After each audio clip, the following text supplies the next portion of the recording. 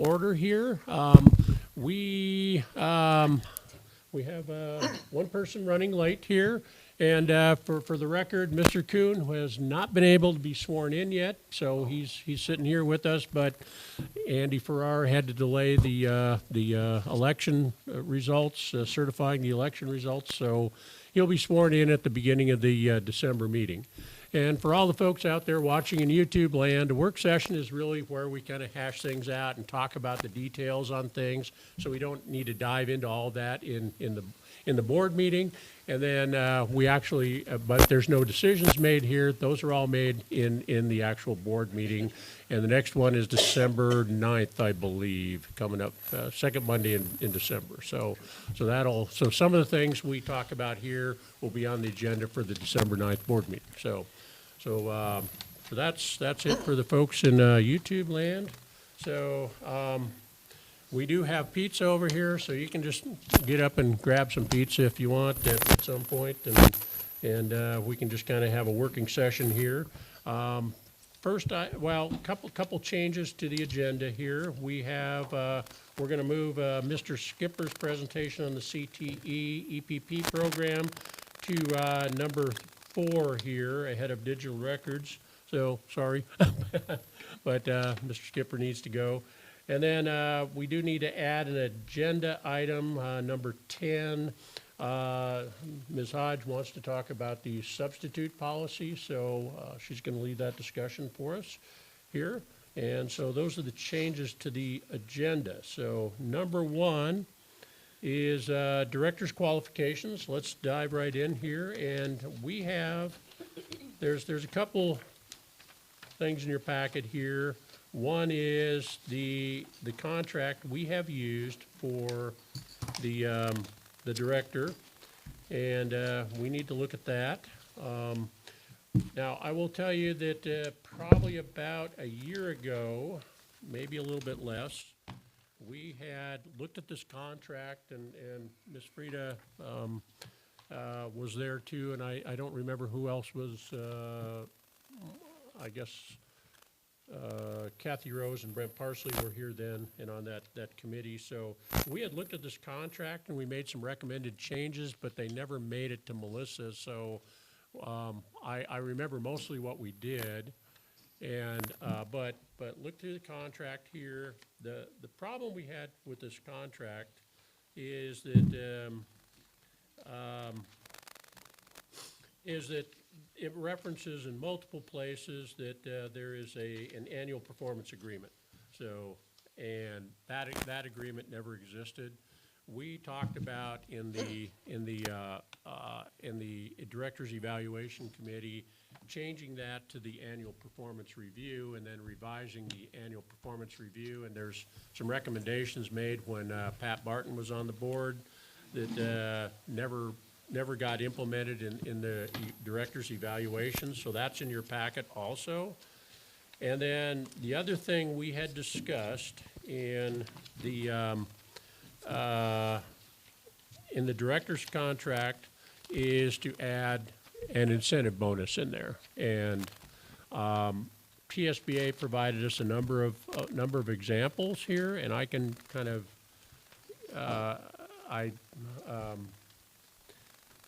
I got them, but and I'm happy to share. But those were the major changes we recommended. It's really not a bad contract. And talking to Mr. Cagle about it, it's not a bad contract. It's just that the performance review, or the annual performance agreement, never existed, and so that needs to be tied back to the probably the best way to do that, instead of having a separate agreement, would be to go to back to the director's evaluation. And there's a last section in there, if you can pull that out and look at that ties the director's evaluation back to TCAP scores and some other performance standards. So that is the final section in there. And so that's basically the introduction to that. And so I wanted to discuss with folks that, you know, are you happy with this contract? Any changes you want to make to the contract? Do we want to look at having a performance bonus for the director? Which I guess I've seen that in a number of these contracts, that example contracts I got from TSBA, and so that I think is probably a good incentive, but also tying it back to the director's evaluation. So any thoughts from folks? Mr. Chair, has the committee met yet? The director's evaluation committee? No, it has not. So, So this is kind of prelude to that, yeah, just taking some points and things. right. And we probably need, you know, make the formal changes there, and, you know, it's gonna be certainly a few months before we get a new director on, and we'll need to make changes there, but we wanted to put it on the agenda for this work session so that people could see what's going on and, you know, get ideas, and then the Director's Evaluation Committee will hash out the contract and the changes to the evaluation, so. I think definitely, and if that's what we're doing, I think definitely a lot of incentive opportunities, more performance-based. I'm just used to that in even my line of work. And, is definitely a way to look at, and obviously, and of course, accountability. Absolutely. And, you know, I don't see that in what we currently have No, either. that's not in there, and the annual performance agreement never existed, so there was no accountability there, other than the, You know, the previous had zero accountability, and, you know, like I say, that's good for both parties with incentive-based, a lot of incentive-based opportunities. right. And, you know, I do foremans that way in the steel industry and things of that nature. Production equals money. And that's just, I'm used to that in my line of work, but that's all I got to say about that. All right. So, any other thought? And let me just, you know, as far as the performance bonuses go, and this is something that according to TSBA, we're seeing more of in directors' contracts. And here's just an example that I thought was a good example from, this is a contract between Jerry Boyd and the Washington County Board of Education, and I can just read what the performance, the compensation is, you know, the salary, and then there's a section B on performance bonuses. As part of a strategic plan developed pursuant to section such and such above, the board will establish 4 objectively measurable benchmarks tied to the academic improvement of the Washington County schools that, if met, will entitle the director to performance-based bonuses of $2,500 apiece for a total possible performance bonus of $10,000 over the term of this contract. So, the contract in Tennessee is 3 years, 4 years. You can go 4-year contract. I think we've typically gone 3. 4, it's just been 4? Has it been 4? Okay. a 2 to 3 year So- rotation. So that's basically, you know, $2,500 a year measured out, you know, if you use this as a template. And, you know, and we can get these out. These are just some things that I pulled. I got a bunch of them here that I've been going through and looking at, you know, but that seems to be kind of the cleanest wording. The board would then establish these performance standards, and then if those are achieved, then you get $2,500 each time you get one of those, for a total of $10,000 over the term of the contract, so roughly, you know, $2,500 a year, I guess, is how that would average out. So that's not, you know, certainly impossible to do, and you know, obviously we'd have to set the performance standards to meet those, and, you know. Yeah, I think the one I seen, it wasn't that one, but Ben Torres sent one that was, it might not have been as high of a salary pay, but it had a lot more beneficial percentage-wise points based on percentage, starting at 2,500 up to 7,500, depending on what happened even annually. Okay, So there's many, that's a broad area that we could, We have a lot of options. yeah. Yeah, and I really looked at, like, I got like 8 different contract examples, and some of them have performance bonuses, some of them don't, but the ones that do kind of follow that same, Yeah. it varies in amount and the number I you think have there's in like there. 140 systems TSBA represents, and they sent like 140 different contracts. Yeah, exactly. No, they didn't send that many, but. Wow. We can also require that you need to meet so many incentives. And not only is it just an incentive, but you need to meet a certain amount. We don't want some lazy bones that doesn't want any of their incentives. You should at least strive for 2 of your bonuses, right? Right. That would tie in with your accountability too. Yeah. Yeah, I mean, if you want to talk about it that way, it's the carrot and the stick, I guess, You need to check your boxes or you don't need your job, the way I Right. look at it. Yeah. And obviously, performance standards need to be, a stretch, but achievable too, so. Nothing crazy, but you Yeah. don't get, it's not that you just don't get a reward. You have to at least try to get one of your rewards. Yeah. So how would you do that then? You are required to meet X number of your 6 incentives or whatever. Okay. I've never written a contract. I don't know much about contracts, but the way that it makes sense to me is you need to always be striving to do better than the year prior. Right. I think the board would have to set what those standards might be, what the expectations are, based on whatever data, and we're getting all kinds of data from the state now, as Dr. Neal's can tell you, Mr. Blessing, but, you'd have to look at all those standards and decide what do we want to base that incentive on if you're gonna go that route. And that would probably take quite a bit of discussion, in all honesty, from those that are more familiar with the data and what it amounts to and how it comes into the system and so forth and that type of thing. But it would be a good incentive for a director coming in that would have some goals. You could set those goals for them before they ever come in and set their own. So that's Based something you need off to of think about. what actually is, opinions of what actually is Start with, Everyone- obtainable. Yeah, Everyone yeah. does better with a goal. Everyone, children especially. Right. They do better with a goal. Adults do better with a goal also.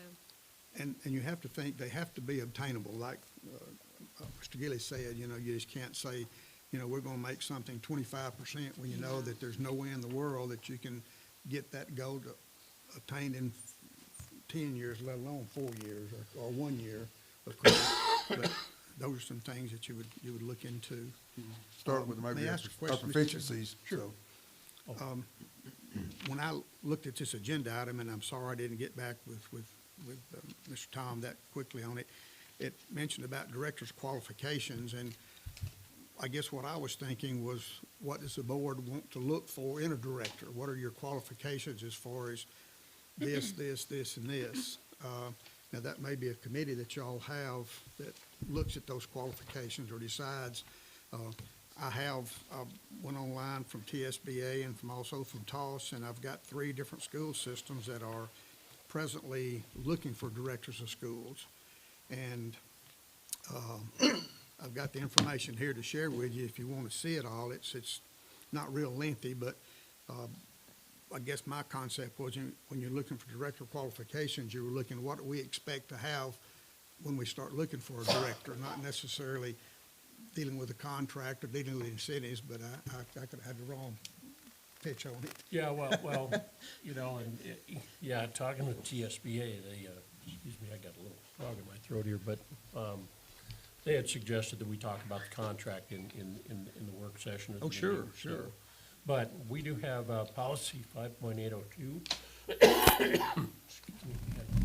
And it is, and Ms. Bradley had actually pointed out that we are, the only qualification that I know of at the state level that the state requires is a bachelor's degree. That's correct. And we require professional educator's license, master's degree, 3 years successful experience in school administration, and such other qualifications as the board deems desirable. Now, thank you. Yeah, definitely Thank you. So the state only requires a bachelor's degree. So we would have to make changes at the policy committee first and then, you know, send that back to the board if we wanted to make those changes. I mean, it's fine with me. I had some information here from school systems that are looking for directors and what they put in their, information sheet to go out to individuals that might be interested. Yeah. I'm kinda like Mr. Powell. That's where I thought we were going with this agenda, Yeah. item number one. Yeah, What we were this thinking. was, we didn't want it to say director's contract because that means you're voting on the contract. or Exactly. Oh, yeah. the Contract. Well, no, I mean, it's all Uh, very prudent points in which we need to get through. But soon they as all tie possible. into that, But- so Yeah. we can kick the evaluation and the director's contract back to the board, to the board supervisor evaluation committee, Yeah. if that's what everybody wants to do. I think, I'm not gonna speak, but I think I like the idea of, I personally like the idea of sending some recommendations to whoever's on that committee, and then maybe somebody could formulate something, then y'all hash out some of the harder stuff, and then let's see where it goes from there, but Yeah, that's- sooner than later, unfortunately. Coming to these qualifications, that could be the same thing that could be recommended to the policy committee as well. A lot of the qualifications, the basic qualifications that, excuse me, that Mr. Tom mentioned are pretty much the same. For the most part, a bachelor's degree. In some cases, most of them put in here, a doctorate would be preferred, but that's not necessary. I have to have a teacher, I have to have a professional license, so many years of experience in administration. Those are some of the general things that go in, and then, there's a list depending on how deep you want to get into it. Right. But I have those if you want to just take them and look at them. I didn't know whether y'all had a committee that actually sat down and said, this is what we want to put out in our information sheet. This is basically what this is. It's just information sheets to go out to interested individuals so they would have some idea of what they're looking at Yeah. or what y'all That would might be almost looking be for.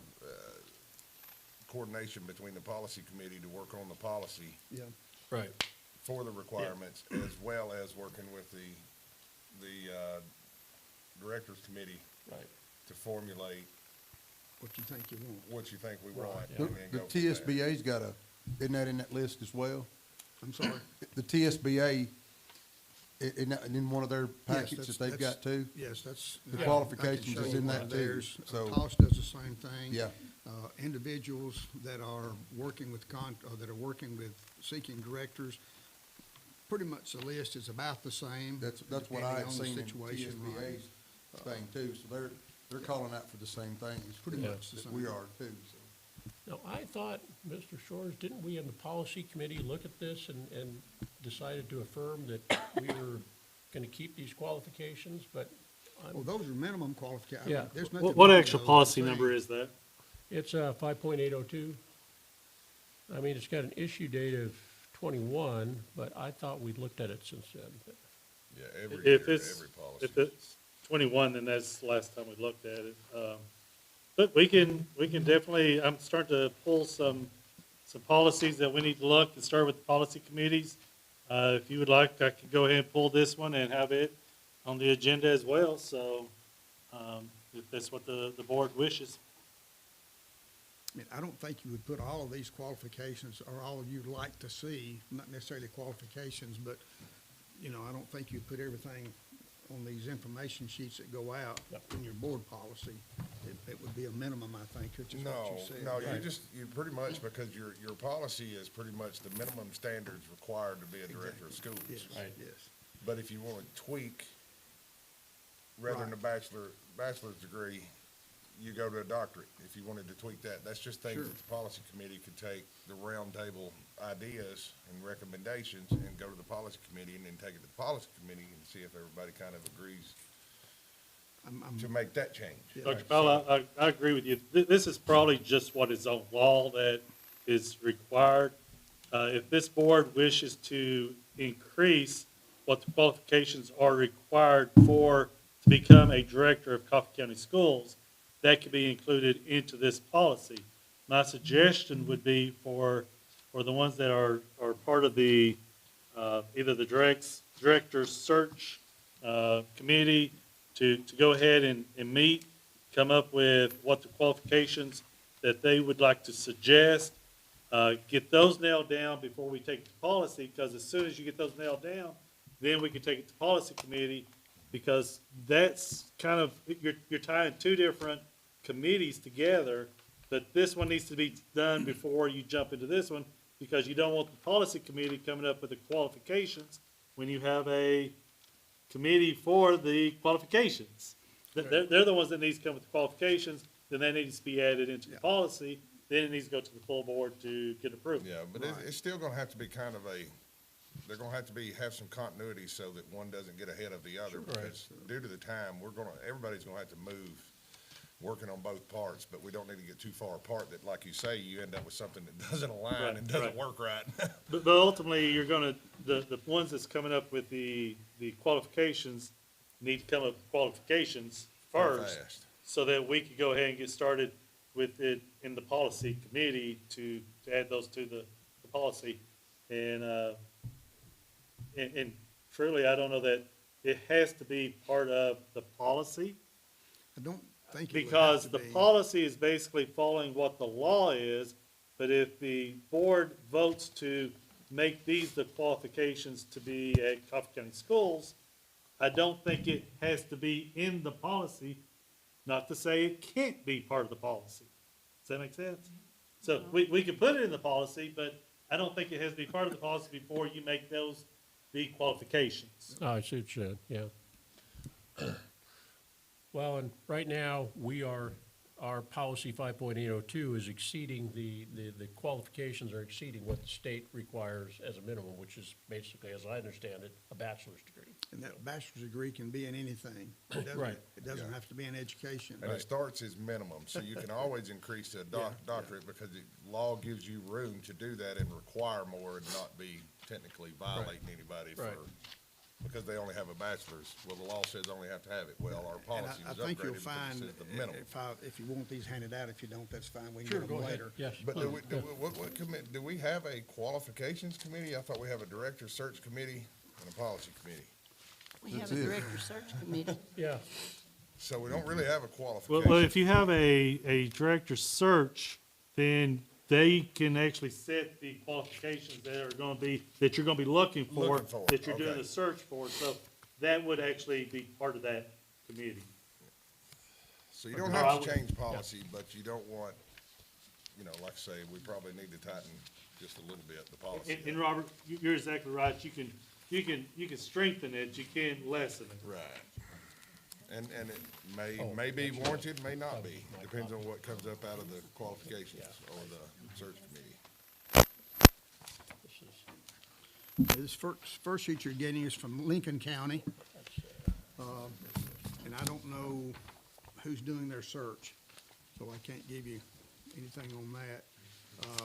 This one is from Milan Special School District. It's Okay. not hardly extensive as this one is from Just let me take one, keep passing. Lincoln County. And then you have a one-page handout here from Clay County, which I pulled up. And again, it's, y'all can make the judgment as to what you want. It's your decision, but this may give you some ideas of some things that you would like to see in a director of schools, as opposed to just having a bachelor's degree and 3 years' experience and whatever else the individual law said there. That's just for information right now, and your committees that start working with those would take those and go with them, I would suppose, or think about them anyway. so I think probably what we need to do is we need to schedule the director's search committee as soon as possible to really hash out the qualifications. But the question, I wanted to throw out here is, do we want to keep our policy the way it is? Or do we want to change that to meet the minimum that the state requires, which is basically just a bachelor's degree. No, I think, just like we've already touched on, I think you're gonna have to get this qualifications committee together. And you're going to come up with the qualifications and see how it aligns with current policy. If it doesn't align with current policy, we got no choice but to shoot it to policy committee after that, Right. with recommendations there. But do we want to maintain that we're requiring a master's degree, or are we going to eliminate anybody that? Well, see, that's what your policy, that's what your, I think Right. that's what your Right. Committee's gonna do. qualifications committee would Is come up going to. with, their recommendation to the board And I'll be happy to send you my opinion. based via on some of email. these things, you know. I'm sure. I'm on that committee, I think, aren't I? I ain't sending you one And too. I don't understand why we're even looking at policy, because, this is policy. And and the only thing that I see, if we decide, who would decide that you just need a bachelor's degree? That would be the only reason you change the policy, Right, because right. everything else is, Right, that's what we're saying. We're saying, get the committee together, come up with what you're wanting and qualifications, and then if it requires anything to be upgraded or changed in policy, worry about it then. But if not, we don't have to worry about it. Right. There's a policy, I'm sorry, a minimum of a bachelor's degree, it just say has to have a bachelor's degree. Right. Okay, it doesn't say a minimum. Yeah. yeah. Okay, we're good. And, I mean, you wouldn't have to change your I see nothing wrong policy with, for that. with the qualifications and duties here. I just think we need to, tweak it to fit our school system. You know, this is generic, the policy is, but as a member of that committee, I would hope that we Yeah, would yeah, add, we can- add qualifications that we want for Coffee County schools that would help get us on the right track. Well, this is our policy, but we have such other qualifications as the board. So Yeah, so this wouldn't have to change, if, Right. you know, if that's, Yeah, unless we wanted to lower it Oh, to I where they only required a bachelor's Cool. degree, right, then that would be a policy. Thank you. right. I don't believe you want that, I but you don't might. So we really want to have a director search committee meeting and hash out the qualifications. If it requires any change to policy, then kick it over to the policy committee meeting and go from there. All right. Hoorah. Right All on. right. And the contract will be a director's evaluation committee, and that is, director's evaluation is Ms. Jones, Mr. Hansert, Mr. Cordell, and myself. Director search committee is Ms. Jones, Mr. Hansert, Mr. Gilly, and myself. So, we'll have some committee meetings. All right, anything else on director's qualifications? Did you have? I honestly thought I wasn't, but No, that's the reason I was asking. Oh, you're on one of the committees anyway. so congratulations to me. I was wondering, why are we doing this? And I'm like, well, Did I skip over you, Mr. Hansert? Did you no, have- no, you're good. You're good. Yeah. That's what I was gonna tell Robert, was he was on the search committee anyway, so I knew I was on a policy committee, but I didn't know anything about those. I think I volunteered you for that one that night or something. I don't remember. Thank you. No, he's been on that. so Appreciate that. That's the best for you, Robert. That's where all the action happens, so. All right, Lucky me. then that's what we're doing with that, director's search process. So the question here is, and you have in your packet the TSBA, search packet, you know, what they provide. And we got that presentation in the November board meeting on what the different levels are. There's 3 levels that they provide. So do we want to do the search ourselves? Do we want to contract with TSBA? And at what level do we want to contract with TSBA? So we're probably gonna need to vote on this in December. And I know we kicked it back to the work session based on, Ms. Frida's, suggestion. And so we're just trying to get opinions on what people think about using TSBA versus doing the search ourselves. And if we use TSBA, then which level, because there's 3 levels and they come with a different cost. So, and that is in the packet there.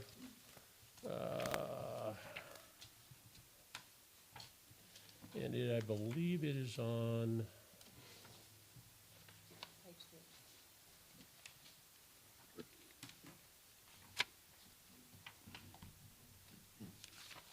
page 6.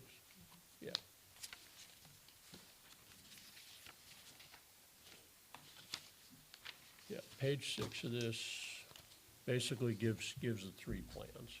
So it goes from 3,000 for Plan 1 to 7,500 to 15,000 for Plan 3,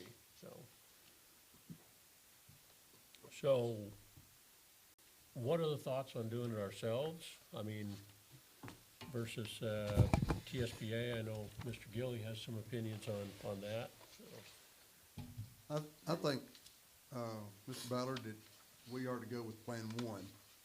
And I think we've got a lot of people that's around locally that we could look at and, take it from there. And, what everybody else thinks about it. That was something that, I think we've already got some candidates that's wanting to apply, and once we get the word out, it's probably gonna be more. That's my opinion. I'd like to hear everybody else's as well. Me, maybe, or who? Does anybody else wanna go first? You go ahead and I'll follow. If I may, Mr. Ballard, I think this is a brochure that TSBA put out for Milan school districts. And I only have a copy of that. I can pass it around and let you, that's probably, I think that would be in number 1, says publish a descriptive brochure based upon criteria approved by the board. I think this is what their initial thing from Milan came from, so this would be information that they would probably get from us and put it in this brochure that would go out. So you might want to just flip through that. It's about 3 pages and kind of see what that looks like. And I think that's one that TSBA would put out something similar to that in Plan 1. And Mylan, I think they're just finishing that up right now. I So think they are, that's yes. a current search, so that's, Well, I think that is, and I believe, I know Lincoln County is a current search. And I think Clay County, I don't remember right offhand, but I think that was a fairly recent search. Theirs is October the 11th, Clay Okay, County's so was. they may be through with it then. Yes, sir. But that looks like that just came out from the school system per se, I would Yes, sir. think, but I don't know that for a fact. And I think the Me and one Mr. Ballard from- talked with the Mylan whenever we was up at the TSBA last week. Okay, We talked with him, and they're in the middle of they started their interview, last Monday. and the one from Lincoln County, I think, came from TOS, or through Yes, sir. TOS. So they're searching now in Lincoln County? Yes, sir, Oh, they are? yes, sir. Mr. Chair, I think, just me, again, I think we are, me personally, I'm a level 2, if not a level 3 with TSBA. Either one of those doesn't mean we cannot hire ourselves here locally, Right. but we, at that point, with either one of those, we gain so much records and so much record of this decision that we can have behind us to honestly and fully see what's out there. And, you know, for years and years and years, I've heard it comes down to the good old boy, or they didn't think this, or they didn't look at this through, or they didn't think of this, or they didn't discuss this, or research this, or background this. I think either one of the level 2 or the 3, especially the 3 with TSBA, gets you a level of record between interviews and proof of interviews and meeting qualifications and proof of meeting qualifications or not, and interviews being denied, to things of that nature that, you know, they're not doing nothing. They wouldn't be doing anything outside of behind our back anyways, other than gathering data. But, I'm really a fan of having the record of our decision with some backing behind it, on hand is a good thing. And I think that really kind of broadens our opportunities, but like I say, once again, it puts record and it puts a little bit of documentation behind a decision. well, there's certainly something to be said for keeping the records, especially since, you know, some of the pushback we've gotten lately on things is making sure all our i's are dotted and our t's are crossed, and that would provide that's for sure. I just want to know what all's out there. I mean, we have some great people here in our system that I'm sure are quite capable, you know, but there again, I want to see what's out there. Well, again, too, Robert, I mean, it does, you're right. I mean, no matter who you get or how far or where they come from, the cream's always gonna come to the top. So, I mean, no matter when you start interviewing them, your best person is they're gonna show out, you know? So I don't disagree with that. Maybe so. Yeah. You know, like I say, once again, the biggest thing is just data. Right. Recorded data behind us of those decisions. Because even if it's a local person, they're gonna shoot the way I Yeah. understood it, they're gonna shoot their applications through TSBA. Mm-hmm. So we're gonna have all the records really kept and surveys and the ability that I know TSBA has of reaching out through media to our public and things of that nature that we might not necessarily be able to get out there in a timely manner. I mean, I don't know. It's With just, 2 and 3, though, too, you're gonna have a lot of people that's gonna be getting involved with that. A lot. Yeah. That's Mr. my Chairman. only, but it's still only us. It still comes down to not, just not us. in 2 or 3. Yes, it does. They do not make the decision for you. Okay. Okay. Wait a minute, Ms. Frida had something to say. Yeah. Go They ahead, receive Fred, I'm sorry. them, but then they supply them to us. So they have the record that they received them.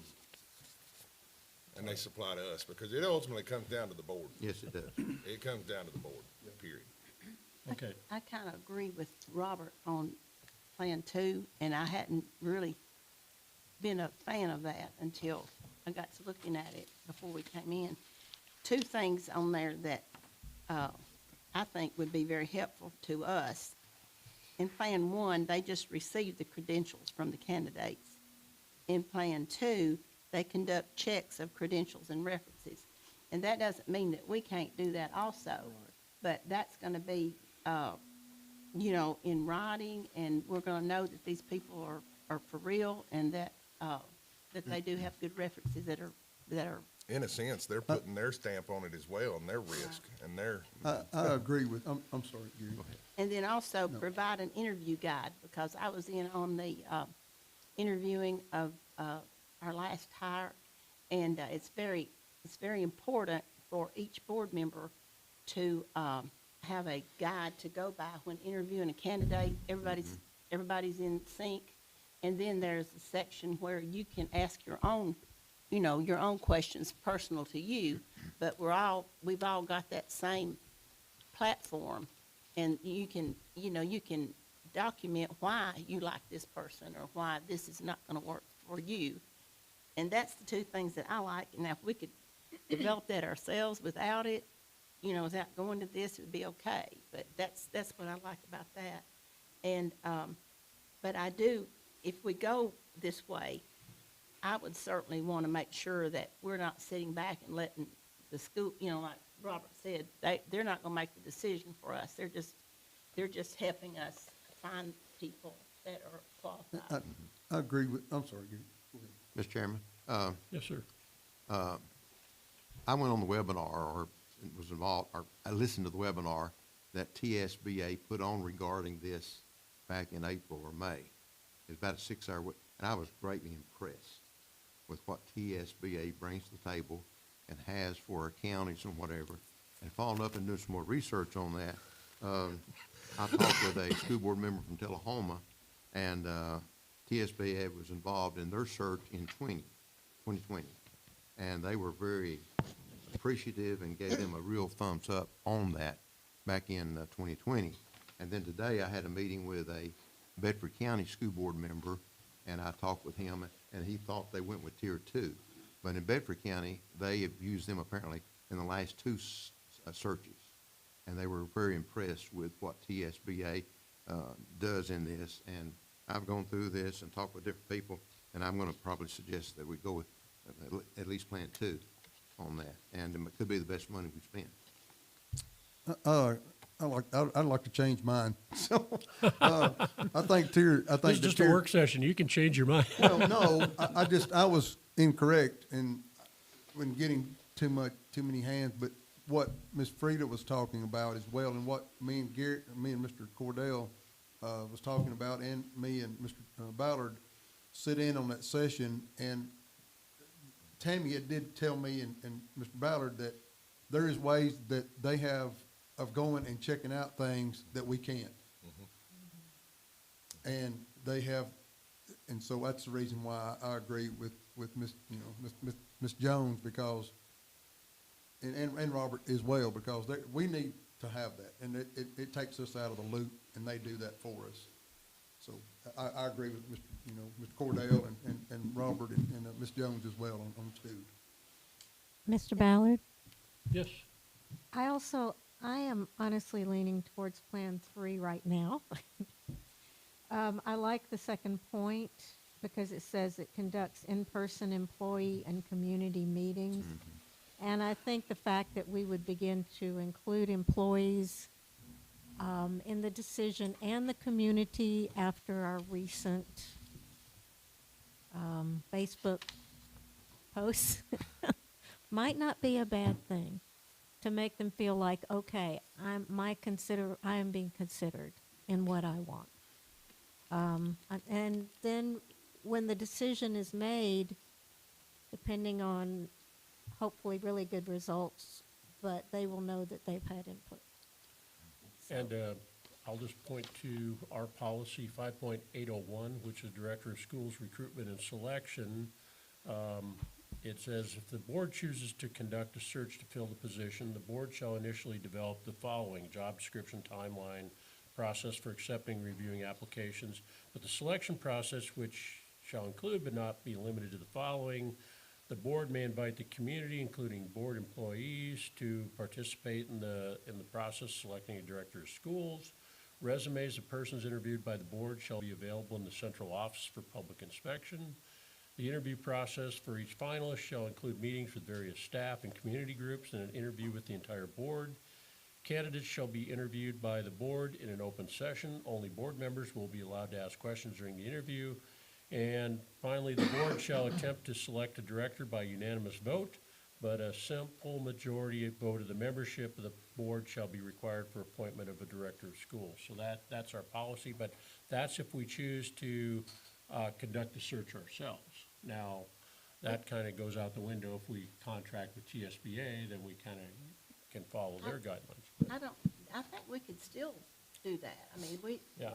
That's still what we're gonna do now. It We're is, just talking yeah. about TSBA helping Oh, us, yes, we broaden can it. still, because I know in our last search, we had we had teacher representation, Mm-hmm. different people sat in on the interviews, and they even, I'm thinking of maybe Mike Stein at that time, I'm not sure who it was, but they even, could suggest certain questions to ask. So it was an effort by everybody, but I think you could still do that if we did. That's I mean, what we would still be if doing that's anyways. what's, you know, and We'd I still think be doing you're that right. I anyway. think that's very important that it's, It's just, all if we stakeholders have an narrow input. it to ourselves, I think, we're going to, I mean, we better clear business schedules and life schedules, because this is fixing to get grueling if we don't get help. And I think we need some sort of, requirement that every board member, like if we narrow it down to a certain number, that every board member interviews that candidate. It shouldn't be, I don't want to interview this one, or just two or three interview the same, you know, one. It should be It's every, all hands on deck. yeah, every board member should have the opportunity, or not have the opportunity, should interview. Well, from what I heard you just read, Tom, if TSBA does it in Plan 3, then a lot of what you read is our policy requirements. They will be doing for us and then bringing us the cream of the crop and what they get out of the community. So Yeah. it wouldn't necessarily be us having to be in all those meetings making it happen. Right, but we Well, can every specify interview- whether we want 3, whether we want 5, you know, I mean, generally 3 is gonna be enough, you know, I mean, once you go through, but we're involved in the process. and Well, that's what Tammy was saying, was Yeah. even level 3, every single interview will be conducted right here. Right, and that's the only meetings that Right people here. would be Well, coming to. we're would be gonna make interviews. those, or I will. I mean, I'm gonna try my best to make every single one of them, because that's one thing that I heard a lot of, is a lot of people's, you know, well, I never even got called back. Well, could be reasons why, I don't know, I can't, but I just wanna make sure that, you know, in my head, I've done all I could do. Well, and I want to clarify too with TSBA that someone told me that they thought maybe TSBA only looked at candidates that were signed up. Is that correct, through the TSBA?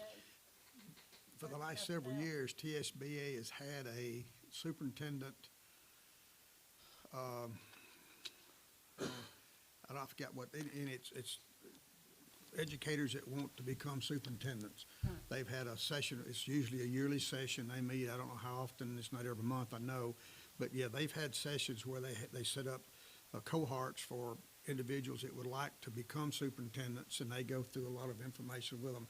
I've never been to one, but I know they have had those in the past. And, you know, I know there's always been a question, well, do they just always pick the candidates that have gone through their process? And that I can't answer, Ms. Jones. And I wouldn't want better that, show because that would results. eliminate some of our local people. I still think, though, irregardless, I Not still think necessarily this from the board grooming can selection. select the candidates that they feel like they want to talk with. Right. As long as we have that opportunity and they're not. Yeah. selecting Yeah, for yeah. it. We can throw in anybody, and if they don't throw somebody in there, we can put somebody in there that we Oh, want yeah, to I think interview you as well. can, Yeah, yes. yeah. So, Obviously, That's- we want to insist on that, yeah. And if Absolutely, they, and if they wanna keep a record of that person we rammed in there, well, here's a copy of their yeah, application. just plug so it that in. Well, everybody at home knows that. what But you- I think they would have to apply through, just like everybody else. Yes, So, ma'am. I mean, they need to know that that local people are not gonna be thrown out, Yes, ma'am. Right, if it'd they be haven't more gone about through recommendation. Yes, ma'am. that Yeah. program. You know, if somebody was to call you and say, hey, I wanna do it, say, look here, you need to get on the website on Right. TSBA, you need to send in that, you know, and I'll be looking for it. Right. Ms. Hodge, Ms. Matthews, any thoughts on the process?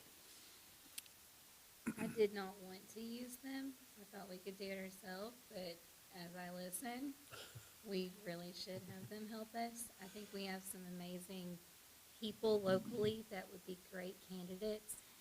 That would be good for them to go through this process also. And I still hope we'll get a local person, but I would like for them to do this also.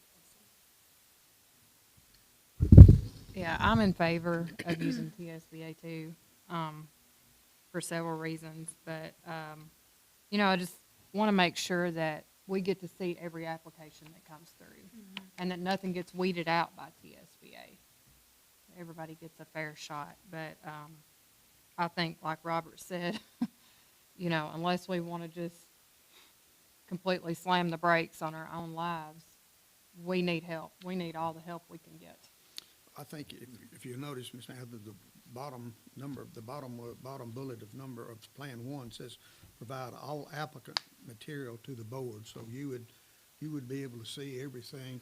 Once either the board does, or TSBA, or y'all agree upon a cutoff date for applications, then I think y'all would be, according to this, would be able to see all the applications that they have that's come in, and then you might want to weed them yourself from there.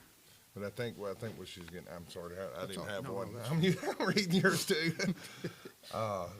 Some of the things in number 2, which is what a lot of people's talked about, is of course the ability to bring in a lot more people easier via surveys between staff, stakeholders, and all of that good stuff. And those opportunities for that information as well. Otherwise, we're gonna have to get good at aligning parties around here for, Well, and Input. that number 2 provides an interview guide. That would be something that I think Be that all of critically us. important. Yes, sir. Yeah. I think that because none of us, including, I should say I have not interviewed a superintendent before, and that guide would help me tremendously to know what questions to ask. And I think Frida's the senior member that's got that you know, if we're gonna bring we're all, public we're into Oh, it, gonna, we're gonna get Frida to teach a class. we'll have to get I Miss didn't do too Melissa to good. put on a town hall Yeah. all around the county each week. Mr. Hazard, it's not a fun experience. That's what I hear. Well, And I actually have a very selfish reason for advocating for TSBA, because a lot of the work would fall on me otherwise, so. So that's the reason. That's I why- know, I'll see admit how it you're- very freely, but, Apparently, it's gonna fall on me too. so, All 4 of us, so it- so, I'm okay. Mr. Coon? Did he get- Well, Mr. Kuhn is kind of speaking as a member of the audience because he has Oh, not he's been not, sworn in. oh, he hasn't been sworn in yet. No, Oh. we had a How did the conflict. We commissioners had a get sworn in? little, Well, they glitch. didn't, the commission, if I may what we Still call don't, bird I walk still here. don't believe that. You have to take an oath. even The as a commission was appointed for that period of They still time have to till, take an oath. till election is certified, and then they can be sworn in as official. If they were just appointed at the time, it was supposed to be done yesterday afternoon. Mr. Ferris, had a death in the family, so he did not get the information to the state, for them to do it Wednesday afternoon, but he said it would be done Friday. So, Mr. Coons can be sworn in at our next board, or before our next board meeting, or at the next board meeting, whichever the case may be. Yeah, we were all down here, and Teresa McFadden was here. I know. Oh, okay, I'm Yeah, sorry. we all showed up for the party, but there wasn't a party. I just thought we were ignoring. Yeah, no, she's- Kinda. I know I'm on TV, but I don't, you still gotta swear an oath, whether you're appointed or not appointed. that is Still true. gotta swear an oath, so. So I guess what I'm hearing is, we want this on the agenda for the December meeting to, probably look at doing which level of TSBA, so we'll probably, Yeah, and book it Somebody- as soon as possible, whichever level. because bottom line is, we need to get going on this. If you get the Yeah. motion to even pick a level, so Yeah, that's what I would, recommend is we, I'm just dreading bleachers in a minute. all right, so, now, all right, so moving on to agenda item 3 is Ms. Gardner, but before she gets going, while she's setting up, if everybody wants to grab a piece of pizza, that's fine, or a drink, I would like to use the restroom. and use the restroom, so. Please. Mr. Damewood, you don't have to turn off the, you don't have to turn off the cameras or the mics at this, or. I probably need to do that too.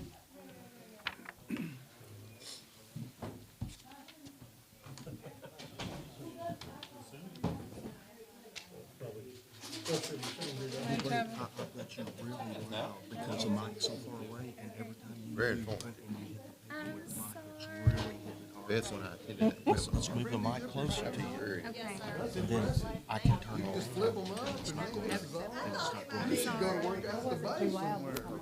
Last time when I listened to it, I thought, Back in oh, it was too loud. One thing I learned from this, Good. Right, good, that's awesome, thank you. tune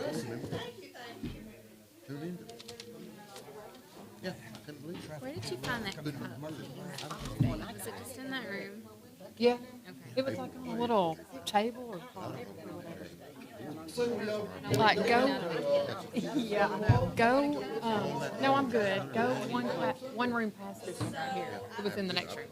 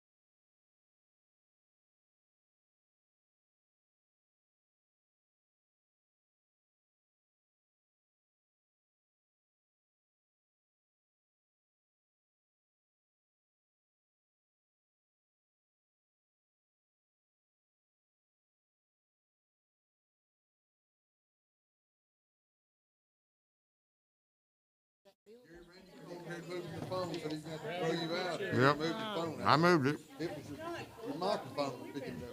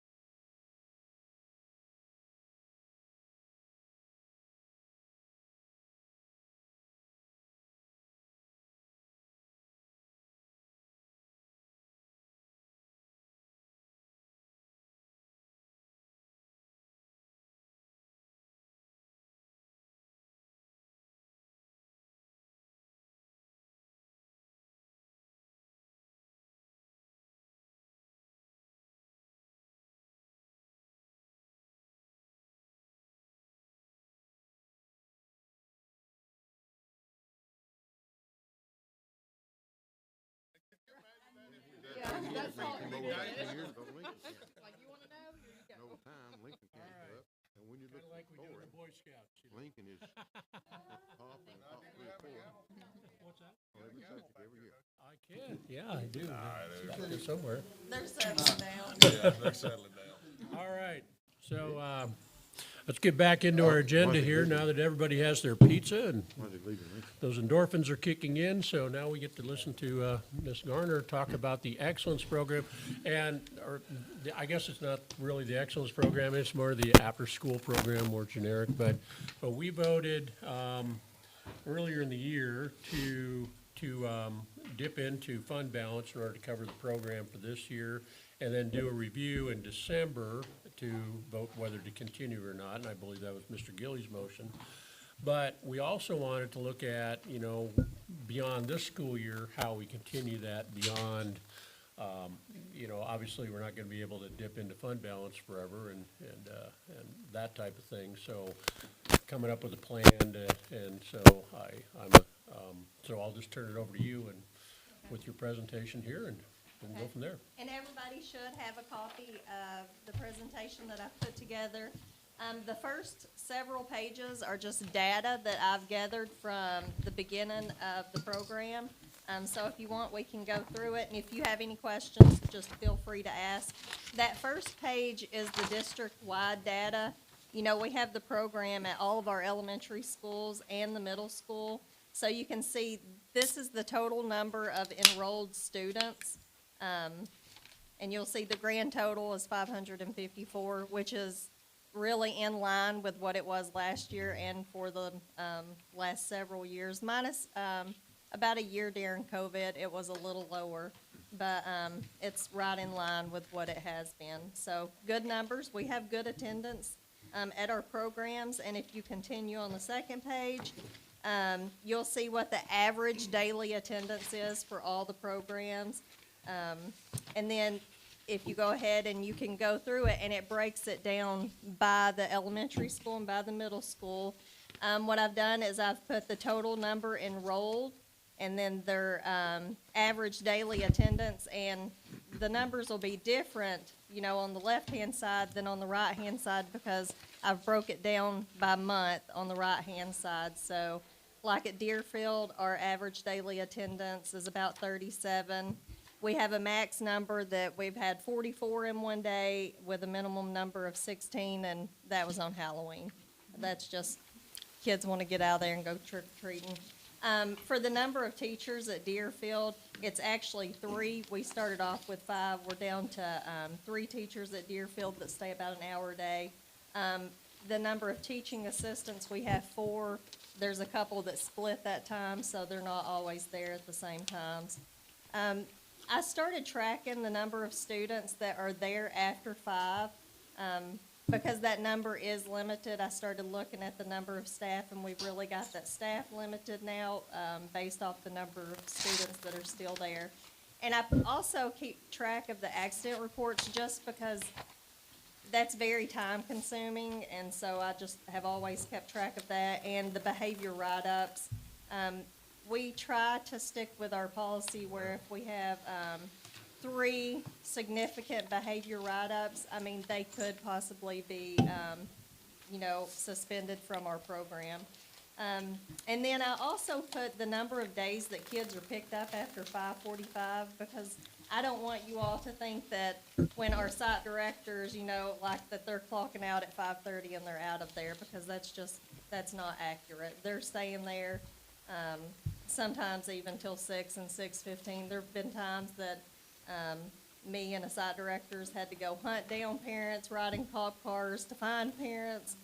So it's not like it's over at 5:30. So that's just how you can look at those sheets for each school. On the right-hand side, you'll have the September average, the salaries, that's how much we paid out that month for the salaries at that school. So the average cost, that's how much we put in per student based off that daily average. We had 15 days in the month, so we spent, at Deerfield, that's $323 per day, and then the average number of students after 5. Are there any questions about any of the data that I have on each of the schools? Any that y'all would like to talk about? I have a question about Deerfield. I know Deerfield is typically one of the schools that's considered, as far as free and reduced lunch, I guess it's low income. Yes, ma'am.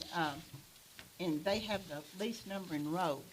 And to me, that school would need this program, is very, would really need it. Yes, ma'am. And I would say the reason is because there can't be transported. Yes, ma'am. So that's an issue with me. A lot of the children that are needing this program are not in it because they don't have the means of someone picking them up and taking them home. They have to utilize the bus. Yes, ma'am. So That's very accurate. That's an issue with me, with what we're spending, that sometimes we're not hitting the kids that really need help. And we need that too. Yes, I mean, ma'am. and I would like to see what the percentage, it looks like Hillsborough would have the highest percentage for their population, wouldn't it? Because they have 80 children. The highest percentage. They have the highest number of participants. Yes, ma'am. So I'm Yeah, sure- they have about 81 average daily attendance. But don't forget that it's also the largest elementary school. Yeah, and what I say, I'd like to see kind of what the percentage of kids are participating at each school. And that way you kind of see why, because probably at Deerfield, that's the reason, is that they have no means of getting home. And I know at New Union, most people live close, because that's a small district. Yeah. And that's just something to think about. Well, and it is interesting, because I think about Hillsborough too, and it is kind of like Deerfield. It's spread out, they're not all right there. The children are not all right there, close to the school. So it's interesting that Hillsborough is, the largest. Because how much of a difference between, like the school numbers? There's not that big of a difference. I can get it if you need to. Yeah, I mean, That's just something. What's about that's just 400? something to think about. in Hillsborough? 372.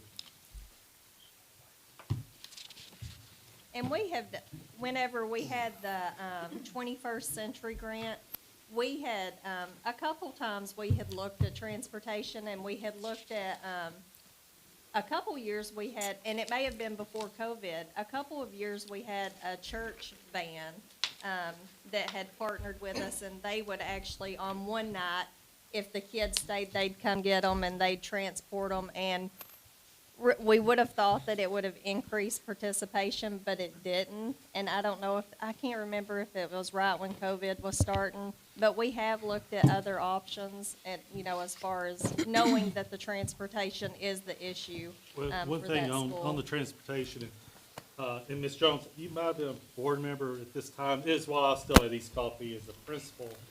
But the schools, several of the schools got a grant, and they did an after-school tutoring program, and they actually provided, transportation, busing after the program, and it didn't change it did not increase the number of students participating. Actually, there was not many riding the bus, but that's been several years ago, but I do remember that part. You would think it would, but for some reason it didn't. Yeah, well, if our purpose is to improve our academic performance, what I'm saying is we're missing with the children that need it. And sometimes you have to think outside the box to get them there. The number of students at Deerfield, I think, Mr. Keith over here, Cornelius said, Deerfield is at 304, that's not including okay, that does include pre-K, and Hillsborough has 423, and that includes pre-K as well.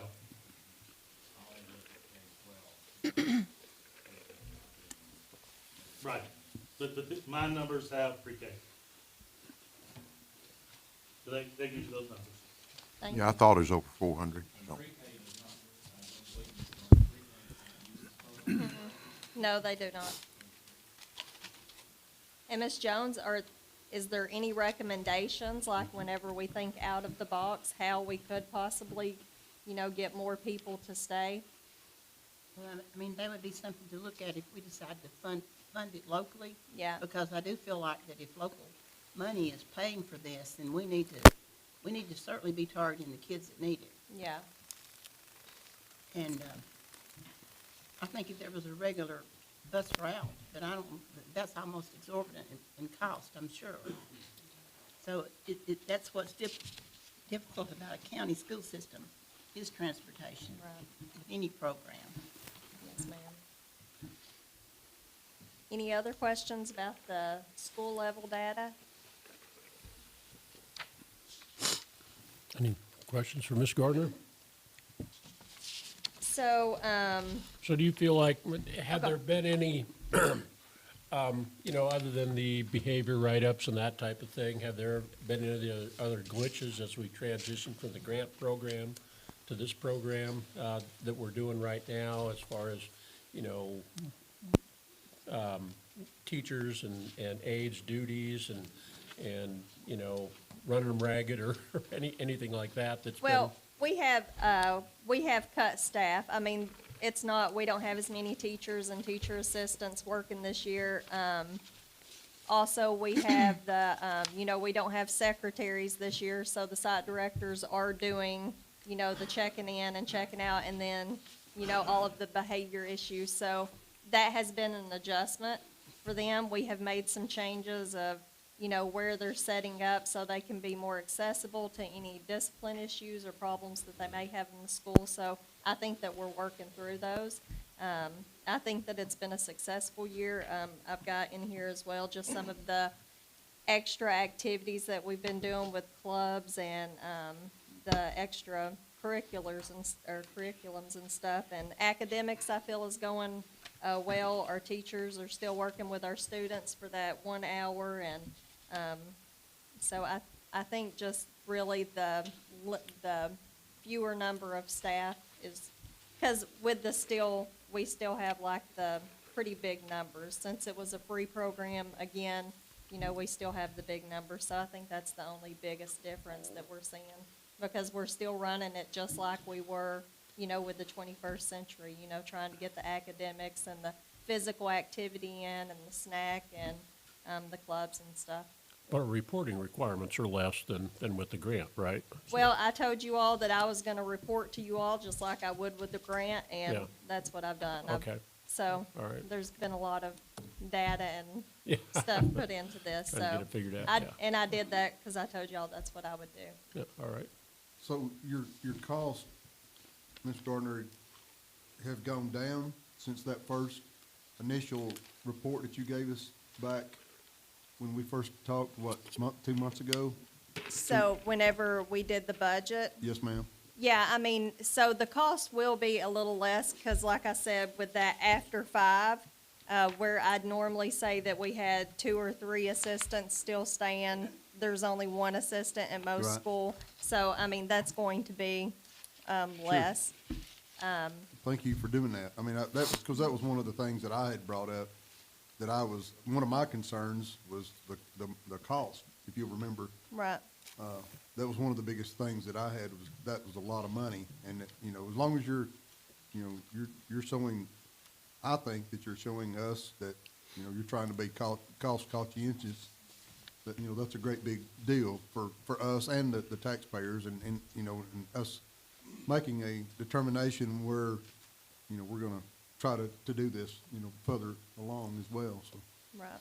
And I'm continuing to watch. We get timesheets in every month, so I do a cost analysis with, our staff and the number of students, and I feel like that we are staying on top of that. Thank you. Tanya, do you have updated numbers of the staff that, for each school now? I know you presented on a spreadsheet the Yeah. last go-around of all the teachers and all the aides and the site director for each school. Yes. Do you have updated information? So I you're update- saying that there's less now, right? Right, and Okay. I think I shared, that's a working document that I shared with you all. Oh, okay. The last time, so if you go in there, it should be accurate. You'll see on each school, you'll see the name of the teaching assistants and the hours that they work. But we keep that, Okay. up to date, because that's what I go in there every month and I put down like everybody's, Right. like. The- I what the was looking cost- at it. I didn't realize and- that was a live document. Yeah, I didn't either. didn't and- either. and- Glad I I'm didn't start pretty Yeah, checking. that's sure good. I'm pretty sure that's the one that I showed y'all. I'll double check, but I'm pretty sure I shared with y'all where you could look at it. You Yeah. couldn't make any changes. Well, it looked like, Don't New tell me that. Union and, Probably been. Vital maybe piece a of few information, more. wasn't it, Robert? had about 7 teachers working it, and it looked like there's a teacher for every grade level, Yes. and then there are about 5 aides or so helping, and then you've got a site director. Right. I mean, if we wanted to cut costs, how effective would this program be if we combined like a teacher for K through 1? Right. And then a teacher for 2 through 3, and then a teacher for academic hour 4 through 5. I'm just throwing that out there. If you did that at every school, you might be able to cut the staff close to in half. Well, I And that's what I look at. And if I've shared the live document with you, you'll see at my smaller schools, like at Deerfield, Yes. I have 3 teachers. Yes, I looked So at they're that. combining. So my smaller schools are doing that. When you Dickerson, start I looking think. at New Union and Hillsborough, and you have 21 kindergartners, you're not gonna get anything done combining kindergarten and first during because it's during the academic hour. Right. So that's when we're trying to, okay, if I have a teacher for that class and a teaching assistant, that teaching assistant, they may have 2 classes because I have those teachers pulling small group, working on some deficiencies that they have. So I feel like we have really narrowed it down as much as we can if we still want to try to get the bang for, we want them to be able to get something during that 1 hour of academics. So I feel like we have really narrowed it down, where. Do you for the feel like less- it's as low as it could go right now, or could it go lower, or? Like I said, quality So we could always go, so at Deerfield, there's 49 enrolled, and it's showing 9 actually employees. But you're saying there's just 3? well, now? I'm saying that we may have, 5 teachers, they may split their time, like one's coming on Monday and Tuesday, and then one's coming on Wednesday and Thursday. No, they're not, they wouldn't all be there during the same time at my 3 smaller schools. Now, at Hillsborough, New Union, and North Coffee, they're not split as much. You're gonna have 1 teacher for every grade. Does Ms. Sizemore review the results of the academics or anything? Because I know she's technically the one that's over this program. Oh, is she? Over I you. didn't know that. Well, it's on the chart, on the flow chart. Oh, I had no idea. So you don't So, coordinate no. it with her, and she's the instructional coordinator for the school system? No, For the ma'am. elementary? So you don't coordinate any of this with her? No, ma'am. Really? I'm on my 5th year. Why do we have that position? Huh? Why do we have that position if, What position? of Ms. Sizemore? She's the elementary. Yeah. She's the elementary supervisor of instruction. And you don't report to her? No.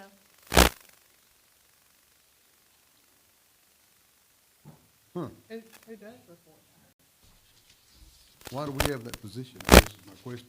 If you don't report to her, Ms. Sizemore is curriculum throughout all the elementary schools. She. Correct. correct? I know, yeah. but he asked me why. Oh, on yeah. Sizemore. Right. Is because she does the entire day with elementary in what they're teaching Is- throughout the system all day long. So, I mean, I'm just answering your question while we have a position.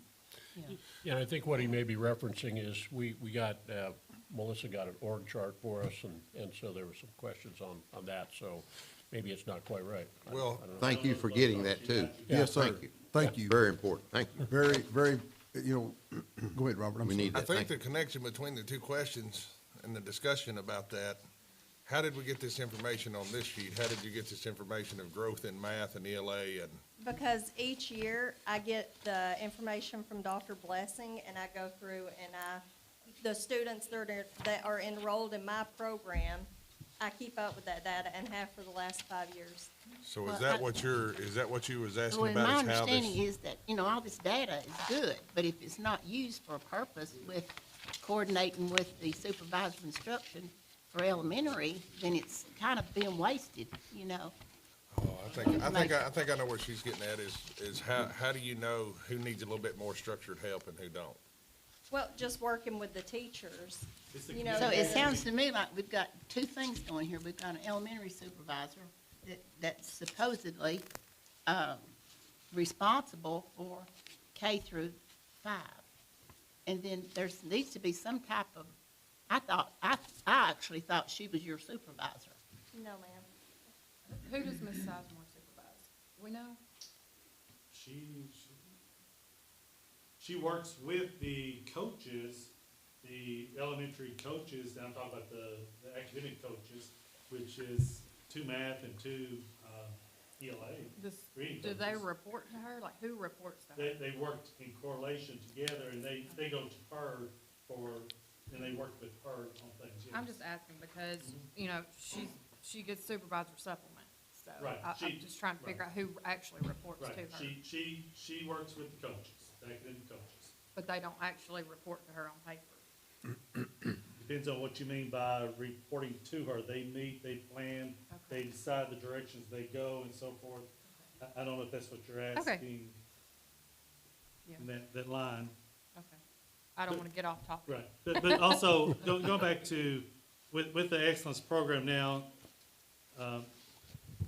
Ms. Gardner's been taking care of it, but within the school, the teachers work with the teachers that are working with the students at the excellence program. So let's say that we have a teacher that is the 3rd grade teacher that has a student that is struggling, that is in the after-school tutoring program. That teacher will communicate with the teacher that's working with the student in the after-school tutoring program and lets them know what they are needing. And then that teacher in the excellence program helps them and tries to build them up to where they need to be. I'm not sure if that's what you're asking, Ms. Jones, Well, but that's the. I just think that, in instruction, you have to coordinate everything, so it's kind of like 2 wheels here. This one's spinning and this one's spinning, but they need to be working together. Right, and Ms. Sizemore is gonna work with the classroom teacher that is teaching the child during the day. That classroom teacher knows her students and knows which ones are staying for the excellence program. So they then transfer that information of what needs to be worked on to that person, and they're able to actually work with them. In many cases, the teacher is their regular teacher, and That's they what we know what they try. need to work on. from the beginning, because they have them all day long, they go through the assessments, they have them on a regular basis. That's way, Right, and we've been very fortunate, I mean, ever since we've had the instructional coaches, I've had several of them that have actually worked the after-school program that can help with those, you know, letting the teacher, if that's not their teacher, you know, then they're able to work with them to let them know some skills or deficiencies that they have too, so everybody's working and the coaches together. have the access to all the students' data, so they have the access to the assessments that those students have taken throughout the school day, and they can actually even look at it to decide on what they need to work on for the excellence program. So everything is webbed together within. It's just not, it's not Ms. Sizemore over here telling Ms. Gardner, this is what you need to work on. No, they're all interconnected, and by being interconnected, they know what is being taught. They know the curriculum. They know the assessments. They know the assessment, the parts that they are weak in, the students are weak in. Then those teachers are able to address those weaknesses to get them where they need to be. It's all interconnected throughout not just the after-school tutoring, but throughout school. I mean, the whole thing. It sounds like, Mr. Shores, we've got supervisors supervising supervisors. No, No. they have different jobs in what they do. So, Tanya, how do you how do you take the data and measure the growth that the excellent students are? So what I've done. What data is it? Like, what are you using? Are you This using? is state assessment data. Okay. Is what we've done for Like this one. iReady test, No, Ames Web? TCAP, TCAP. state assessment. So just that one test at the end of the year, right? So that's what we're using for this right here. In in September, when we started the program, we did another assessment, a skills-based assessment with K through two. This is just a new assessment that we wanted to do in order to see any growth in skills. So that'll be another piece of data that we have in December. But this is just state assessment because we have not done our, December screener and re-screener. So we use that data, and then also, because I told you I would use the same thing that I used for the 21st Century Grant, what the federal people required of us. And so for the ones that were part of the 21st Century, we looked at attendance data too, because we had several goals with the 21st Century where we wanted to see improvement in attendance with the students that are coming to our program regularly. So that's another piece of data that we looked at for the sites that were under 21st Century. And then also, we did teacher and parent and student evaluations, and that was another piece of information that we looked at. We surveyed the teachers to see if there was improvement in learning engagement, and that's pretty much like, are the kids that are using the program coming in and they have their homework done, are they feeling more ready to be ready for learning and academics? So that's just some of the data that we have always looked at, that I looked at again this year to report to you all. And there's other formative assessments that are being used, but they might be taken during the school day that is being used. Example, Ames Web. Ames Web is one of those tools that the teacher's able to go and look at what the student is struggling with, then they're able to address those problem areas. I was asking because I've done a little homework on the Journeys program with the city system, and it's run very similar. But Mr. St. John was telling me that they actually use the iReady test and the Ames Web benchmark, whatever that's Right. called, to monitor the progress. And obviously, if a student's enrolled in excellence, we would expect that to. Right, and To I show do, some I growth. have all that data for all of our students too, but I've not put on the winter screener because they don't take that until December. Yeah. But The all of biggest- that I'll have ready in December. The biggest reason the city uses the Journeys program, or uses those in the Journeys program, is recommending students to attend it. I mean, I had wanted to go through College Street and on up through, and sure enough, if she had bad times or whatever, she was recommended to attend the Yeah. Journeys program for that extra tutoring. That's my point. That's the teachers seeing who, you know, what child needs this. And then we're at a disadvantage being a county school system because there may be a child in a classroom that needs it. Oh, am I talking Well, I too think much? the biggest difference, and I think what we're getting on here is, you know, the city's kind of looking at that, their program, and they're kind of doing it as a targeted Right. issue, trying to push more participation. Right now, we're just trying to, I think, accommodate participation. Well, and they're still under the grant. Does that make sense? They were awarded the grant, so I guess they're, Because I don't think enrollment it's anybody not telling anybody about a child struggling. You know, But it's I easier for honestly do feel that city they kids are to the- attend because they're transported to school by their parents anyway and picked up, you know, but county, you know, sometimes maybe you had a child in the classroom that needed extra help after school, but there's no one that can come and get that child at that time. Well, I Right. understand Big that too, but difference, it's the same in the city, but do we have any tool or mechanism which we are recommending? Oh, we Kids do, for after- yes, and we've Okay. always done that. No, we have Recommended for always. after-school? Yes. Extra? Yes, sir. Assessments, formative assessments are used to recommend students to attend the extra program. Yes. That's been happening. And that Ames happens. Webb is actually the one that we use the most, and it is the one that the state approves to be able to use for our interventions as well. What is our feedback on that besides the numbers that we normally average that we get anyways? You What- don't get a lot of participation even when you recommend it, correct? Well, I feel like we do, especially, and I've seen it more since we had the instructional coaches. Like, I've gotten more recommendations like, oh, hey, getting this kid into the program. But I feel like we utilize the recommendation by the teachers and the instructional coaches. And when they can, like you said, Ms. Jones, sometimes they can't because of transportation. But I feel like whenever they can, they do stay for the program. And it may just be for that academic hour. And so 500, roughly 550 kids is all that is struggling and really is recommended for No, some I would extra think help that and some extra. everybody's No, saying, no. I agree. Out No. of over 4,000 something students, 550, we got way more that, Oh, yeah. our and proficiency some of levels those and numbers coming to of excellence may not be struggling approaching at and all. above They approaching. may They just need to stay Yeah. for, We're They may just wanna stay and extremely, hang we out. don't Till their have parents get enough off. Yeah. participation. It's one of those things that we can recommend, but we can't force the parent to bring Oh, them yeah, I to the agree. program, so. I think a big discussion is how do you attract more? Yeah. How do you What's coach the them to incentive it? to get them there? But you know, with coaches and interventionists and low pupil teacher ratio, we shouldn't have a whole lot of kids that's needing extra help. Because we've got interventionists, we've got coaches, we've got classroom teachers. So that's another way of looking at it, because we ought to, you know, we've got a lot of help for these kids.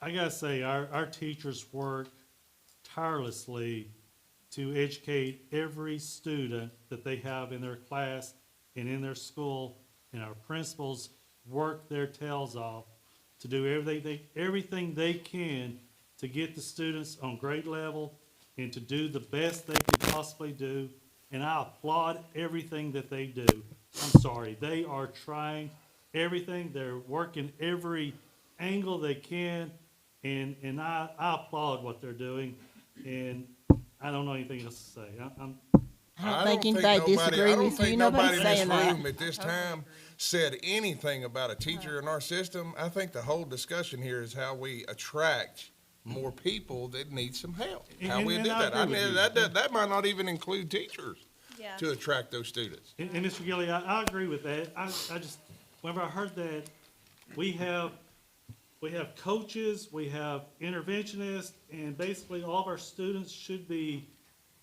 doing, you know, amazing. They're doing everything they possibly can. That's all I'm saying. They're doing what they can to get all of our students where they, as high as they can. And I do have to say something for our teachers. But I do agree with what you're saying. If we can make the after-school tutoring more attractive to have more to stay, I think that is a positive. I agree with that 100%. I want to say our teachers are really doing the work that they can to get our kids where they need to be. I've seen it. I know what they're doing. They're really working hard. And I think as a program, how we've always went about trying to attract kids is not really thinking about how can we make these academics fun, but it's those extracurriculars, it's those clubs and the STEM activities. We try to make them fun where it's like, oh, they want to stay, they just got to make it through this hour of academics so they can get to the fun stuff. So I think that's one way that we attempt to try to improve our attendance for the program. And I remember being at East that a parent would come and pick up their child, and the child would say, please, let me stay. Let me continue and be here. And they have to go. I mean, it's just what it is. So whenever I would hear those things, now I'm not in the school during the time that they're being picked up now, so I couldn't tell you exactly what it is today, but I remember on a regular basis, Mama, can I stay? Don't pick me up yet. And sometimes the parents would leave them and then come back and pick them up, or they say, no, we have to get home. Everybody's got their lives that's in different spots, and they sometimes they can't stay, sometimes they can. Some are working, some are not. It just, Ms. Jones, you're right, some have transportation, some don't. But those are some of the things that we run into, and they're gonna happen no matter what. The kids are still enjoying the program. I guess what we're saying is, everybody knows teachers are working as hard as they can. But what we're saying is, we've got to justify $500,000 for this program. And, if it's not showing progress, showing help with our academic program, then maybe we should not do away with the program, but not operate it like it is. I mean, we've just got to look at the money, if it's producing what it should. And if we had the grant, it'd be awesome. We could just keep continuing. But nobody's saying anyone's not doing their job. But I will have to say, though, that teachers can work really, really hard and maybe working in the wrong direction. I can work really, really hard but not get what I meant to accomplish. So sometimes you have to look at data and look at what's missing, what we need to be doing. Even though we're working our tails off, we may be working in the wrong direction. So that's what I'm saying with coordinating with everybody in the instructional program, so that everybody's on the same page. And maybe even see what Ms. Jones is saying, maybe see what other counties are doing, that other counties around us their data shows it, that they're doing better than us. Yeah. Well, I just have this, our 2023 TCAP district averages for third grade, that was, last spring, and in third grade, Coffee County Schools had 60.52% below expectations. And that's something that we need to look at. And we've got all these things going, and I know everybody's doing everything they think they can, but something needs to change. Because, this is not something I came up with. This is actual facts. And a program like this should help toward it, because these are third graders, and this should really be helping. So hopefully it'll be different this year. But, I thought that's important to see that. Because it shows all the other districts, and, we can say, oh, we're doing better in this district, we're doing better. That doesn't matter. We need to be doing ourselves better, not worrying about what somebody else is doing. I thought it was just interesting to see that. I just passed those on down. Oh, there you go. Is that the same one? Oh, okay. So it shows that we have 23.99% below and 36.53 approaching. So that shows that 60.52% are not meeting expectations for third grade ELA. And that's very hard on these kids when they get to third grade, and this comes up and they're being pinpointed as not making expectations and having to go through all these steps to go on to fourth grade. And I don't think any of us probably thought that was a good idea for the state to promote this or to require it, but it is, and that's what's sad. I do have to brag on excellence as far as, I have a third grader. He does not have to stay at excellence, and he begs to. He Jennifer, wants can to you do, speak in? Yeah. he wants to do his homework at excellence. He does not want to do it with me. He loves staying and doing it with his friends, with the teacher. And I think it's good for him. I know a lot of the other parents say that they do better homework at excellence than they do at home. Part of that is us parents having no idea what they're talking about. But the teachers are really helping after school in that program. He comes home with perfect homework, and he doesn't seem to be upset about it like he is if I try to do it with him. So I'm thankful for that part of it. I know, our office manager's child participates in it, and she says that she gets her homework there. Yes, they love doing the homework there. They don't want to do it at home. They'd much rather do it there with the teacher. So after the academic hour is over, what happens next? Is it PE time? So we have at least 15 minutes of physical activity, and that's structured for the most part. Maybe once a week, it's just unstructured, let's just get some energy out. Then we have clubs and activities, and it looks different at different places. Some schools rotate between different clubs each week, and some do the same club every week, so it just rotates, and it's different at every site. So you said it's structured. Are the kids just turned out for recess on the playground, or are there specific activities that they're instructed on? Because I was thinking that under that grant, that 21st Century Grant, that it required It the had to be physical activity structured. be structured and not just recess. Yeah. So is that what we're doing now, or are we So, just, for the last 4 years, I let them do 30 minutes of structured PE.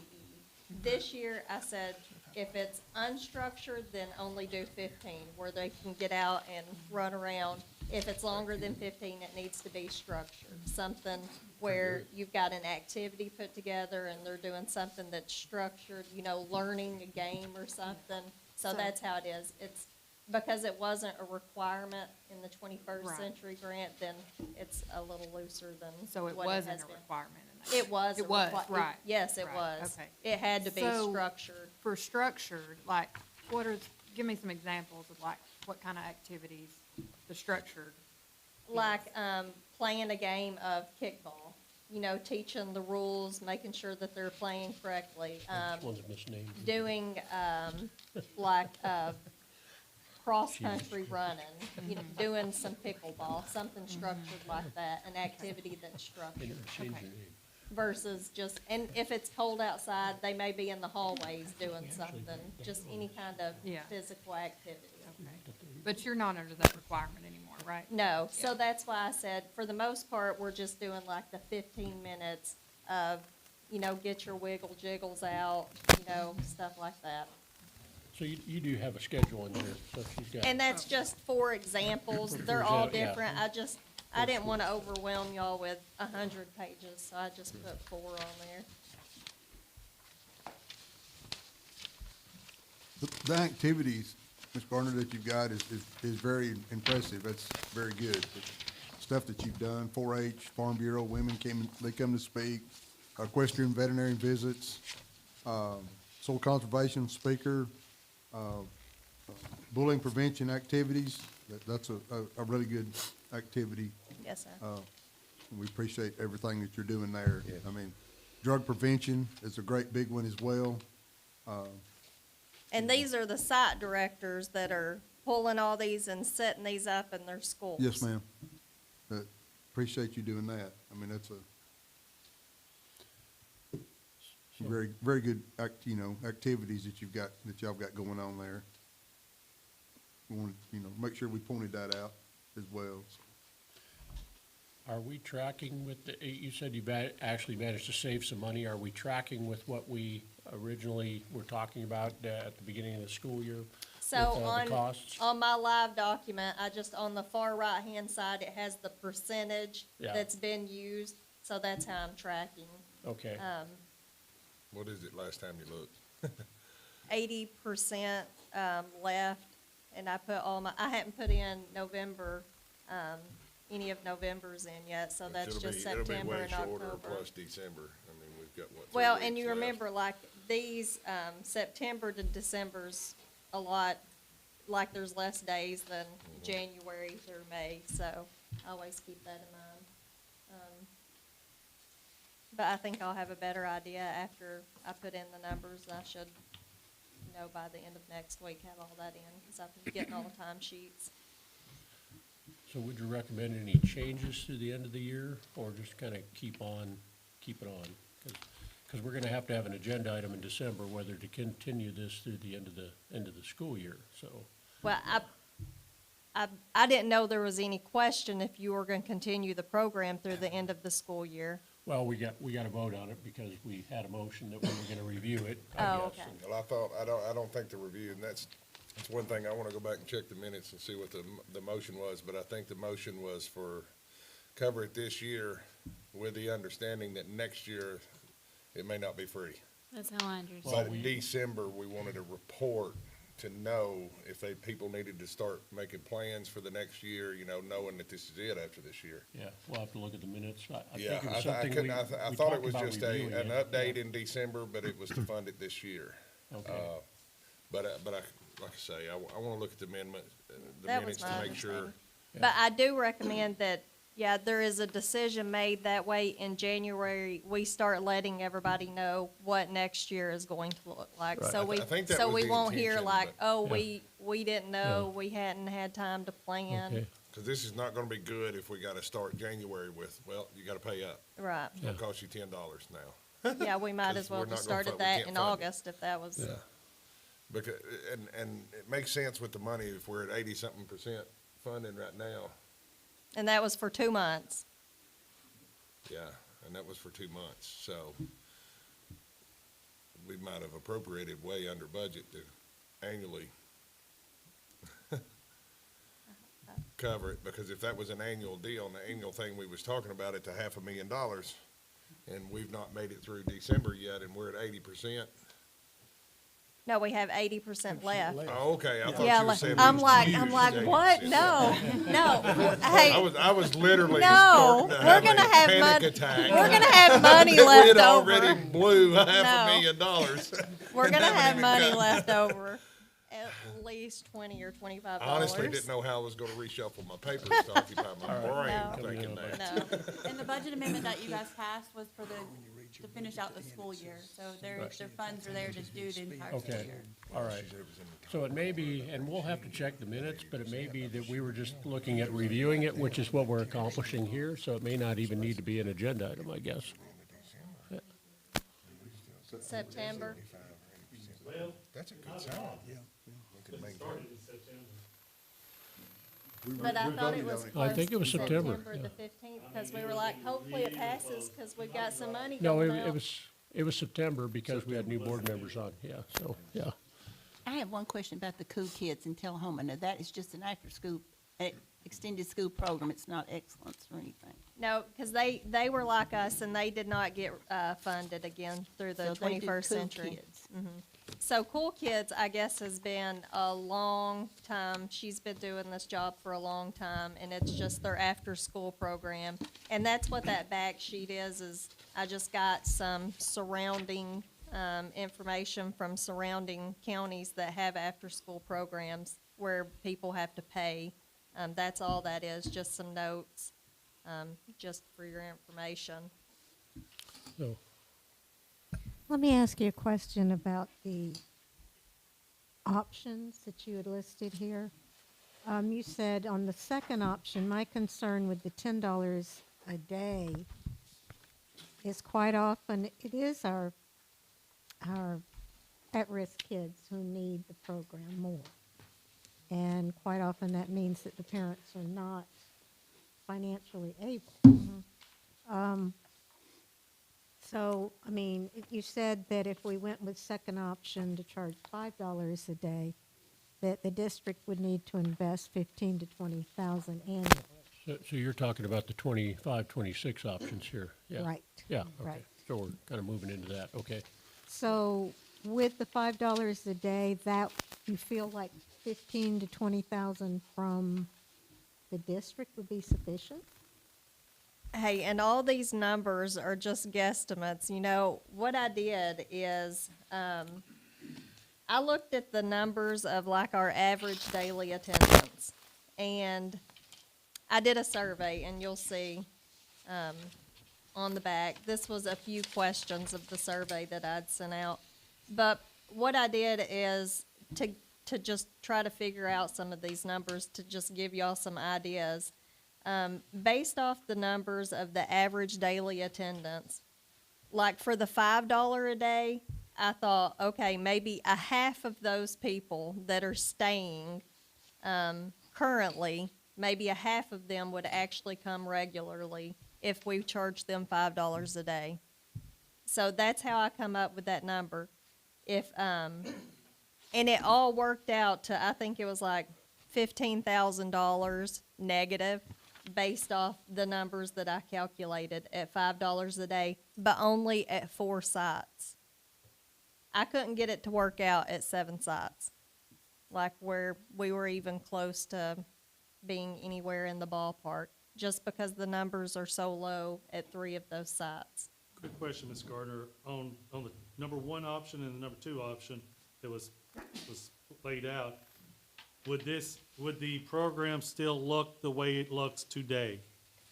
No, so I couldn't, so there would not be like where you get a teacher for, you know, 1 grade level. It would look more like an after-school program, babysitting, daycare is what I could get to whenever we go to a paid option. Maybe somebody else could do some different figuring, or if we had to pay, or if we had to charge like $20. I didn't go above 10 because after asking parents that are using the program right now where it's free, when half of them said they couldn't pay $10. So that's why I looked at the $10 option and the $5 option. But the program would not be like it is. I don't think that, you know, it would be structured, but you're not gonna be able to have any of like the small groups pulled, you know, a smaller ratio, for kids to teachers. It just, I couldn't get it to work out. More of an ESP after-school Yeah. program like Ms. Jones was talking about. So what, I mean, have we looked at other grants? And what about the possibility of getting community partners to provide funding, you know, having sponsored programs, you know, I mean, the Well, Oscar Mayer so- Wiener after-school program or whatever. Well, I've talked to the rec center because they do not an even good. after-school program, and I've asked them several questions about like how much they charge for their after-school program, because they do partner with Manchester City, and they're able to like transport some of their kids, but it's a smaller group of kids, and they're right there. They're not spread out through the district. But I mean, they said that was an option, that they could utilize that program, but it's still a paid program. We have to look at actually transporting them to the rec center. But I mean, I'm talking about some offset from like corporate funding or doing partners with, you know, local businesses and that provide some offset on the costs. Yeah. Have we looked at that, or is there possibilities there? So right when I found out we did not get this grant, I had reached out to, I believe the cheese plant, the cheese factory, just asking if they would like to sponsor like a teacher a day, looking at things like that. I never did hear back from them. I've also been working with, we have the Coffee County Health Council, and we're considering writing the opioid abatement funding. And with that grant, I was considering possibly putting like a teacher, a paid teacher in that would focus on, you know, you would have to focus on prevention strategies. It would be on that focus. But I've looked at things like that. But as far as like the big dollars, the 21st Century Grant will be able to be written in 2026 again, which would put that 26-27 school year. But as of now, that's all I've seen or thought of. I know the city uses two grants, the 21st Century and then the LEAPS, right? Have you checked into the LEAPS grant, or is that an option for us, or? It wasn't this go-around. I'm not sure if it will be, next year or not. But if it comes available, then it's really just like the 21st Yeah. Century. They require more hours, I think, in the program, so we would have to look at, I think you have to actually get licensed through the Tennessee, like, daycare.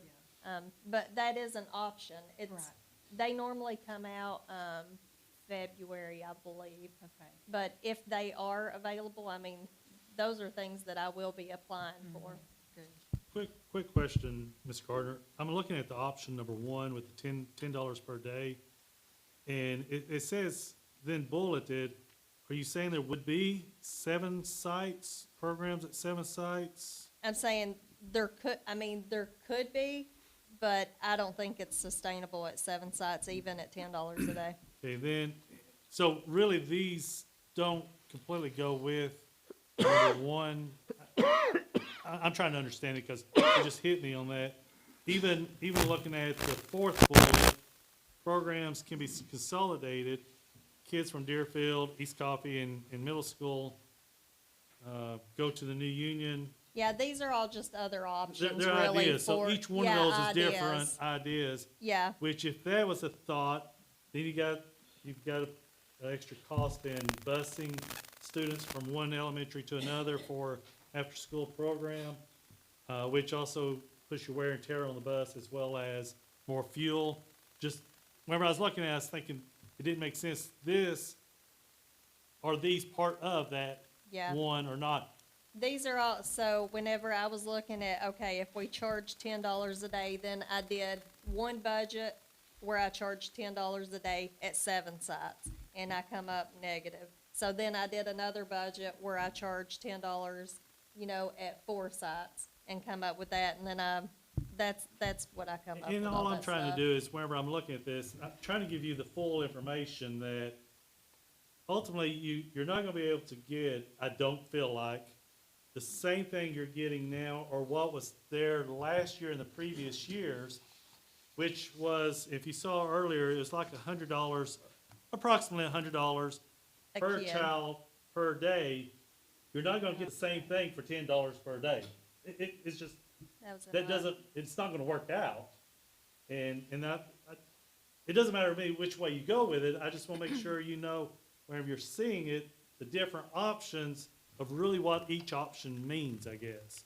And, one thing is, the amount that y'all put into it and voted to keep it running this year, well, if that goes away, then these options, which is the $10 per day per child, there's no way you can match up to $100 per day per child. And I just wanna make sure you see the difference there with that, okay? So you're really going to more, like we were saying, more of a babysitting program to, Well, for I don't like childcare. calling it a babysitting program, Well, but it would be a extended school Essentially, program where you're not gonna have the same program setup that you do now. Yeah, And not an that's- educational That's gonna be the component, yeah, difference. yeah. But I in think even what at you're that, doing. you could still have times to have program studies. The kids would have a certain time that they would be working on homework, they would be working with whomever is there. I mean, even if it was just a time set away to get their homework done before they get home, you've made some improvement there, I think. Even though it's, like you said, it's not gonna be as structured probably as you have had in the past. But it'll still have to be structured, for Yes. sure. Yes. I think we definitely need an after-school program. It's just what extent we're gonna fund or what we're gonna go to. Yeah, I think that's it, Freddie. There's Mr. no Chair? doubt about needing one. It's just a matter of what do you expect out of it based on what you have to put into it. Mr. Chair, Yes, sir. I think we have one of our coaches in here that we could see how, and a site director. If we could hear a word, Sure. maybe, Mr. Chairman. possibly. Sure. Mr. Chairman, on the minutes that we talked about a while ago, You're back fine in to- September, the program, previous board member made the motion to accept the budget. Option number 3, change the hours of operation from 3 to 5:30. Add the supplement for a supervisor and evaluate the program during the December board meeting. Ms. Peacock seconded the motion, and the motion passed 9-0. So it doesn't say if it's funded throughout the whole year or. Right. But I think that was the verbal that day. I mean, we could always watch the Video. video. Yeah. Well, I think you'd be doing your families an injustice if you said, Yeah, I okay, don't- we're gonna cut this off at the end of December. No, We're it was sorry." this year. It was, know. it was this year and then, Yeah, I don't but think. be, that's be, intent. be aware. If we don't come up with something next summer. Yeah, I think the intent was just to review it and make adjustments, but do we even need to do that if we've had this discussion here? I think does Right. it need to be on the agenda to approve it through the remainder of the year? I mean, that's, Right. so. Do can we hear from one of our site directors? And sure. do you mind, Yeah, or it was in a minute, so we need to. Yeah, does anybody else mind, or? I'm looking at that right now, so. Tanya, take that mic back there too.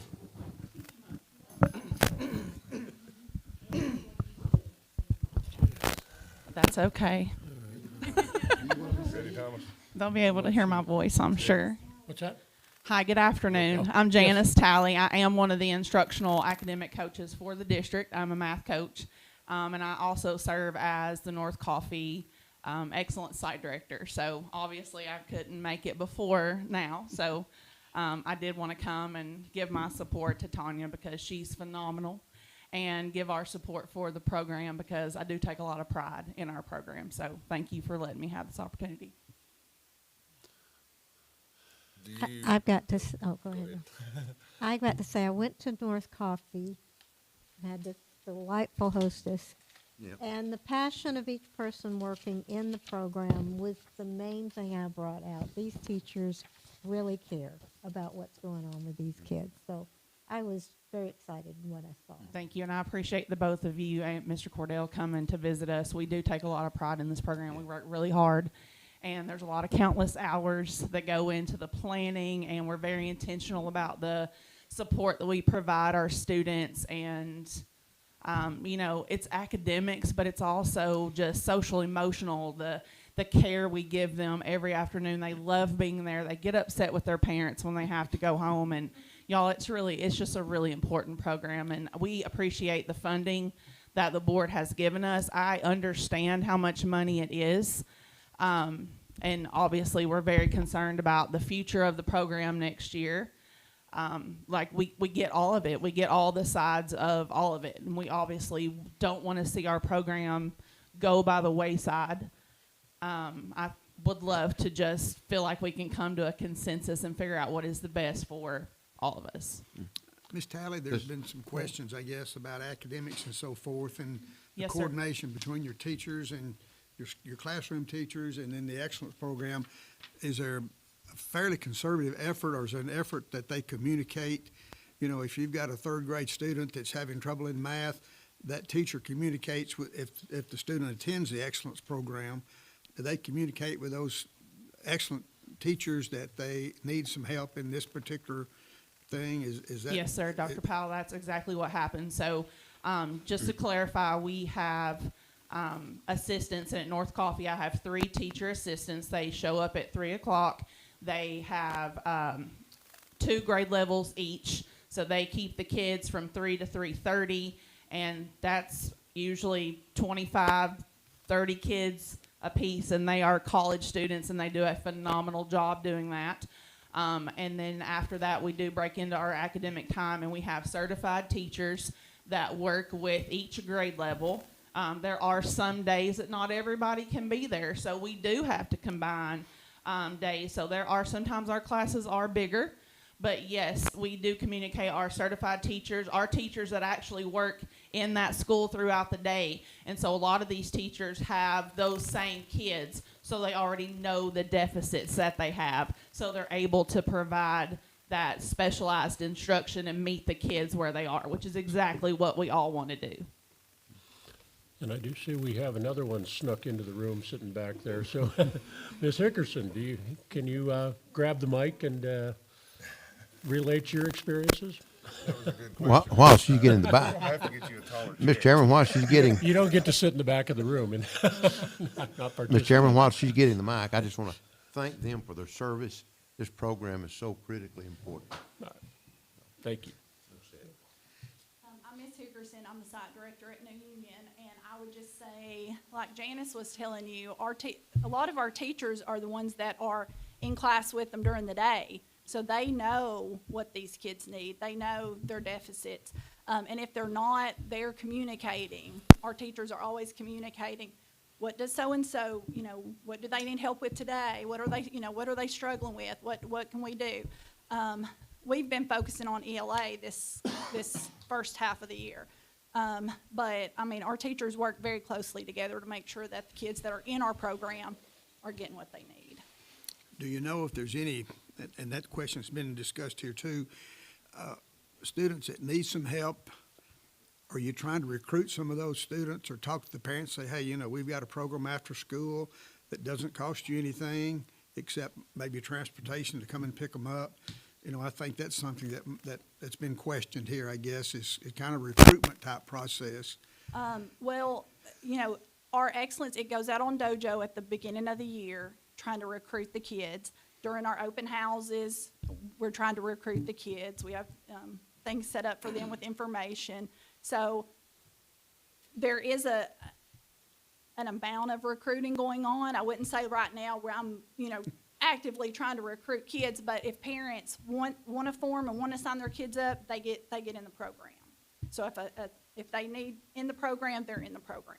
Do you So the think it parents- would be I a think good that's idea what- to have a? The parents have are a aware list? that the program is there for academic help if they need it for their student after school for a short period of time. Yes, that's correct. And at North Coffee, I've had teachers come to me specifically and say, we've got a struggling student, this student's struggling to get their homework done, or this student's got several deficits. Can we get them enrolled in the program? And then we start the process there. So yes, absolutely. That's what I was asking earlier, and when you start that process, that's part of the recruitment. When you start seeing a child struggle, at some point, they're just not catching on to something in the fall or spring or whatever, are y'all reaching out to those, sending a letter home to the parents going, hey, look, this would be really good if you could, find a way to pick them up after school or whatever, I'm sure there are things like that going on. Correct. Because I know oftentimes kids that need help, their parents don't show up for open house, and so what I think we're trying to address is that the kids that actually need the help, are we doing everything we can to see that they're in that program? And like y'all weren't in here earlier, but transportation is an issue, I guess, for a lot of kids in the county. They can't stay after school because they can't be picked up, they don't have a way of getting home. But, all of us are in the same boat. We're wanting our kids to excel, and when they get to third grade, we want them not have to go through that horrible period of thinking they're not gonna go on to fourth grade, and even whether we like it or not, we have to meet those expectations. And this program should be helping with that also, if the county, it's gonna fund it for sure as an academic program.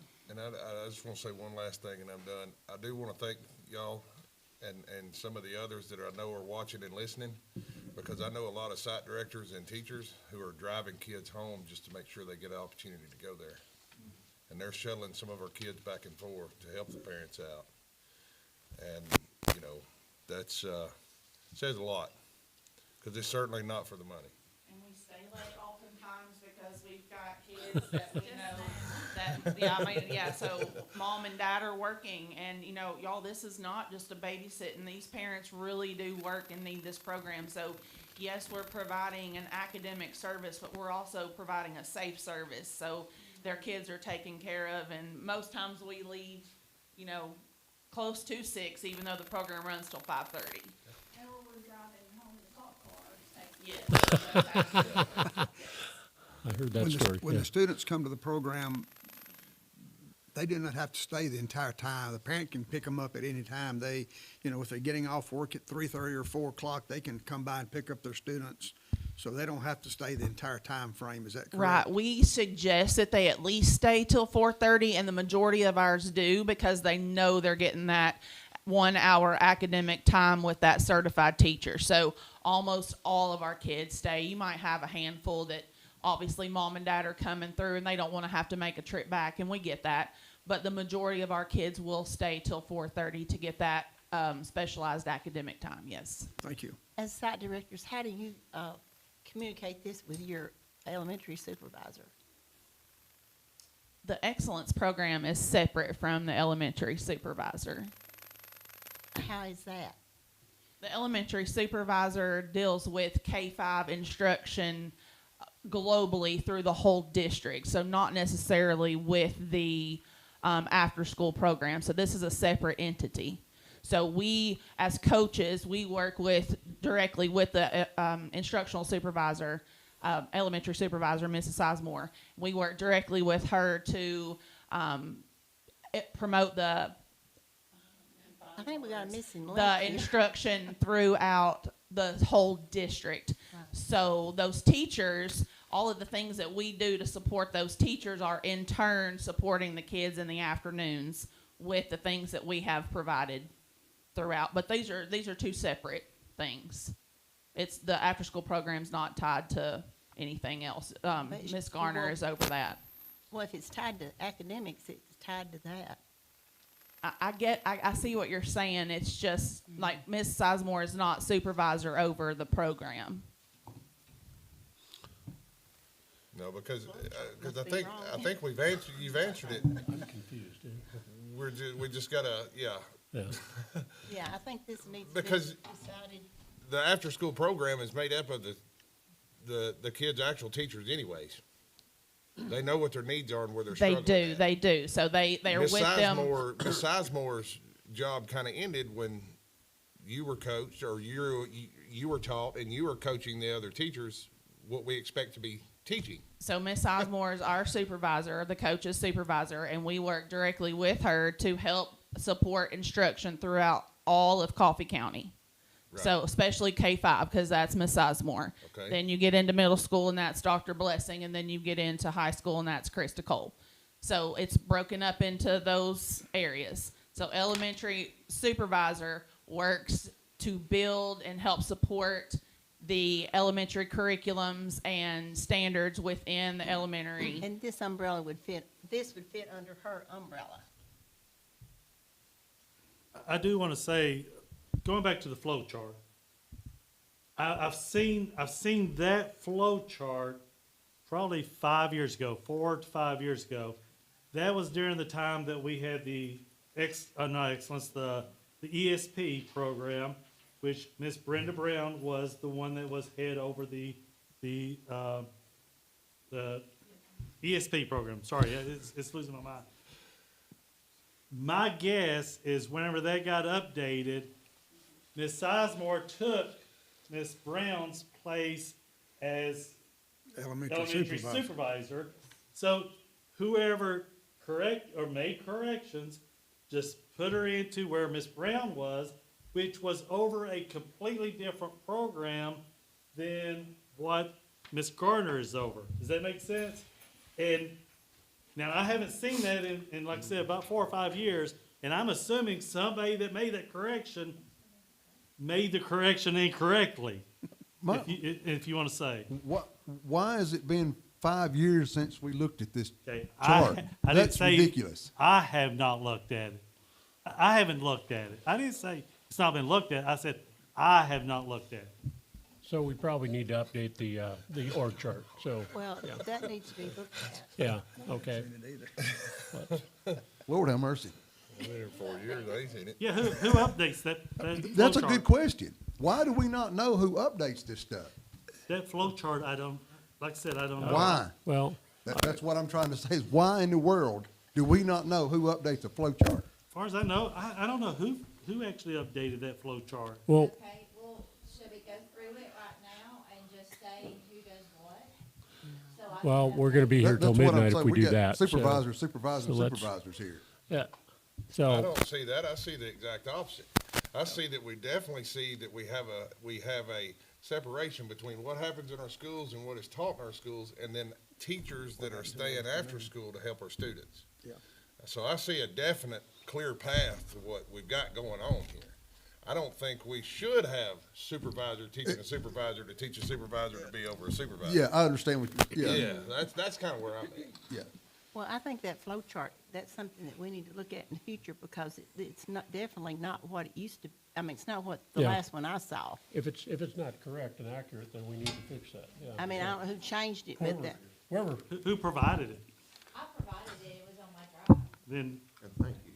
yeah. Yeah, thank you very much for doing that. I But mean, I mean, Well, I guess it- we need to decide who, It gives us a starting point, but I don't think we got time to go through that now. It's already Yeah, we're- 6:15 and, yeah, Good move. yeah. I guess Dr. Lawson did. I have, yeah, probably.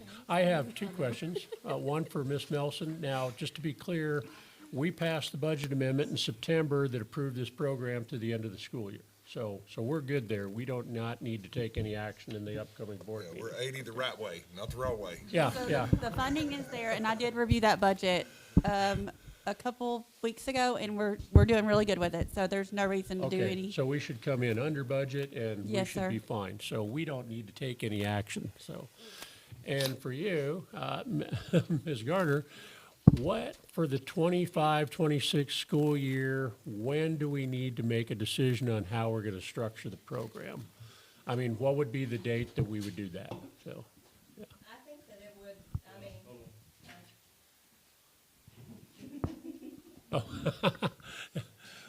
I believe the parents would appreciate to know, I mean, in January at least. Okay. So we're gonna need to make some decisions pretty darn And soon. no later than February at the Yeah. latest. Okay. As a parent, I would want to know All as right. soon as possible. So we need to decide which program, you know, $10 a day, $5 a day, or how we're gonna consolidate it. So we need to kind of, yeah, work some overtime or something to clarify and really nail down the options for us to consider in January board meeting? What do you think? And it's possible we could subsidize, you know, we may not can go the full program, but maybe subsidize some of those to make it closer to what it is now, you know. And I'm happy if you want to put a little committee together to come work some numbers and crunch some numbers to where, you know, it's not just my eyes and my guessing. I'm happy if someone else is happy to do that. That's actually a great idea for a little small It would committee make me over the feel a next lot 6 to better. 8 months. Yeah. That's To a lot on you. to It's just occasionally one come person. together, see what's going on. That way, by the time we get to the end of the year, we've got a good All right. picture and plan. Don't we already have that committee? Not on this after-school programming cost committee. Thought we had. Maybe Put that it on wasn't I'm specific buried in to the. paperwork here, so. Committee list. The Well, what? I guess The that's what? just, that's the FRC. Well, you got the budget committee, yeah. But you're into a little bit more. Thank y'all. We Ms. have, Jones, I is mean, there a that's a little bit student more. support Yeah, thank you. committee? Robert doesn't know what committees he's on. No, I probably do. I just try to tune that out of my head. I think that's just a little more tuned directly to, you know, I don't necessarily think that's a budget committee meeting. I think the end result, if we're gonna try to fund it or not, is something that goes to the budget committee. But the research building up to that point, if a couple of people and some teachers and some other people could get together and occasionally and go, hey, look, it's looking good, or our funding for next year is actually looking a little better, and we get through another 2 years, and we can apply again and hope we receive the grant again? Is I that mean, right? that's a possibility. Whether it'll happen or not, I don't Is know. it 2 years that there's In a 2026. 2026? Yeah, but then that would be for the 26-27 school year. Right, but I don't care if it's But I 2 mean, years. we'll ride it. We I can mean, get a grant. even if it's just for, 4 more years, I mean, just keep doing it and going Maybe back what and we'll forth. do in the December board meeting is we'll put an item, since we probably need to shuffle some committee stuff anyway with Mr. Kuhn coming on, we might just have a short-term committee assignment that. I got plenty of spots. I can hook you Yeah, right up. and we'll put Mr. Gilly on it and Ms. Jones on it. There you go, Chris. I'm gonna start handing them There you down, go, buddy. Chris. All right, we'll determine that in the board meeting, so, all right, so I Yeah, think that buddy. we're probably done. Can I Unless there's say any one more thing? questions? Okay. As a single working mom, I can value this program probably as much more than anybody in here. So I want to do everything that we can do to keep the program alive. I agree. Definitely, I mean, it is invaluable to any parent, not just a single parent, but I understand the value personally. I know those two back there very well, think very highly of them. Miss Hickerson had my daughter as a second grade teacher. She's one of the best. So, I do value and thank you guys for your work. I think it is just finding that balance. When we had the grant, it was what, a $400,000 grant, I guess? Some years it was closer to 500. Yeah, which was super nice. Yeah. And it funded everything, and, you know, just because we got a $400,000 or $500,000 grant doesn't mean that it cost $400,000 or $500,000 to run the program. You know, can we run the program effectively but efficiently with less? You know, maybe yes, maybe no, I don't know. And that's, I think, where we need to do our research, is trying to find that balance of, we still have a good, effective program, but now we're asking local taxpayers to pay for it. It's not grant money anymore. And I think we need to be very cognizant of that local money. So that's just where I stand on it. Yes, ma'am. I'd like to see ways that we can really cut back, since it's local money, but definitely keep the That's what program. I'm saying. Yeah. So- And I'm hearing you're volunteering for that committee, right? I am not. Yes, you are. Yes, you are. Yes, you are. I think you and Jennifer would be exactly good what for I'm that. hearing. That's what our I'll tax second dollars are that for motion. here. That's second. Is education. Her and Jennifer All both. right. I would love We to need, be we on need to it. move on, or Can I say we're- one or There you we go. really are gonna be here till. Holly, the end. Jennifer, and I need to say, one. Dr. Chris Powell, down there, it'd be good on the Go committee. ahead and make it Dr. happen. Powell. there's always that possibility that you could send a survey out to the parents, okay, if we need to keep this program, would you be willing to pay $5 or $10? And then the board might be able to make up the difference in the cost of it. I mean, that's a possibility. Yeah, can we Because I think you split? need to find out whether parents are gonna pay $10. I know from when I was with Coffee County several years ago, we had the extended school program, and I think parents paid for that on a weekly basis almost, and they had to pay whatever it was. If their child attended or not, they had to pay for the entire week. So, Right. you know, sometimes you come out good and sometimes you didn't, but I think it'd be good to conduct a survey with the parents that are there now to see if they would be willing to pay a little bit, and the system might be able to help subsidize that, so, or vice versa. We Mr. can Helen, Ms. always- Hickerson, what do y'all think on that? So they've already sent a survey out? We did a survey this year, yeah, so one for next year would be Well, good. Yeah. but we didn't ask if and you'll see the results from the survey we just did in the last couple, weeks. But we didn't say if you could put in, like, I said $10 is what I said in the survey that we sent out last week, and that's where I said, like, half of them were like, no. I didn't ask them about if you paid $5, could you do that? I wish I would have put that in there, but I just wasn't thinking. Have and I we just thought didn't. about doing like a monthly fee instead, and maybe, you know, even if it's just $15, $20 a month, or even less? $10 a day is kind of high.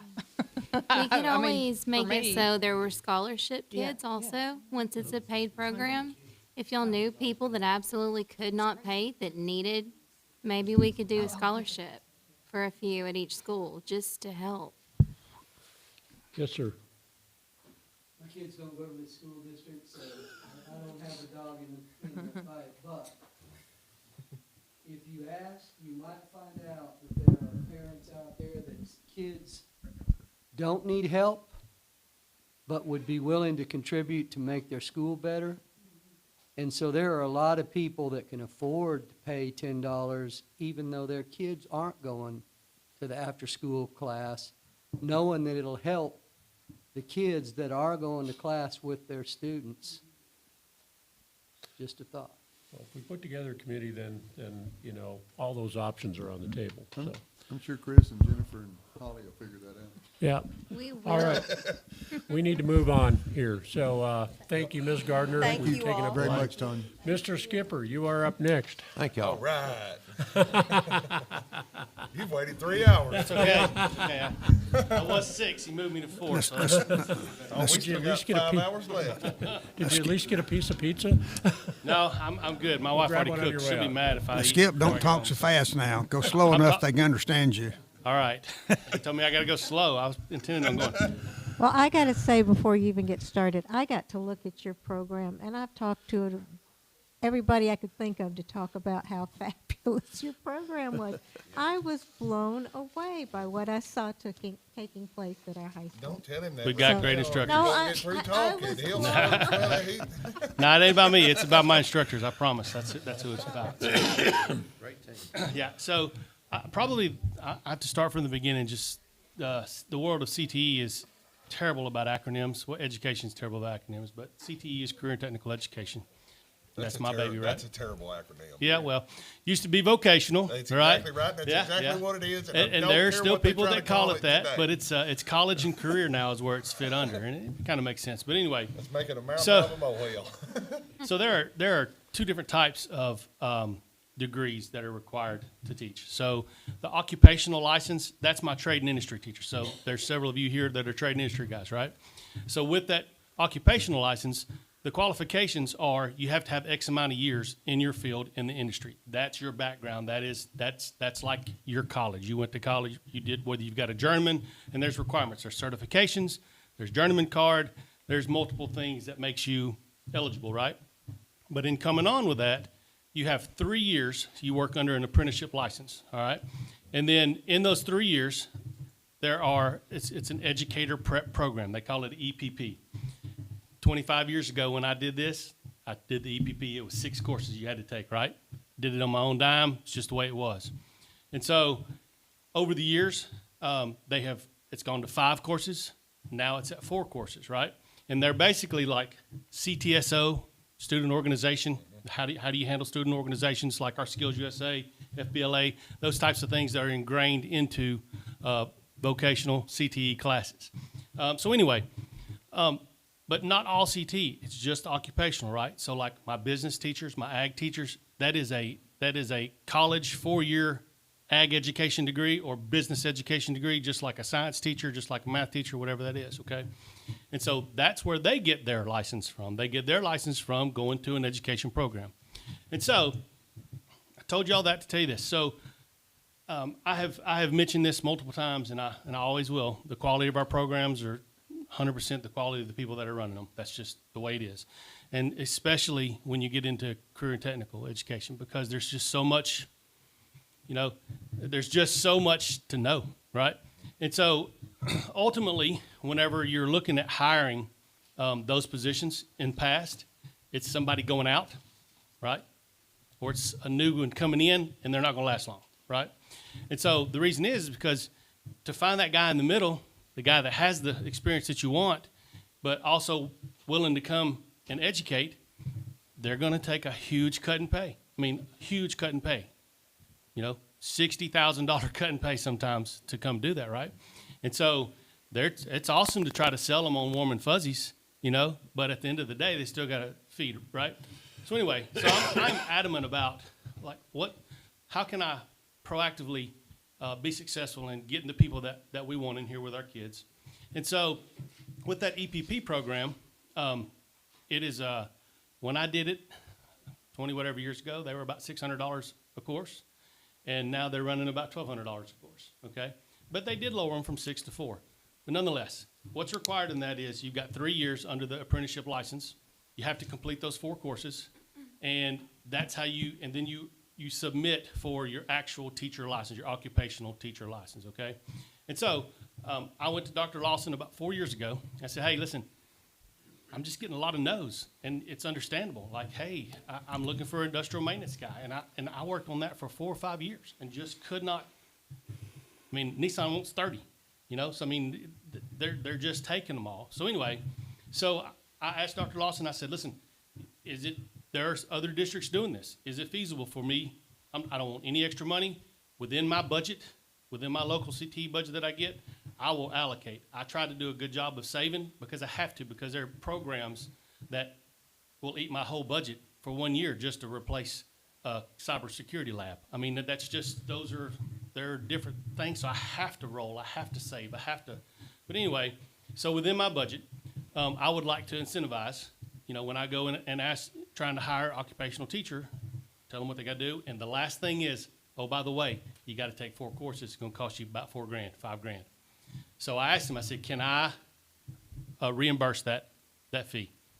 Don't ask for any more money. I'm like, that's the value of doing that, right? And so I wasn't asked for anything else. He said, sure. That makes sense, right? So anyway, we weren't in a place that I had any ready yet.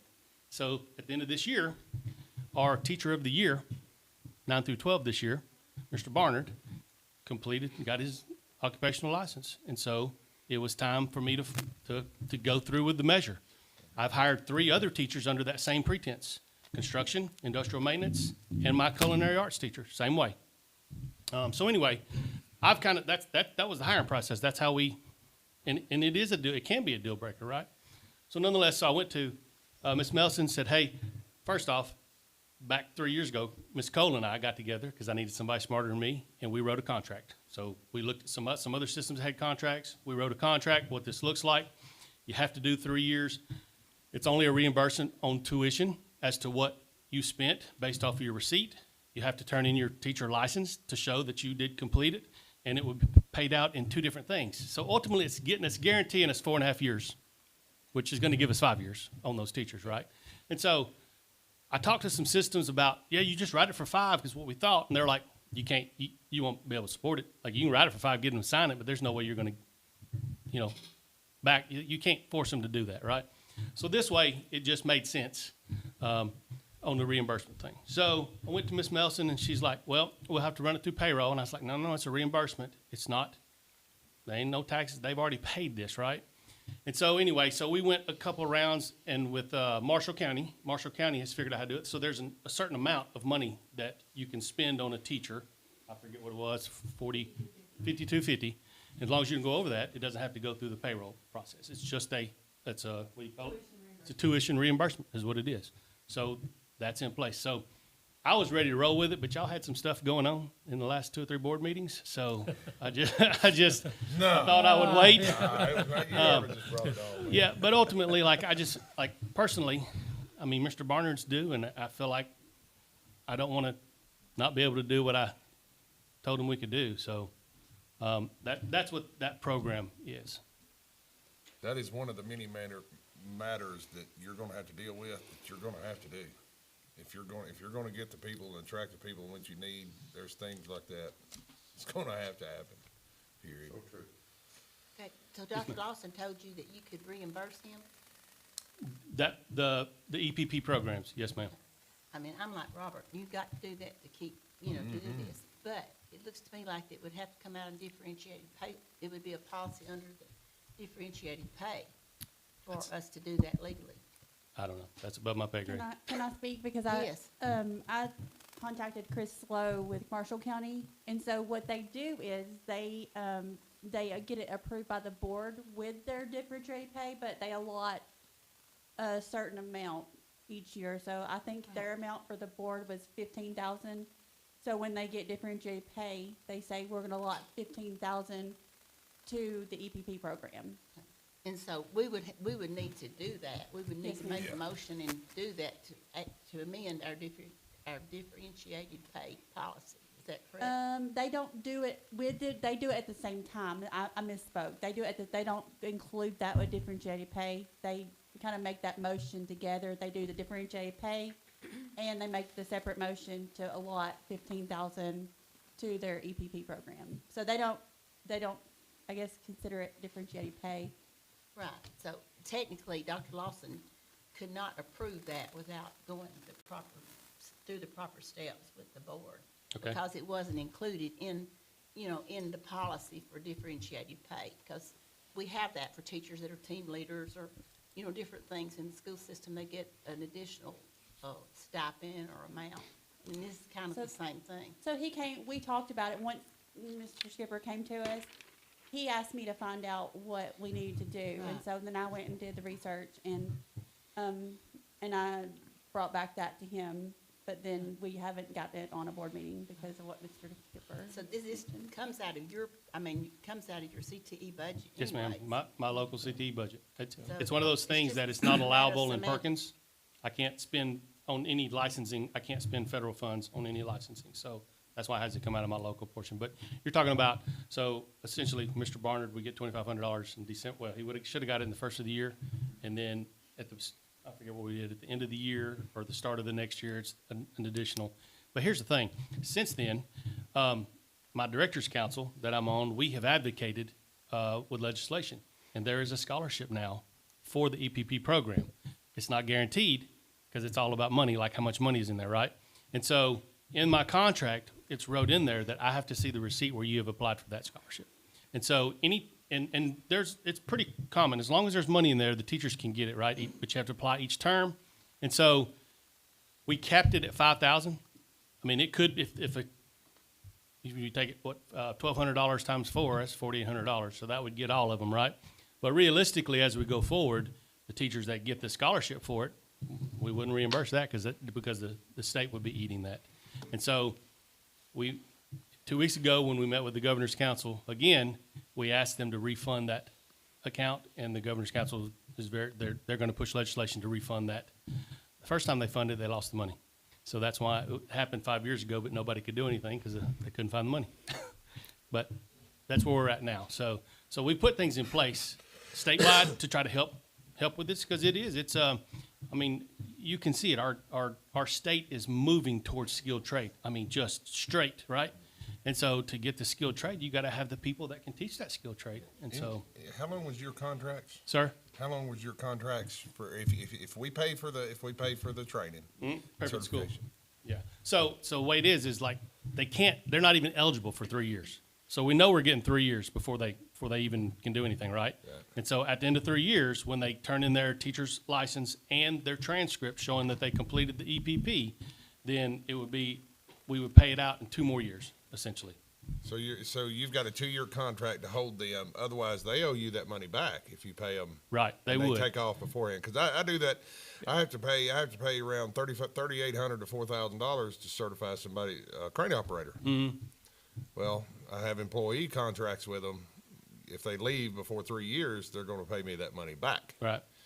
And I do that with welders. I do that with every one of them, because we build everything from bridges to high-rise buildings, and No, I understand. got many skilled trades. What history showed me, though, is that if they're not going to make it, they won't make it after 2 years. They just won't make it. I mean, Yeah. And So- I think it's something too, Richard, that we're gonna have to do with, me being on the industrial board, with the stuff that we're having coming in here, is you're involved, we work with you as Sure. well.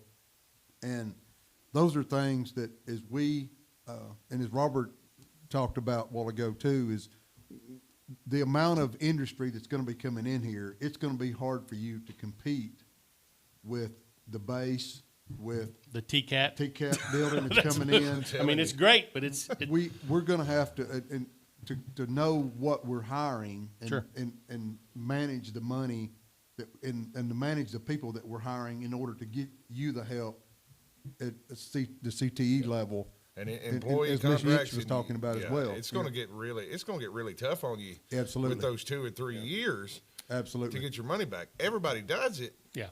but all they got to do is say, well, we'll just do it in 1 year. I mean, the sheriff's department, they'll send you to the police academy and get you certified police, but you got to come back to Coffee County and work for at least, I think it's 2 years. Right. Yeah, 2 years, or you got to pay it back. Well, I a just- lot of the people, way I look they at it, get like- a job real quick. Right. We That their sign-on bonus may be enough to pay you off, and they go on and they just like, it's going to be hard. Yeah, we've got to, as a board, as a school board, we've got to manage, help Skip to manage this, because, again, being on the industrial board, all the stuff that we've got coming here, it's gonna be hard for him we're gonna have to help you to help us. Well, it was space too. You know, when you think about space. I mean, that's why I wrote the grant for the building. It ended up costing a whole lot more than what it was. But But, we're almost there. We got everything moved in It's there. all about money, right? Man, I tell you, that's the ultimate barrier. Yeah, sure. Skip, have, Yes, sir. in Mr. Bernard's case, Mhm. in Mr. Bernard's case, would he be receiving the full amount, or did he show you where he had gotten some scholarships? No, he wasn't. The scholarships weren't available when he was doing it. there? Okay, No, what sir. about the They two- just started back this year. Or what about the 2 or 3 you have now? Have they applied and gotten any scholarship money? No. So Miss Siegman so Miss Siegman will actually finish up Yeah, this year. this will be her So third. next year will be her first payoff year. And then, Mr. Weitzel, I recommend that they don't take classes their first semester because it's just a fire hydrant, of kids, like trying to figure out what you gotta do. So Mr. Weitzel didn't. Mr. McKenzie, to be forthright, he didn't realize he signed up for 2 classes, but he did. And so about 3 weeks in, we got a letter as to why are you not doing any of these classes? And he's like, oh crap, I didn't mean to sign up for classes. So he's caught up now on his classes. So that's one round that there wasn't a scholarship, but they do know that it's required. So how many people are we talking about total here? So, Mr. Barnard would be the first. Yeah. And then, Ms. Siegman, who is my culinary, she'll finish up, this is her 3rd year, so she'll finish up at the end of this year. Okay. And then I've got construction and industrial maintenance, which construction I added back. I got a new teacher this year, and industrial maintenance, a brand new program. But, next year, Mr. Henshaw's retiring, so that's gonna be machine tool. So, Okay, so we're looking at That's probably very important. $20,000 hit this fiscal year? no, it's gonna be spread out. So it's, Oh. it's spread out. So Okay. technically, it would be, at the most would be 5,000 on this year, but it's probably gonna be 25, and then Okay. 5,000 the next year, and then 25 the following year for Miss Siegman's second round, and then it would start Caleb and Okay, Chris. so it's not huge impact, and No. what's our budget impact, Ms. Milson?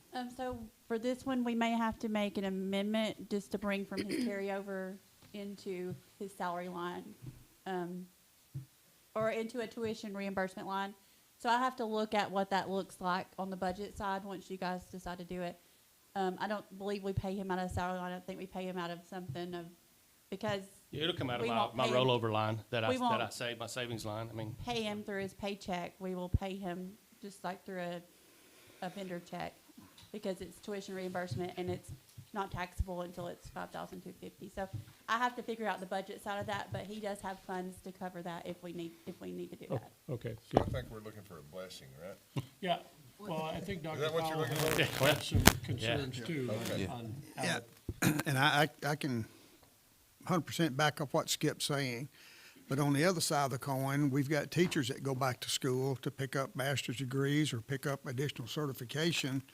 And I don't know where they would be coming, where we would be obligated as a board, or you'd be obligated as a board, to pay those folks for some of those tuition credits, or, I mean, it's, I know exactly where you're coming from, but it could open up a Pandora's box. but That's what don't I was know. talking about a while ago, Mr. Powell, is we've got, as a board, we've got to manage, it goes back to our structuring, we've got to know who we're paying and who we're hiring and where they're going. Yes.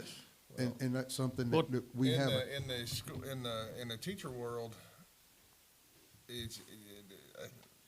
I'm probably gonna get shot and run over the coals or whatever, but I'm like out of my head right now. It's been so long today, but. It won't be your first shot. Yeah, I know, You're tell me safe, there's about no it. firearms allowed in here. But am I missing a disconnect between what we're talking about here is technical education instructors, hands-on trade type people that are not getting a bump in pay, the difference between a regular EDU up to a master's, up to a doctorate, and their step pays Mr. Gilly. anyways. Good point. There are different places such as, and they could stay at the same level, such as special ed. They could go back to get a special ed endorsement, but they're gonna stay at the exact same level, but they would, to get that endorsement, to be able to teach special ed, which is a high needs area, or, foreign language, being an ELL teacher, they would have to go back and get an endorsement. They're not getting a pay raise or anything by doing that to be able to teach ELL students. Those are the two that comes to my mind first. So there are different positions Now, let's say you go back to get your master's, then you're gonna get a pay raise because you got your master's. If you're gonna get your doctorate, you're gonna get a pay raise because you got your doctorate. But these other ones, they're the same type line, basically, Right. that they would have to go back to get these endorsements to be able to get the ability to teach in these other areas. Yeah, I think those areas could definitely be looked at, but like we was talking about with the masters, it don't necessarily make you a better math teacher. No. But you get the Get step a higher pay anyways. raise, yes, sir. But you get a higher pay raise. Right. You've So, gone back for the but when you're schooling for your talking about- certification. But when you're talking about covering this for somebody in the building trades, That's you know, exactly right.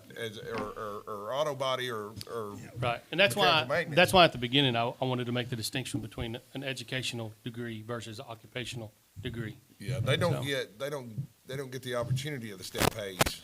You don't have to have a With doctor's the degree to teach, different levels. to be a machinist. No, but you get a raise if you go back and get one. Yeah. Well, now, okay, You don't- wait a there's minute, no Robert, need- they, you know. Yes, sir.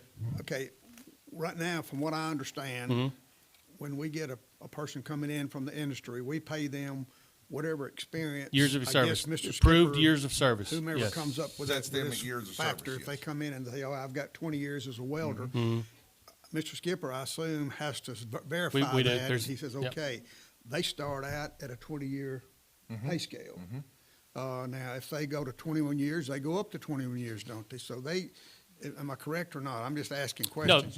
so that was a recent change that took place. We always paid 5 to 8. Yeah. And that was Yeah. part That of the was it, stipulation yeah, of yeah. We just how did how that, can I we think, get, in the how can- last yeah. year and a half, How 2 can we years, yeah. get the guys in and so, and honestly, Mr. Barner, I'm not on camera, but he's got the most years' experience and You are on he's camera. he's the teacher of the year, Well, you know, so, I mean, yeah. 30 He is was where the- you top at, 25 is 24. at our top pay scale? 25, yeah. 25, so you top out at 25, period, if, don't matter what degree Mm-hmm. you have, if you don't have a degree at all, so to speak. But these Well, but you folks can have to still go. get a difference. Yeah, these folks have to go back and pick up a teacher license before they can extend over 3 years. Occupational license. Yes, sir. occupational license. But, Yeah, if they don't have that by 3 years, Which you is a can write valid- like the director can ask for one more year, but you may get it, you may not get it. Which is a Depends on how much valid they've Tennessee accomplished. teacher license, so they get the valid Tennessee teacher. But if you top out at 25 years as a teacher, and at that, say that 25th year, you decided, well, I'm gonna go from an EDU to a master's, You can get- you're gonna take another raise. You get another Yeah. raise, Even after the yes. 20. You go next Yeah. column. Yeah. Right. It's mainly those that I mentioned, and there might be others, but those are the ones I could think of is like your ELL and special ed.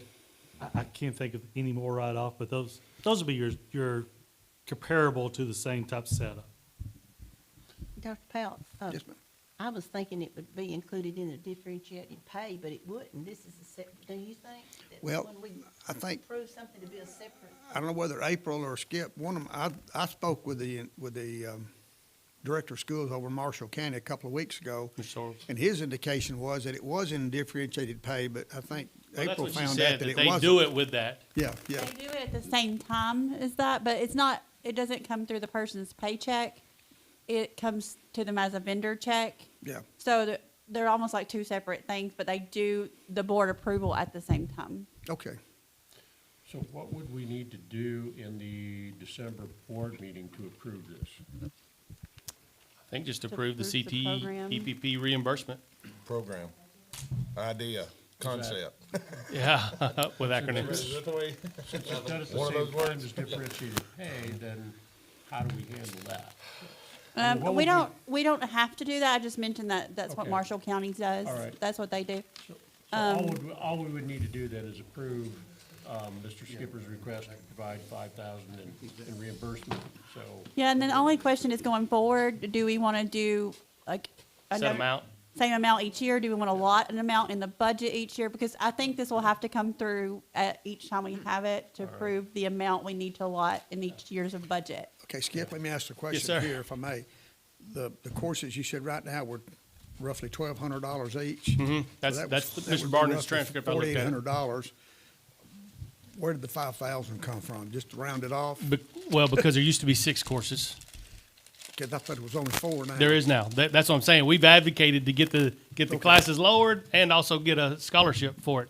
Yeah. And so, yeah, we can put it at whatever we want to put it at. I mean, me and Krista and I, we're just like, let's cap it at 5. So if it's 5,500, that's just because they're having to buy books and stuff too, but we wrote it as only tuition, so. Is this gonna be able to help you to recruit? Oh, absolutely. Well, that's how I got Mr. Barnard. That's how I got Mr. Weitzel. That's how I think I would have got Caleb. He's a young, and he's a basketball coach. He's going to be great for us. It really is. But You know, the way the teacher positions are now, it's so hard to find a teacher. We may have to look at that too, because he's talking about recruiting with Right, tuition that's- reimbursement. I know at one time it was difficult to find math teachers and physics teachers. I don't know whether Right. that's the case now or not. I'm so not for sure. full transparency, just to give you information, so there is a program now called iTeach that the state introduced probably 2 or 3 years ago, right? Yeah. And so there are opportunities for people with degrees, maybe not education degrees. And so to be quite honest with you, I have one right now, Mr. Barnard Jr., who has an ag business degree, didn't get the ag ed degree. So he's doing iTeach because they added to that platform, and I made him aware that I can't reimburse him for that because it's an academic degree. So, but that's what you're talking about. Those are opportunities that you may address later on if that's, and Mr. Powell, I think probably that's what you were talking about as well, so. And I think too, and I'm just now learning about this program, and I think Mr. Shores might be able to enlighten a bit more. We can now hire an individual that is technically doing their student teaching and pay them for a teacher. 2 years, I think, they have to teach. Yeah. Teach for 2 years. And we've got one, I think, coming up, possibility. There might be some in the system. I think they are right now, but we've got one coming up that's gonna be coming in after Christmas that will be technically doing their student teaching, but realistically, they'll be getting paid as a teacher. Is that correct, Kelvin? That is correct. Okay. Think what, Frida? I said, what school is that? Not all of them are doing it. I know, it's getting. Well, with STEM too, They're there's getting like scarce. there's incentives for engineers to teach science and STEM and stuff. You know, STEM has just been put into every program we have. We've done away with the cluster and it's been put in every course, so. Right. Sir. Kind of a unique CTE program where you're incorporating all that stuff. Yeah, like Beth said, it's pretty amazing, so. All right, well, I think we see what we need to do, so that needs to be on the agenda for December, and we will vote on that. Thank you, Mr. Skipper. Any questions? You're excused. Thank you, Richard. Yes, sir. Thank you. Appreciate your Right. patience waiting. I'll make it even run. All right. Okay, I wanted to let everybody know that we had a situation over at the middle school that a student from Harris Middle has been taken by, we understood, ambulance to the ER, so possibly some neck injuries, so I just want to mention it so you are aware of it. All right. Oh, no. Thanks for letting us know. Yeah, wow. Yeah, let us know what the updates are. Basketball game?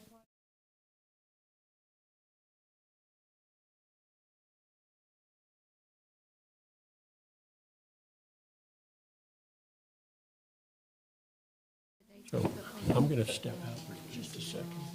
I'll be right back. He can answer a whole lot better than I can. What are we beating up on you about? Say what? What are we beating up on you Oh, about? it's all good. Okay, I want to introduce Mr. Jeff Epperson. He represents Vital ECM. And what this is about digitizing school records. In other words, taking all the hard copy records we have in district and/or individual departments and have them digitized so that we can essentially do away with hard copy records. Presently, we have a records room back here that's about a little under half the size of this room that is full of records back to the 50s, 40s, and 30s. A big majority of those are just SPED records, and what got this started was me investigating what we can do with SPED records. And then, of course, talking with Mr. Jeff, he handles districts and they do records across the district. We have references from Mr. Damewood, checked into Manchester City. They use his company. Tullahoma City uses his company as well. We have good references from them. But I will say this, if you ask 10 districts their opinion, you get good references, and sometimes you get bad references. And not necessarily bad references, but, you know, sometimes you may get some negative feedback, but the majority of the feedback I've gotten on this company has been positive. I wanted to make that clear. So what I've got in front of you guys in your packet is he's come in and done a bid, he's looked in our record room, and he's done a bid for each individual department and then a number as a whole. And essentially, what I like about his proposal is it's hands-free for us to begin this process. In other words, we don't have to hire anyone to come in and box things up, scan things, anything like that. Essentially, if we decide to go with him as a vendor, this vendor comes in and they handle every piece of that operation, from start to finish for the most part. And to make a long story short, what would happen once these files are all digitized, there would be certain people in the district that would have logins. And for instance, if a parent called or someone called, had a record summons, I would go in with a login, I would search that child, I would pull those files up, I would find the files needed and print them off. To make a long story short. All right, I missed this, I think, Mr. Westmoreland.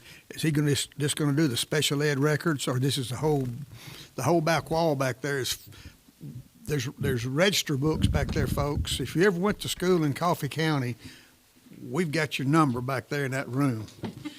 We've got your cumulative folders. We've got the teachers' register books that gives all the information about you that you didn't know you knew. And it's a tremendous library, I'll tell you. Do what? Yeah, That'd give the media something to talk about. If you graduated or attended school here, I can go back there and pull your file and see your transcript. And the state law says we have to keep those records. You cannot destroy them. Your Students records, yes. Even students that drop out of school, those records have to be kept somewhere. Yes. So it's not a matter of those. Records ain't in there too. Well, also, and there's a lot being talked. Records ain't in there. There's a lot being talked about with these records, and there is a room. They are confidential, and nobody should be going in there except for the people that have the need to go. Can I just see mine? You can come probably and wrote some things in request there. to see yours, and they can be pulled for you, but nobody can just go back. No, it's not shouldn't be open. going Oh, no, back it's there. not open to the I public. can only imagine. Boy, that'd be worth a book. So I can't go back and see how many times Mr. Gilly got detention when he was. No, I can tell you that from experience. But now you Just one. No, I don't have to. Alternative school, arrest, everything. He can tell you all about it. So you would be surprised, seriously, to know how many people come in here, I'd say at least on a monthly basis, and ask. These are official records, and we have people come in here that want to go back and find their parents, find out where they lived at some point in time, find out a lot of it's official records, just like anything else is. And right now, we can go back, pull up that record. A lot of times for filing for Social Security and so forth, they have to have it exact. They have to have a record of their birth date, even though they may not have a birth certificate. These records will, best I remember now, I may be wrong now, but these records would count as a official record of your birth date based on what's on that school record back there. yes, in Sir? the last 3 weeks, I've had 2 requests for SPED records that go all the way back to, I had one, I think, for 1996, a graduate, and then another one for 2007 or 8, I think. And it's a lot of work to go back there and dig through all those hard files. You know, that's not a perfect setup back there, because over the years, you can imagine, all these files get stored back there and filed and filed and filed, and sometimes they're not in a precise order, so you have to do a little digging sometimes. And But- it's not fireproof either. It's not fireproof and it's not weatherproof. There are records back there that, in a worst-case scenario, if they were destroyed in a fire or a natural disaster, there would be no way to replace them. You tackled me one time. I wonder if that's in there. Well, that's not in that report. So, Everybody's doing this. I mean, we just went through it in the last year.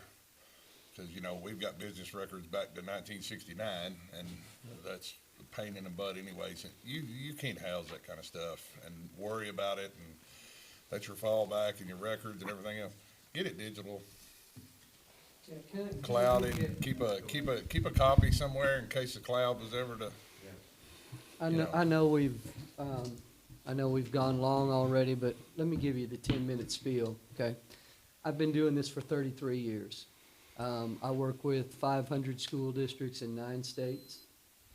But, you know, these student records or whatever, you're required by law to have them forever, which is one more than 3 ever. I mean, you know, your SPED records, you can get rid of them when the child is 27 years old.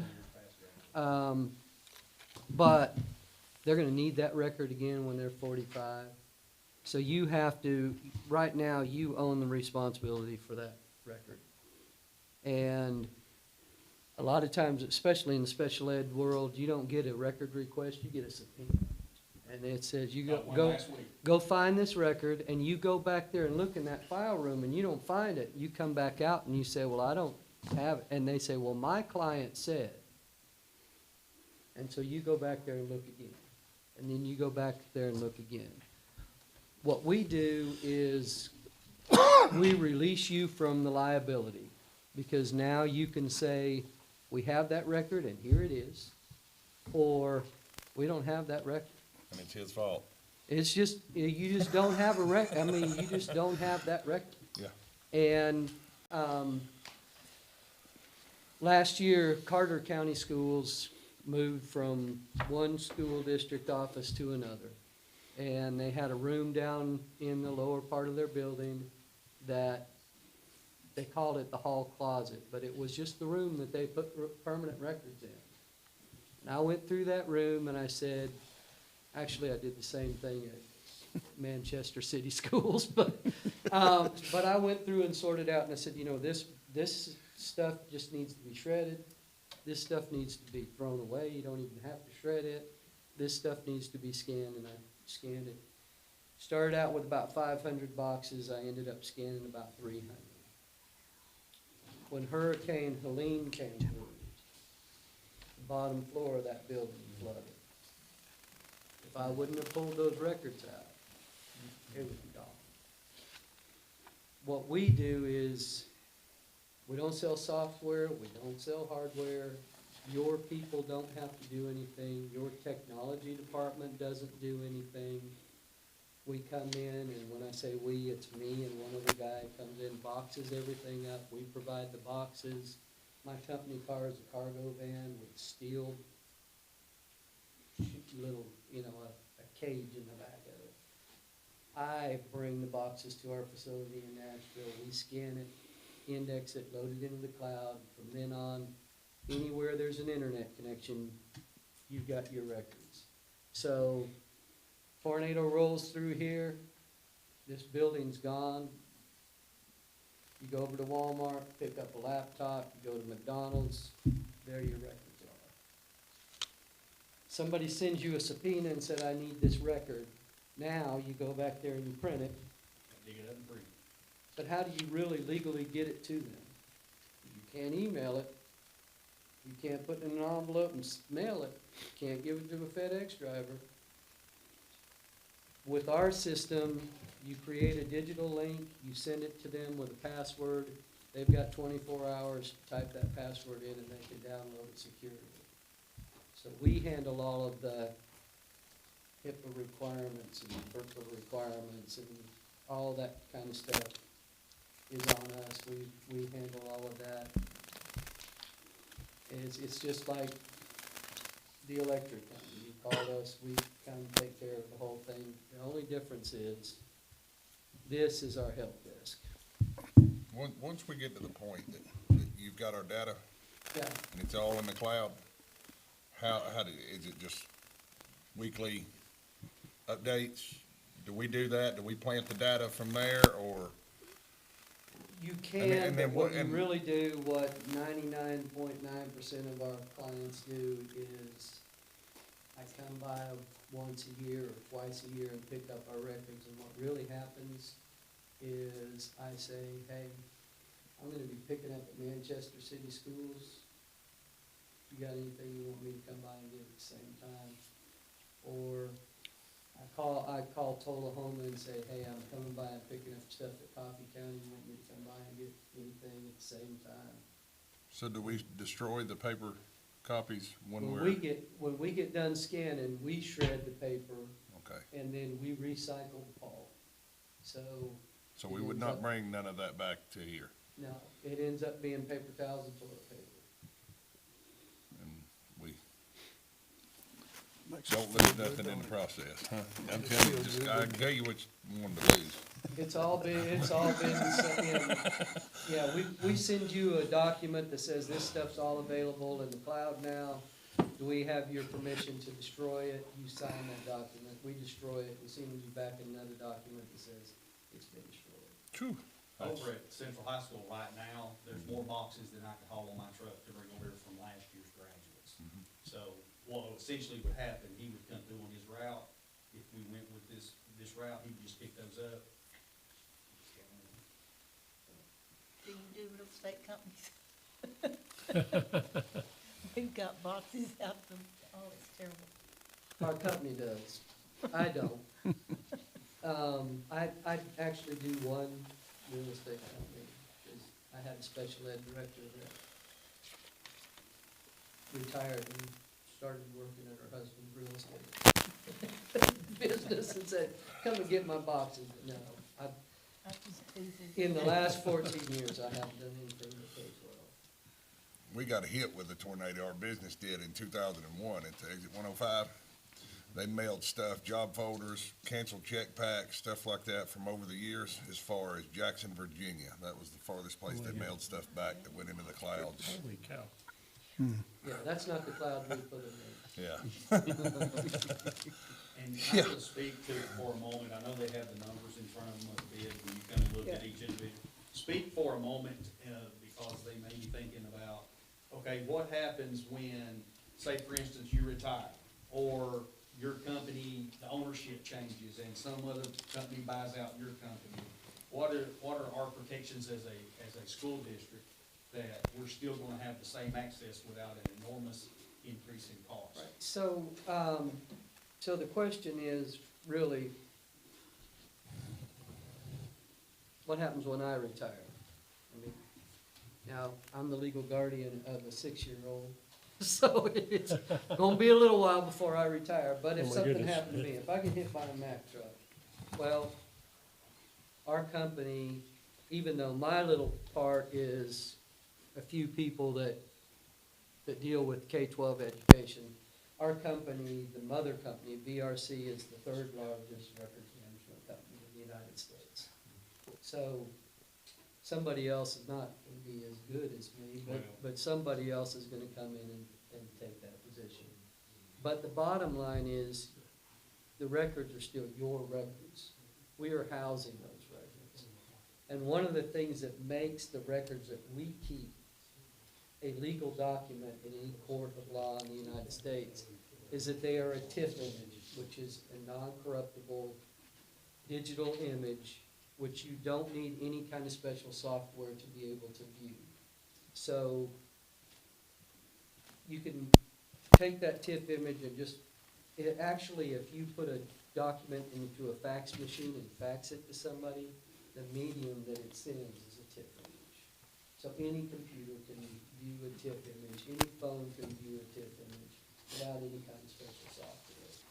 So you're not buying a system, you're not buying and where we got to this is, when I first started doing this, it was microfilm and microfiche. And then it went to optical platters, and then it went to, and it just kept changing. And what we found out is that every 3 to 5 years, either the hardware or the software one becomes obsolete, and you gotta do a big conversion.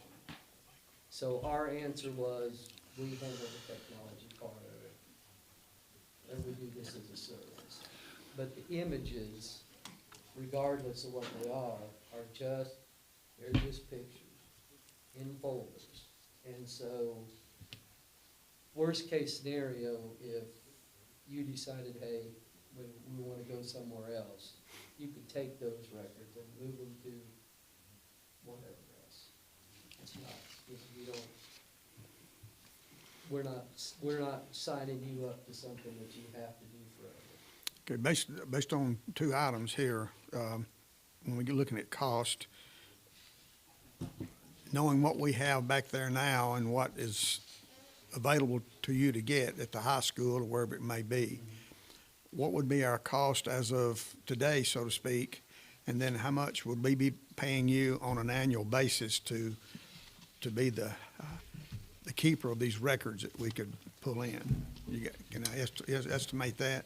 Yeah, so if you, now I just did everything in this building, I didn't do the high school, I don't Well, it's a think. handful, it's the sped records, we just haven't transferred over. There's about, I think, maybe 15 to 20 boxes over there that just haven't been transferred. Okay. And there may be some at the middle school, I haven't checked yet, but there would be a few extra. Yeah, so, so that's what these are here. You've got your special ed records, then you've got your HR and personnel records. Then, okay, no, wait a minute, these are the student records at the high school, is it 239 boxes. Okay. And then you've got here where it says student roster books, those are the little books that you're talking about back there. The old Yeah. school registers. Right, and that's what I'm calling student roster books. Now, those have to be handled different. We would take those to our facility in Kansas City, Missouri. They've got a huge, big, giant guillotine-type paper cutter, and they would just cut off the edge of that binding so they could scan all the records that are in there. And they look like a little composition notebook, and you open them up and it'll say Miss Emily's class. And it'll list the students that were in her class, and then next to it lists what grade they were in. She may have had third graders and ninth graders in the same class, and then whether they passed or not. And so they'll cut that binding, they'll index by what the book binding, or what the cover of the book said, and then scan the pages behind them. So you would look it up by what's on the outside of the book. And then this is the board minutes. So going forward, you're gonna have, you said you about 20 boxes, Yeah, and then yeah. how many years does that? That would have been this 1 year, So you're gonna have 20 boxes a year give or take, yeah. that you're gonna add to that. Now, there's two different ways to price the hosting. What you're probably gonna do is go with option B, is what I would suggest. If we scanned everything that's on this piece of paper, you're gonna have about 80 gigabytes of data that is hosted in the cloud. But down here at option B, you have one concurrent user license, but you can have, and this is what I've done at Manchester City Schools. But that'll cover up to 450 gigabytes of data, so that's really the foreseeable future. But what that one concurrent license is that's like the key to the file. You're gonna have 80 people that use that one key, but only one person can use the key at a time. So, but we're talking about computer time, so we're talking milliseconds. So if I go in there and look something up and then I stop, if I'm not actually physically looking at it for 5 minutes, it releases that key so that you can go in and look at it. So that's the way that we normally handle that. So you're looking at that $3,600 annually for that license that would cover the whole district. And then you're looking at whatever that scanning is. So let's look, let me see. Yeah, but that's the initial starter. scanning everything from 1927 to now, or whatever it is. But going forward, if you said you got, say, 25 boxes, And that's shooting it really low. okay, so let's say 30. Okay. That's shooting it. Well, give me some Because kind of here's a what I'm number. thinking of, because here's what I'm thinking. Not Well, only you do you got have yours, sped records. and you're gonna have student then you're gonna records. have a senior class of 270, 280, 300 kids graduating. Those are files that aren't sped files. But that is probably one file cabinet at your high school, right? You probably Well, I have, would think so. you probably have ninth graders, 10th graders, 11th graders, and 12th graders each in a file cabinet. So that file cabinet holds about 7 boxes. So you've got 25, let's say it's 35 boxes. And by the time everything's all done, we'll say a little bit high, we'll say 250. So that's $9,000 probably a year additional scan, keep caught up. I have a question. Are you talking about everything, scanning everything that's back there, putting it? I'm talking about Making it scanning digital. everything that's in this building I'm that wondering- has to be kept. Right. I'm wondering if maybe we could have a certain point we could begin, because some of those things back there are historical, 1920s. I would hate to see something like that, just shredded and it on. I mean, it's just something to think about, because that's history. They're gonna, And it's not that many of them, because there weren't that many students well, enrolled in school. it's, We don't have to destroy, but yeah, it's We're defeated. 138 boxes of them. From what year?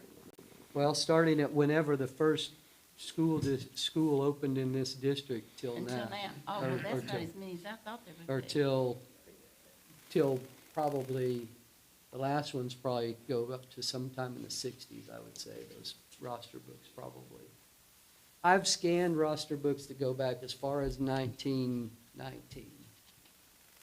And then you destroy the books. Yeah, because what you think about, you say, well, I don't want to destroy them, but they will destroy themselves. They are in the process of destroying themselves right now. They deteriorate. They're made out of paper. Paper dissolves after time. And so the only way to save them is to destroy them. Can, Unless can you a have person a, request their file? You can't request their file and keep it? Like- No, you can't take the whole file. I mean, you can't request your CUNY folder, Keep. no, not I the was gonna not say the it. folder itself. well, in those notebooks- roster books, you've got 7 students' record on the same Yeah, page. you Oh, can't right, have other right. people's Yeah, I records. see. Yeah, I and see. I've had people say, I was well, we're thinking gonna about give their them to cumulative the records. Historical Those are Society, or maybe we'll take them to the library, and it's like, no, But they're cumulative still, records are individual. right. The CUNY folders are individual folders, but the old, Right, that's what I'm saying. The cumulative folders could be history almost, but we couldn't request them for ourselves. no, because see, No. we have to keep them permanently. They can make copies of them for you if you wanted that. Nobody's gonna get the original anyway. But the original has to stay as it is right now, has to be kept permanently. So if this situation will make it permanently without actually having the folder itself, is If what they're I not understand. destroyed, they're basically go right back where they are and nobody will ever get to them anyway. Yeah. They will, Well, I That's just just hate about to where see, it's I hate gotta to be. see things like that destroyed, like it, when the junior high changed to middle school, they destroyed all those trophies. Yeah. And I'm thinking, that is awful. well, but the It's records. history. And I have, like I said, I've been doing this a long time, and I have seen, there's a school district not very far from here that I loaded up my van full of records, about 100 boxes of records. Took them to our facility to scan them. And when our operations manager started scanning them, he's like, whoa, wait a minute, stop. They all had black mold in them. And so the school I had to bring them all back to the school district, and the school district had to go to Department of Archives and History and the State Board of Education and get permission, and then have the records burned. I mean, the records are, they're paper, they're not gonna last forever. If they were microfilm, they would last for 500 years. But, stuff that's chiseled in granite isn't gonna last forever. Now, let me ask you this. when you have a Coon folder, do you scan everything in it or just the grades and so forth? You know, normally there's 2 or 3 different sections of those Coon folders, plus some of the older ones have actually where you've taken a test, a Stanford Achievement Test or something like that's in there. Do you scan everything in them or just the actual grades and teachers and so forth? We do both. Okay. I want them to dig mine up, Mr. I'm gonna go look at yours An tomorrow. archaeological find 1,000 years from now. Go, I used to suggest that what you're talking about is purging. And I used to be a proponent of that. Because of the fact that when we were putting stuff on CDs, you end up with a few less images, right? But over the years, I've seen the list of what you should keep change, evolves over time. They're like, well, maybe we should have kept this, or maybe we should keep that, or maybe we should keep this. And now the digital storage is so cheap that I usually say just scan it all. And that's only with cumulative records are the only things that we purge. HR records, SPED records, payroll records. I mean, I'm not gonna have our people making decisions about whether or not we should keep this, and especially in special ed record. Something that looks to me like it's trash might be really important to a lawyer someday.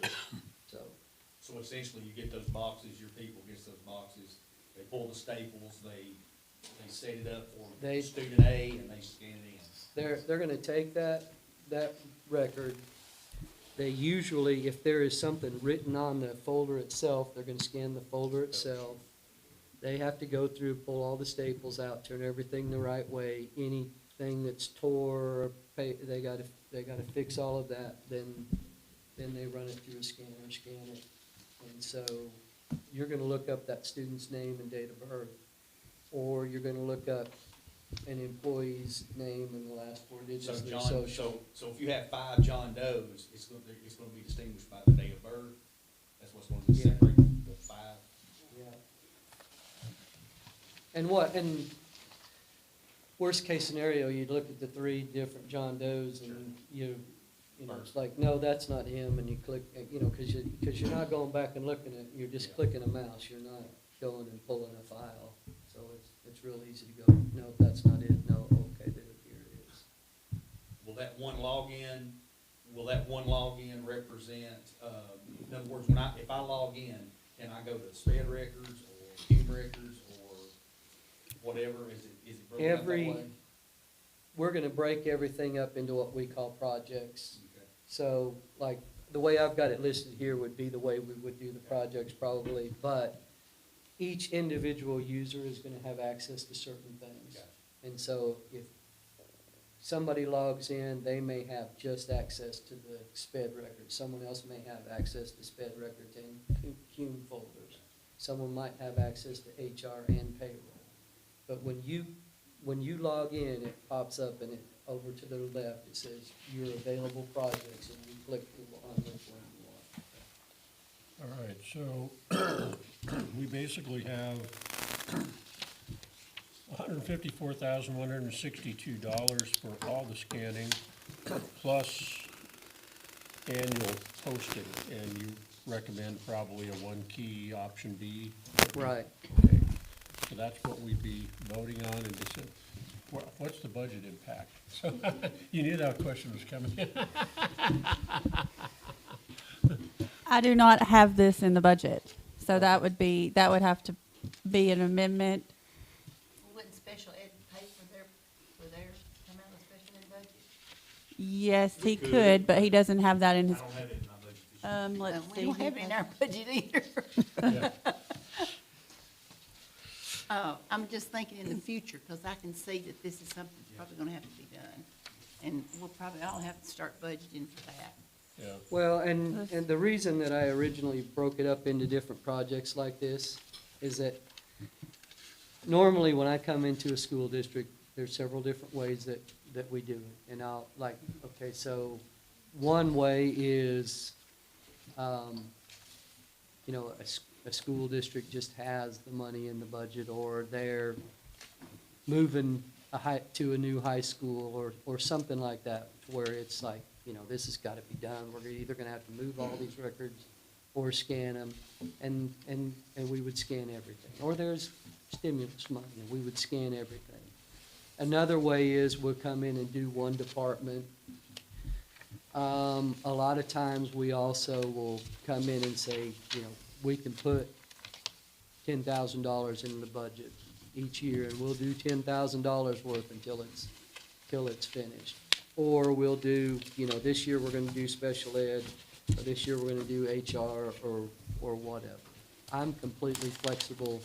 I'll do whatever works best for the school district. Like I said, I've been doing this for 33 years. You know, I'm not trying to say we gotta sell this right now. It doesn't, you know, to me, however long it takes, that's fine.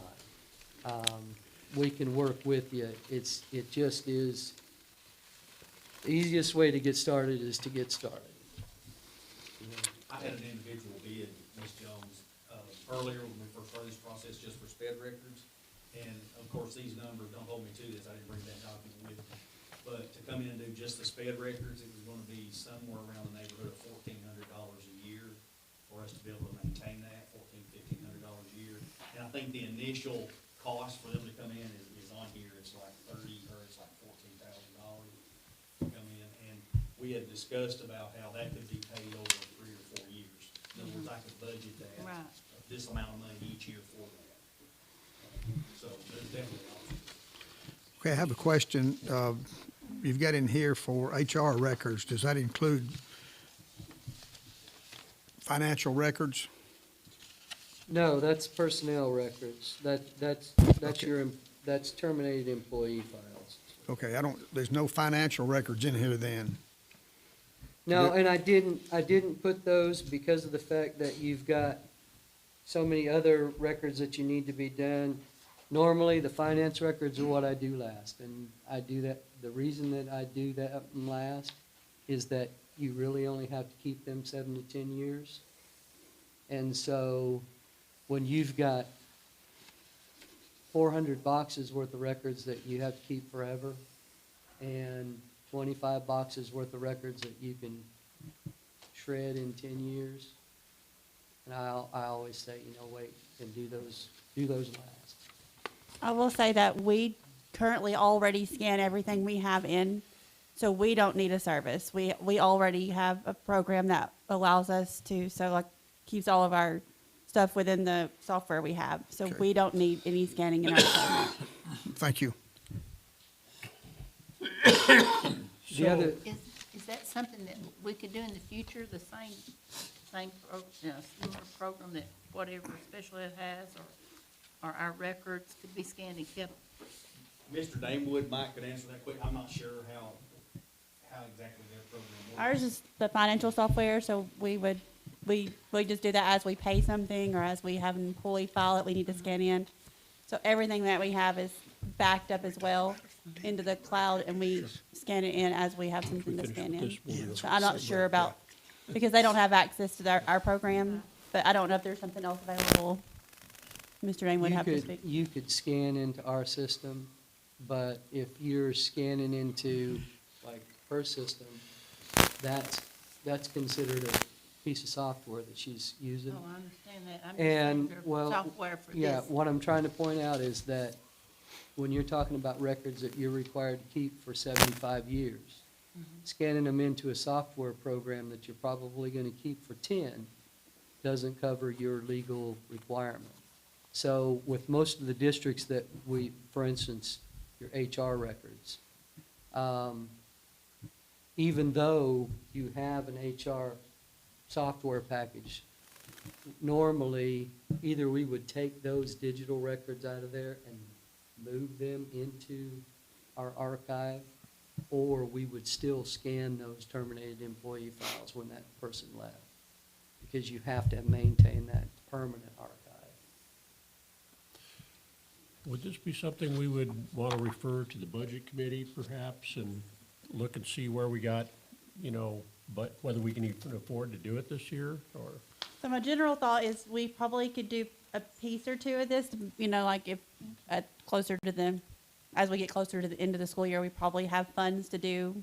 I don't say we can do all of it this year, but we could possibly do some of these projects. Okay. But, and then budget the rest or over the budget, next budget years. But that's my Because we have a general budget thought. committee meeting coming up December 12th, I believe, so that might be a good, how we can break that up, you know, in the budget committee. Would that be, That's fine. We can, I guess that's me too. that, I that's guess. you, it's you. yeah, and you and Rita. Gee, thanks. I mean, what do you think? I mean, do we? I think so, 'Cause we but gotta look I at don't budget know, impact. I don't know that the budget committee meeting coming up would be I think you're right, more toward the end of the year to see if our budget turns around just a little bit before we really get into that. I don't know if the next meeting would be the time. We're a little early. It's a little We premature. could look towards, so when I build the budget, when I start building the budget for the next school year, I try to start estimating at that time how we're gonna finish the year in each line category. So it may be a good topic for the spring retreat. That might be good where we can put it in the budget, yeah. Yeah. Yeah. Because, you know, I'm I'm just just thinking if we can suggesting. get going on it this year, if we got some money to get going on it, you know, that gives us a head start. That's what I'm saying, like, I would know probably close to that time, like, Okay. if we could probably do some of this by that All time. right. But, I mean, I don't wanna hold back his project, but there's nothing in a line right now that we could pay this from. If I may address the board? You may. Yes, sir. Thank you.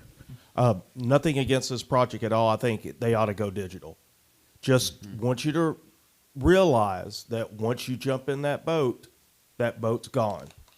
And you really can't turn back. So if you're going to do it, you need to go with the expectation that you're going all the way. Because you say, 2 years from now, that's not really going to be workable.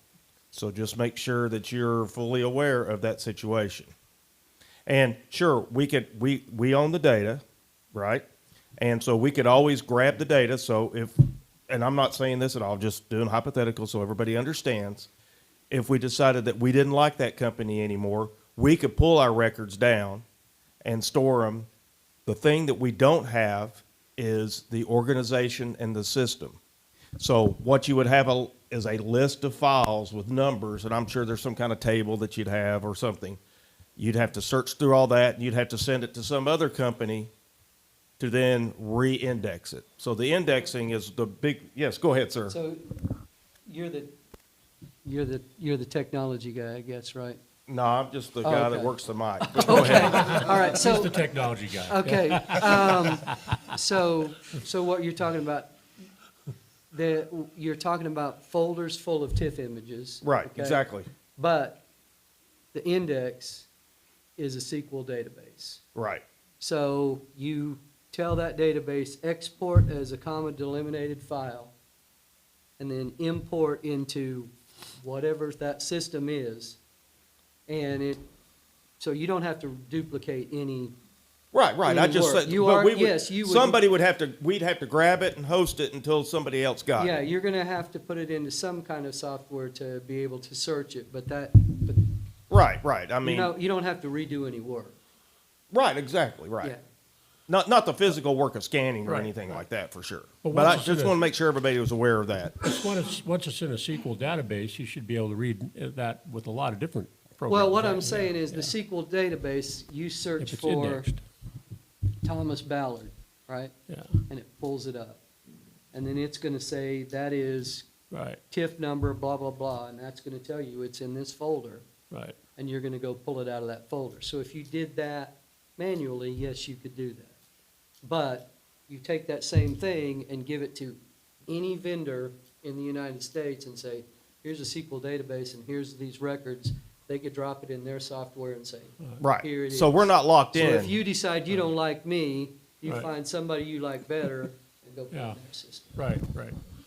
So, what I'm hearing is that we probably want to look at revisiting this and tabling it for now, I guess, or I don't know if that's the correct terminology, but deferring this to the spring retreat and revisit it and see where we are with the budget. Was that? If that's the direction you guys want, I'll have a better picture at that time of what, Yeah. if this. I mean, if some of we this don't is have the money right possible. now to do it, then. No, we don't have any, unless y'all want to do a budget amendment for, No. okay? I'm just asking. We're already getting in trouble with that. I'm just asking.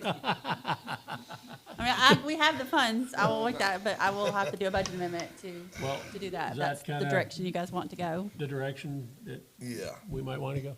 Let So me, let me throw one more option on the table. Okay? So Free? It's still, you're still gonna have to take this to your budget retreat or whatever. But with, like Monroe County Schools, I went and I picked up 800 boxes worth of records. But we spread the scanning out over 5 years. So they didn't have to absorb that whole amount that one year. They spread that amount out over 5 years.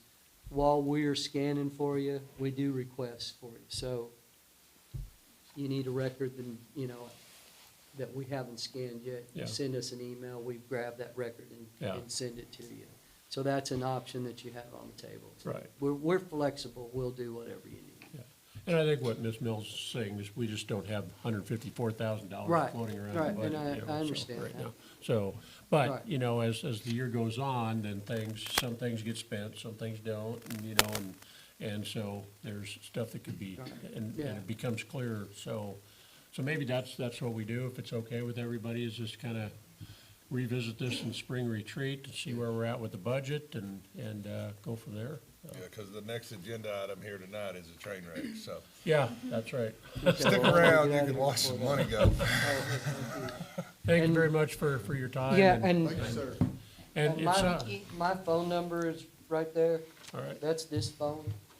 If you need anything, you have any questions, let me know. Thank you. Sir, If thank something you. needs to be done, so. Sorry for the wait. Oh, no problem. This isn't the first time I've ever Well, done we're this. gonna have to revisit your, let's talk. Let's talk. So we'll get it. Yeah, I think. Where you going? I gotta go tuck some babies in. Oh, come on, the next agenda item is the best Hey, I one. tried to stick it out, but Yeah, they we can do mattered that. the Yeah, most. so, all right. So, Well, that's not fair. all right.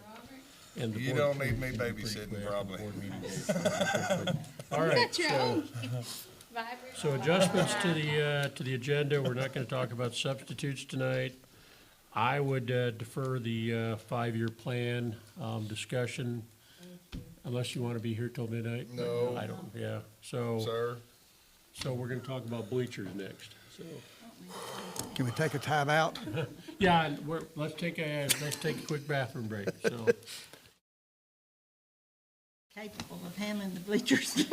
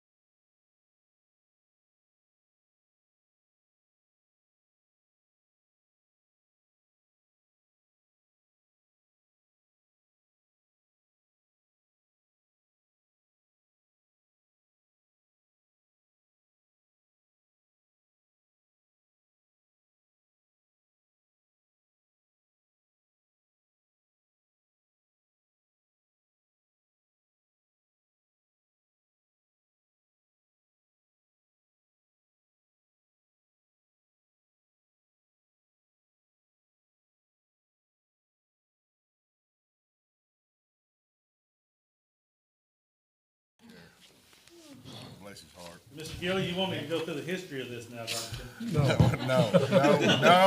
No. We know. Everybody knows. Everybody knows. Are we ready? Mr. Damewood, are we ready? Yes, sir. All right, we are back. We seem to be attriting a few board members here, so Mr. Cordell will be back too. But we're going to talk now about the ever-popular bleachers at the high school. So we have three options. We have repaired, we have replaced with plastic, and we have replaced with wood. We have bids for all of these. We voted at the November board meeting, and we could not come to a decision. So we decided to bring it back up here at the work session. So, Mr. Gilly, I'm going to let you talk first. Oh, no. You can lead off the discussion. I am a hard, option one. I think it's one. It would just be the, updating. Because with the updating, we do end up with, compliant as a brand new set. There again, structurally, I think we're more sound than we ever could be with new. The $195,000 price, that includes the, guards on the ends of the bleachers at the wall. Yeah, they're listed in there. So it would be it'd be a and a B deletion off of the Yeah, 195. if the ones on the wall is included, we have no reason to change those out if that's the direction the board wants to go. They were changed out approximately 4 years ago, I guess it was. Four, yeah. So that would be, everybody could be under the understanding that 195 would be cheaper, I think approximately 44,000. Well, let me ask you this, does that include them looking at the bleachers that are cracked and replacing those? Because that, if we're gonna get them up to par, then we need to have them look at all the wood that is cracked, and Yeah, cause I don't know, I tried to And count, that might be the a last wash game, the last time I was there, I went through them and I didn't find any, but I'm not saying I didn't miss one or two. I know on the opposite side that I sit on, I've had 2 or 3 people tell me that there's certain areas over there that's got some weak boards and a crack in them. Well, Ms. Jones, whenever I was there the other night, I actually looked at a few of them and I saw some cracks up where I was sitting even. This does not include any of that area.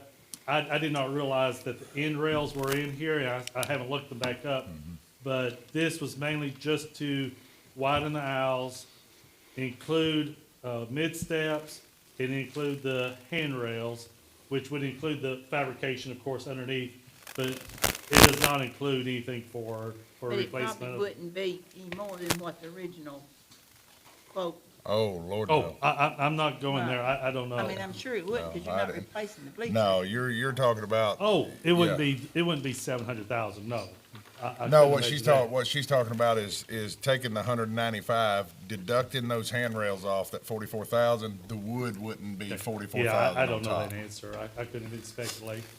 If it was, I think we would, if replacing It's 20 not. boards, It's not. if replacing 20 boards was $44,000, I personally think we'd look for somebody else. I think we can handle that. I don't know what the price is. I haven't looked at the. I think we've got a building trade could take care of that. Well, would that take sanding them and refinishing them or anything like that? No. They're dirty. That's not included in this. Okay. Well, And we're all welcome to go sand one day and refinish. truly, the only thing that I believe is included, like I said, Mr. Gilly said that the end rails, and I see them right now, it does say end rails, but the end rails, I didn't realize were in here, but it should be just fabrication to widen the aisles so that they can be wide enough to put the handrail and put the mid-step in, and that should be pretty well it. Now, I do want to say that Ms. Melson got in touch with me earlier today about something she's been at TASBO, and I want her to share it, okay?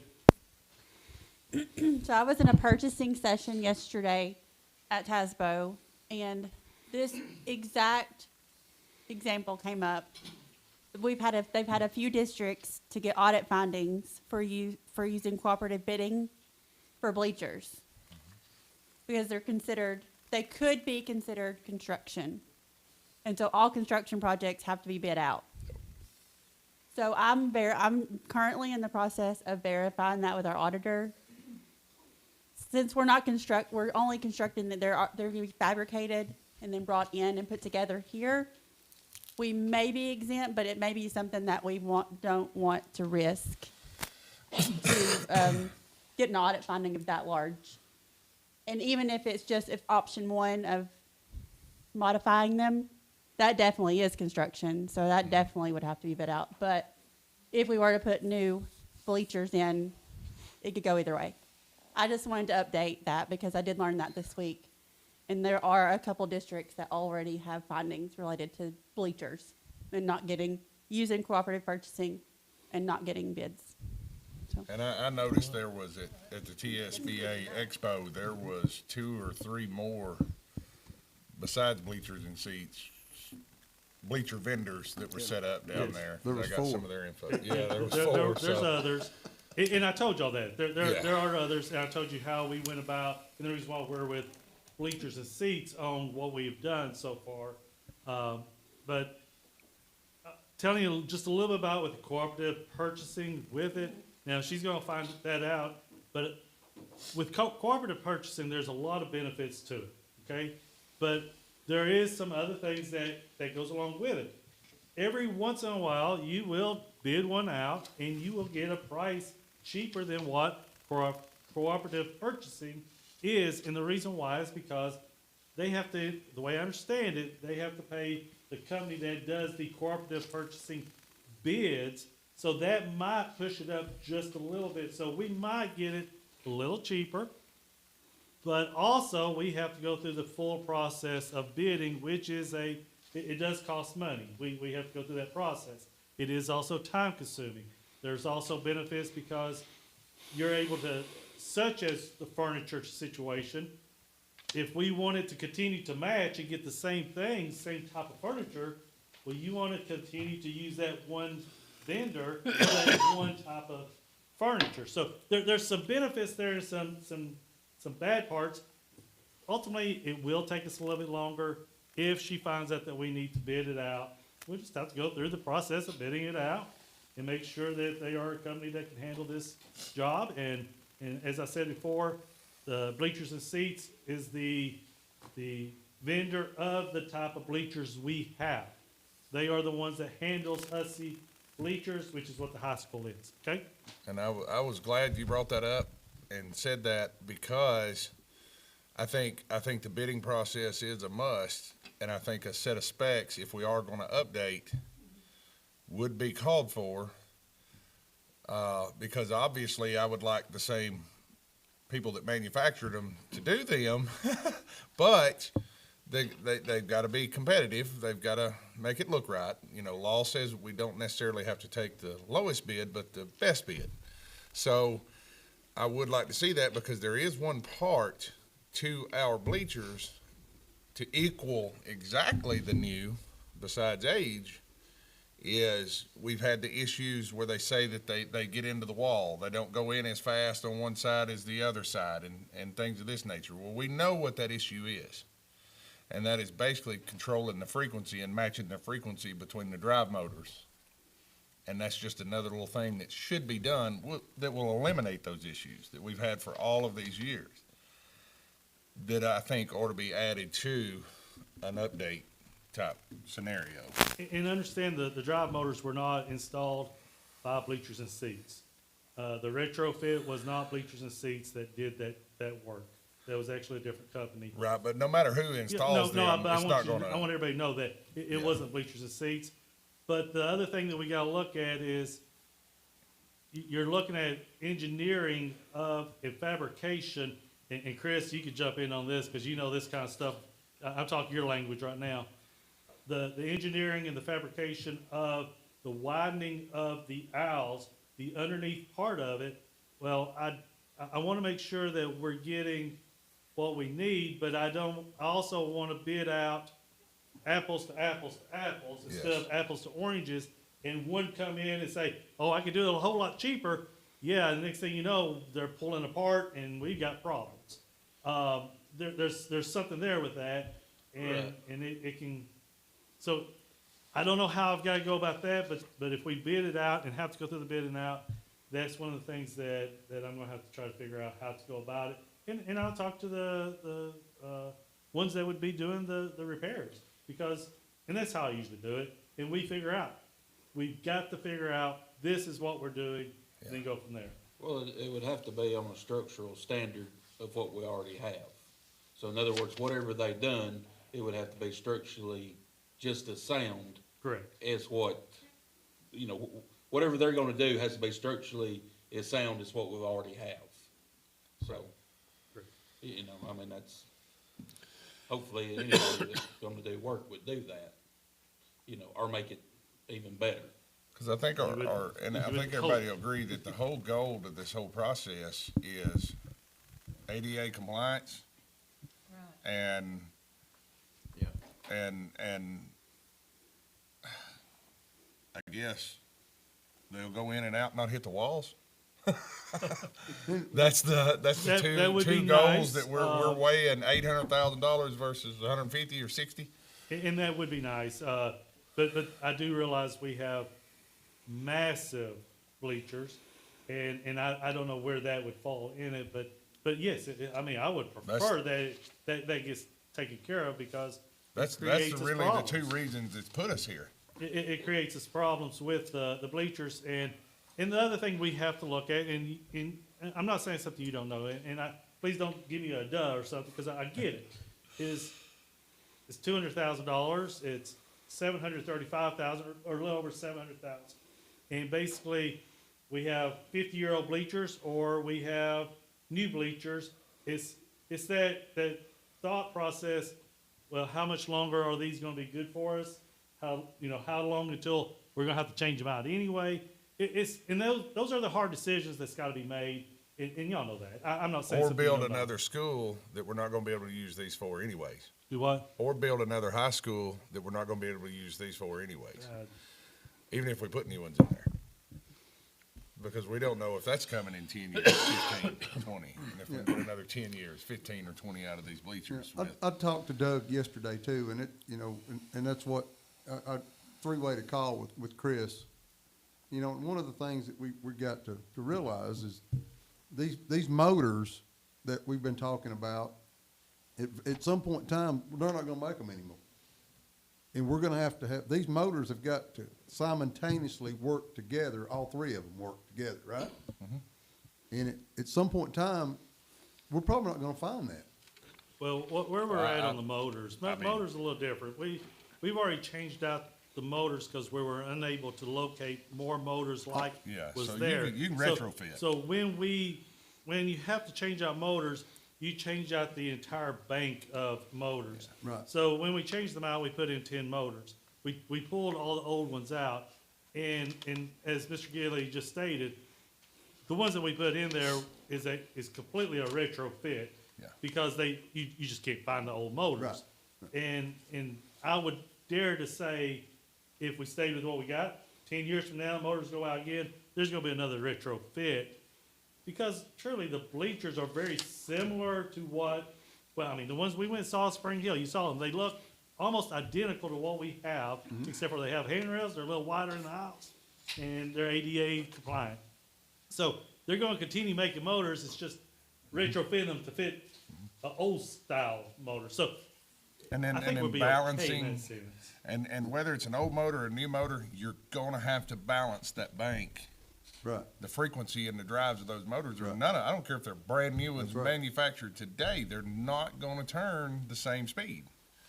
And if you don't want them walking into the walls and this thing, and you've gotta balance those. So that's not knocking, I mean, that's something that anybody wouldn't have done.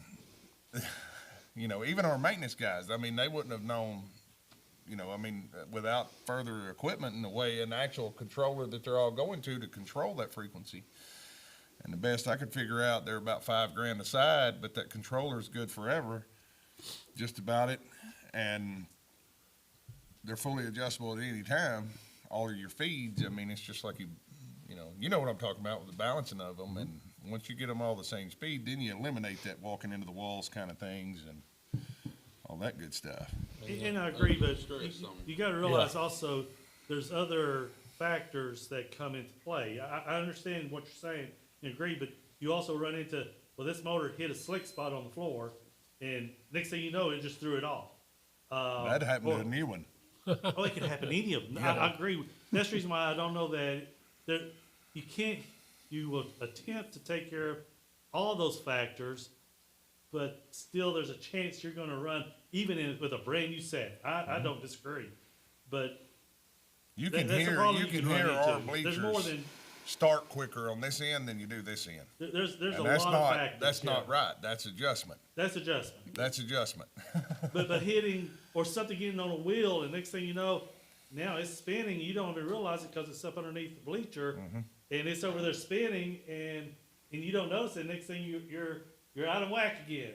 And it's not the motor's out of frequency, it's just straight out, there was another factor that jumped into the Yeah. play. And that's That- new or old. New or old, absolutely. Okay, on the aesthetic part of it, I was talking to Robert about this. If you look, when the bleachers are out and very few people in there, the aisles as they are now are terrible looking. They're black because people have walked on them, they spilt drinks on them, they spilt candy on them. And I guess I was asking, just for information, could those be sanded down where they would kind of halfway blend in and look fairly new? And of course, when they cut those, if they cut the seats out like they say they're going to, then they would have to do that, I think, anyway, because you'd have a mess in You're gonna be there, working so on to the speak. center aisles anyway, so there's gonna be Yeah. work going on there So, anyways. you know, and if I they could, think, if those could be sanded down or something to clean them up a little bit, maybe not as shiny as, you know, What new was it car. else I said something- said? ISD? I agree with ISD Prater. could- He said something about painting them too. I said something to Doug about that.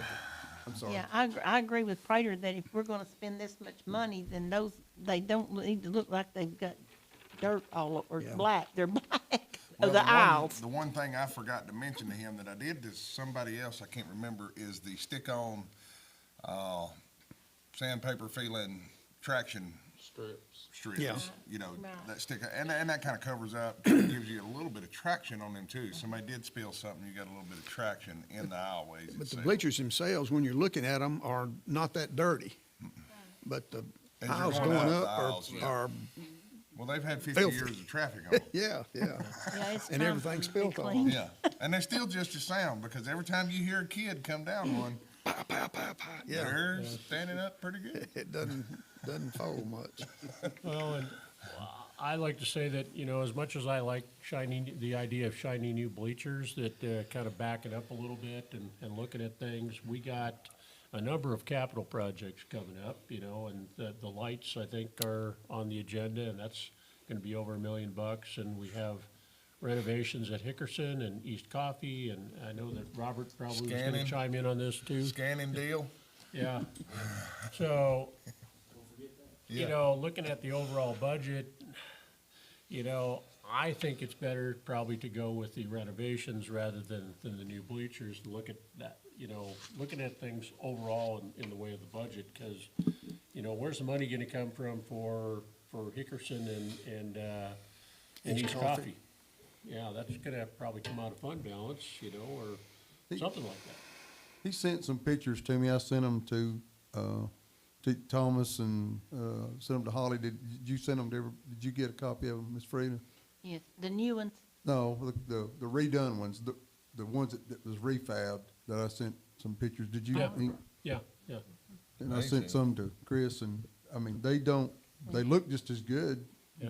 Chris, as did long you- as, you know, You can't tell that they wasn't originally like that when they got done No, with them. no, the refab ones, after they put the handrails on them and stuff, And they cut the aisles. they look just like the new ones. well, and I think our fault with it was that we were told it wasn't gonna be ADA compliant. I mean, we can go back in the minutes or Right. and he said it would not be ADA compliant, so I thought, why would we spend this kind of money renovating it when we're not getting to that point? And now he's saying it will be, so as long as as long as we're gonna be ADA compliant.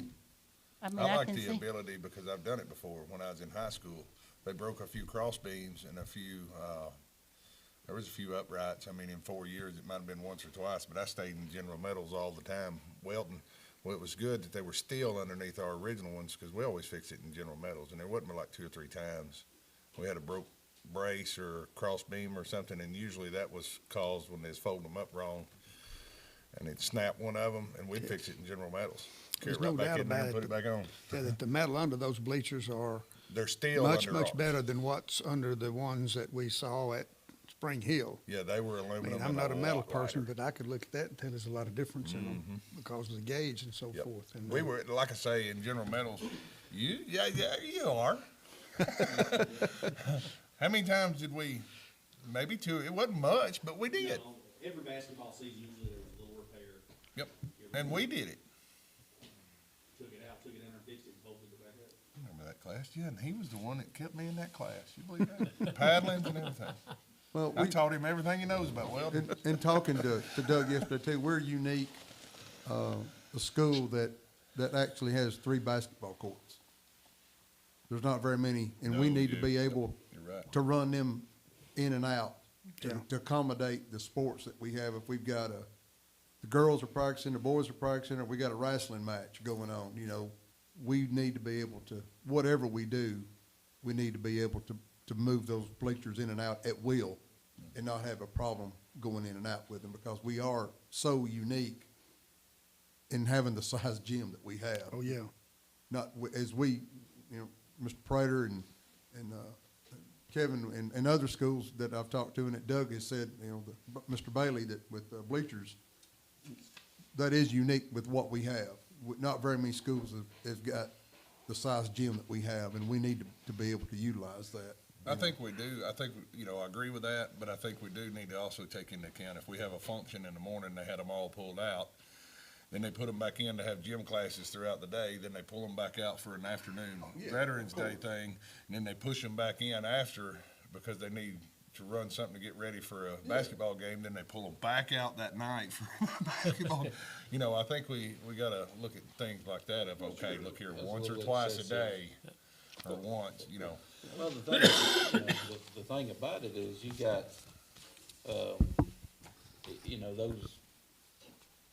those original bleachers, like you say, they're made out of much thicker metal than what the new ones will be. What your points are gonna be, where you're gonna have the trouble most of the time is gonna be your pivot points, where everything's bolted together, where everything folds. Well, that's pretty easy to fix, relatively cheap to fix. And with the CTE classes, there's probably a lot of it that could be done in-house, and the only cost it may have be a little bit of material, cause that's the you only gotta teach time the them boss kids. let us go to the big kids' school. Yeah, you gotta have the kids projects to do anyway. Yeah. So, that's one way to look at it. Make The it other real. thing is, if you go with the refurbishing, if it has to be bidded out, just add in there, in the specs that, even if you wind up having to increase that price a little bit, just make sure that in the specs that, everything is synchronized, runs in, whatever needs to be done. Still, even if it went up to 300,000, that's better than, that's better than And $750,000. your new ones are all aluminum, my understanding. All aluminum, and do we? About the framing. I'm not sure on The that. new- Y'all the been brand saying new it, but I ones? don't Yeah, know. they're not all aluminum. They've Do got we steel. have the ability, to handle, does anybody, I wish I'd asked Mr. Skipper earlier. Yes, they can. They can weld aluminum? Okay. No, there's the wheels underneath them and the fractional frame. It's in those pictures that I took. Yeah. They're actually steel. There's, But Rob, we gotta be very careful with, and I think Mr. Coon will agree, when you do a refurbished job on those bleachers, you gotta be careful with the repairs you do, because there's gonna be warranties and there's gonna be insurance Yeah. repairs. Right, You you- have to be careful So that's Yeah. all that use. Yeah, and he did, if I'm not wrong, he did say that even on the updating, there would be a standard year, and then some of the parts and pieces he would add might come with a I little believe more. that's right. Yeah, I believe yeah, that's right. yeah. So, yeah, during that process of him doing it, well, it'd be on them anyways. If we have Okay, an who issue. actually makes the call that they're ADA compliant? ADA compliant? That's a good question. As far as ADA compliant, you're looking at. There's a lot not of a people- call, there's a standard, right? Yeah. A lot of people want to go straight to just for wheelchairs, but ADA is going to be going into your handrails going up the bleachers. But I've always said it's not just ADA, it's just compliant. And, because the end rails, you've got to have that 4-inch spherical, being able to not go through, and that's already been taken care of. We took care of that 4 years ago when we changed out the motors. So that there's parts to it, but according to Mr. Bailey, after he found out that the end rails were that way, he felt like that they are ADA compliant. But you gotta also remember, our gym is a little different than most. The one we went and visited at Spring Hill, you wouldn't be able to put a wheelchair in the front of those bleachers. It would be in the floor, in the front floor, or in the basketball floor, court. Ours, we have enough space that you don't have to have the push-ins to be able to put a wheelchair there. So that saves us, whereas a school like Spring Hill, they have to have a push-in, and on top of that, if y'all remember, they actually have to push their whole set of bleachers in a row to get it out of the floor, out of the court. And, So- and that's what I wanted to point out the night he was here in the meeting, was that section to push back for wheelchairs is not part of ADA compliance unless that there is a distance measure between the last bleacher and the Yeah. court. Yeah, that's what he And said. if He you said we can wouldn't meet need that that, anyway. yeah, And we're in we, good it's- shape. we were good. We didn't need that. Yeah, Because yeah. in my opinion, and I've seen this a lot, and I wish I'd have brought it, because there's actually more cases of that creating more danger. Even though it might be a ADA compliant in a tight gym, to have that bottom pushed back, it created a fall hazard for the rows above it. Because the step was so great. 2 foot, That big step. And it created a fall hazard, 2 foot. and they were having more issues with the fall hazards than they were. But we're safe on that. So- Right, so we're good. That's a moot. We're Point. safe because the entire zoo stands in that area. Yeah, We can have a It's block still not on party, the court. block Yeah. party work session, all of us, and sanding blocks, and Much handing over. Okay. ISD, we can get them up there, and a little bit of manual labor. So this needs to go back on the agenda for December meeting, with the possibility of having it pulled off if April determines we need to bid it, right? So, I agree with that, yeah, yeah. yeah, so, we've still got plenty of time. I mean, he said, what, a couple of months? yeah, we really believe It's that it gonna was be the summertime before we he's gonna need be able to more. do it anyway. Yeah, I Okay, think, the thing that he said was, whenever he was talking to me, now he may have changed what he said, he usually is pretty straightforward, is somebody getting the time slots for the summer. We should have plenty of time getting the bleachers here. It's not that, it's somebody taking the time spots for the summertime to get Yes. it changed out. And that's what we're trying to beat. Yeah. And the right. sooner we get on that list, the more chances we're gonna have. We Yeah. needed to know by the end of January. yeah, well, I don't think so. He said 2 months. What He he told needed me the 2 other months day. to get the parts. He told me the other day that If we were gonna do it in Summer. summer. Summer. And I was fixing to ask you, if we plan this for summer, he needs 2 months before to get the parts, so he's gonna need an okay a month before that, probably, so we can get POs and things like that. Do you still have the amount of time to get the bidding process done and completed by end of February? We just gotta look at the calendar. You pretty much know 2 it's weeks. coming up with what you're gonna put out for bid. That's the part that takes a little bit of time pulling together. It's the Yeah. spec sheets, it's what's gonna take place, the fabrication, what your expectations are. Then you have to put your ad out for minimum a week, and you've gotta give them time to give you a bid. So they have to come in, look at what you need, give them time to come up with a bid, then you have your bid opening. So it takes a little bit of time whenever you start actually bidding something out. If y'all will remember, he said it took about as long to rehab them as it would take to put a new set in. Y'all Right, remember? correct. If y'all Yeah, 10 remember. days. It was 10 days to either put new bleachers in or 10 days, yeah. Yep, to it takes just as much time. Right. That's the reason he was saying. I mean, the we other day- have dead period, I know we had an issue there, but we have dead period that lasts for 2 weeks that no athletic sport is. Yeah, but I think Mr. Shores is right. It's not so much the time it takes to do it, it's getting on the schedule. Get on the schedule. So, Mr. Ballard, I'm hearing that we Right. need, Ms. Westmoreland needs to add bleachers to the agenda. Ms. Nelson needs to see if she can find out more information. If it turns out that we have to bid it out, then we would have to pull it at the December, meeting or no action to go towards that direction. Otherwise, if it's okay, then just move forward with a vote. Yep. I think I have a CTAS that I will send you, report, that'll help you. You're probably gonna get that. I've been in touch with our auditor. We've been emailing all day back and forth about it, and then also I've been in touch with my fiscal person too, so they're both kind of telling me the same thing. Yeah, it's technically not a new construction or a construction deal, but I've got a CTAS that I think will answer it. But don't go, obviously, you're waiting on the right calls. All right. If you get something in writing from the auditor that we can. There you go.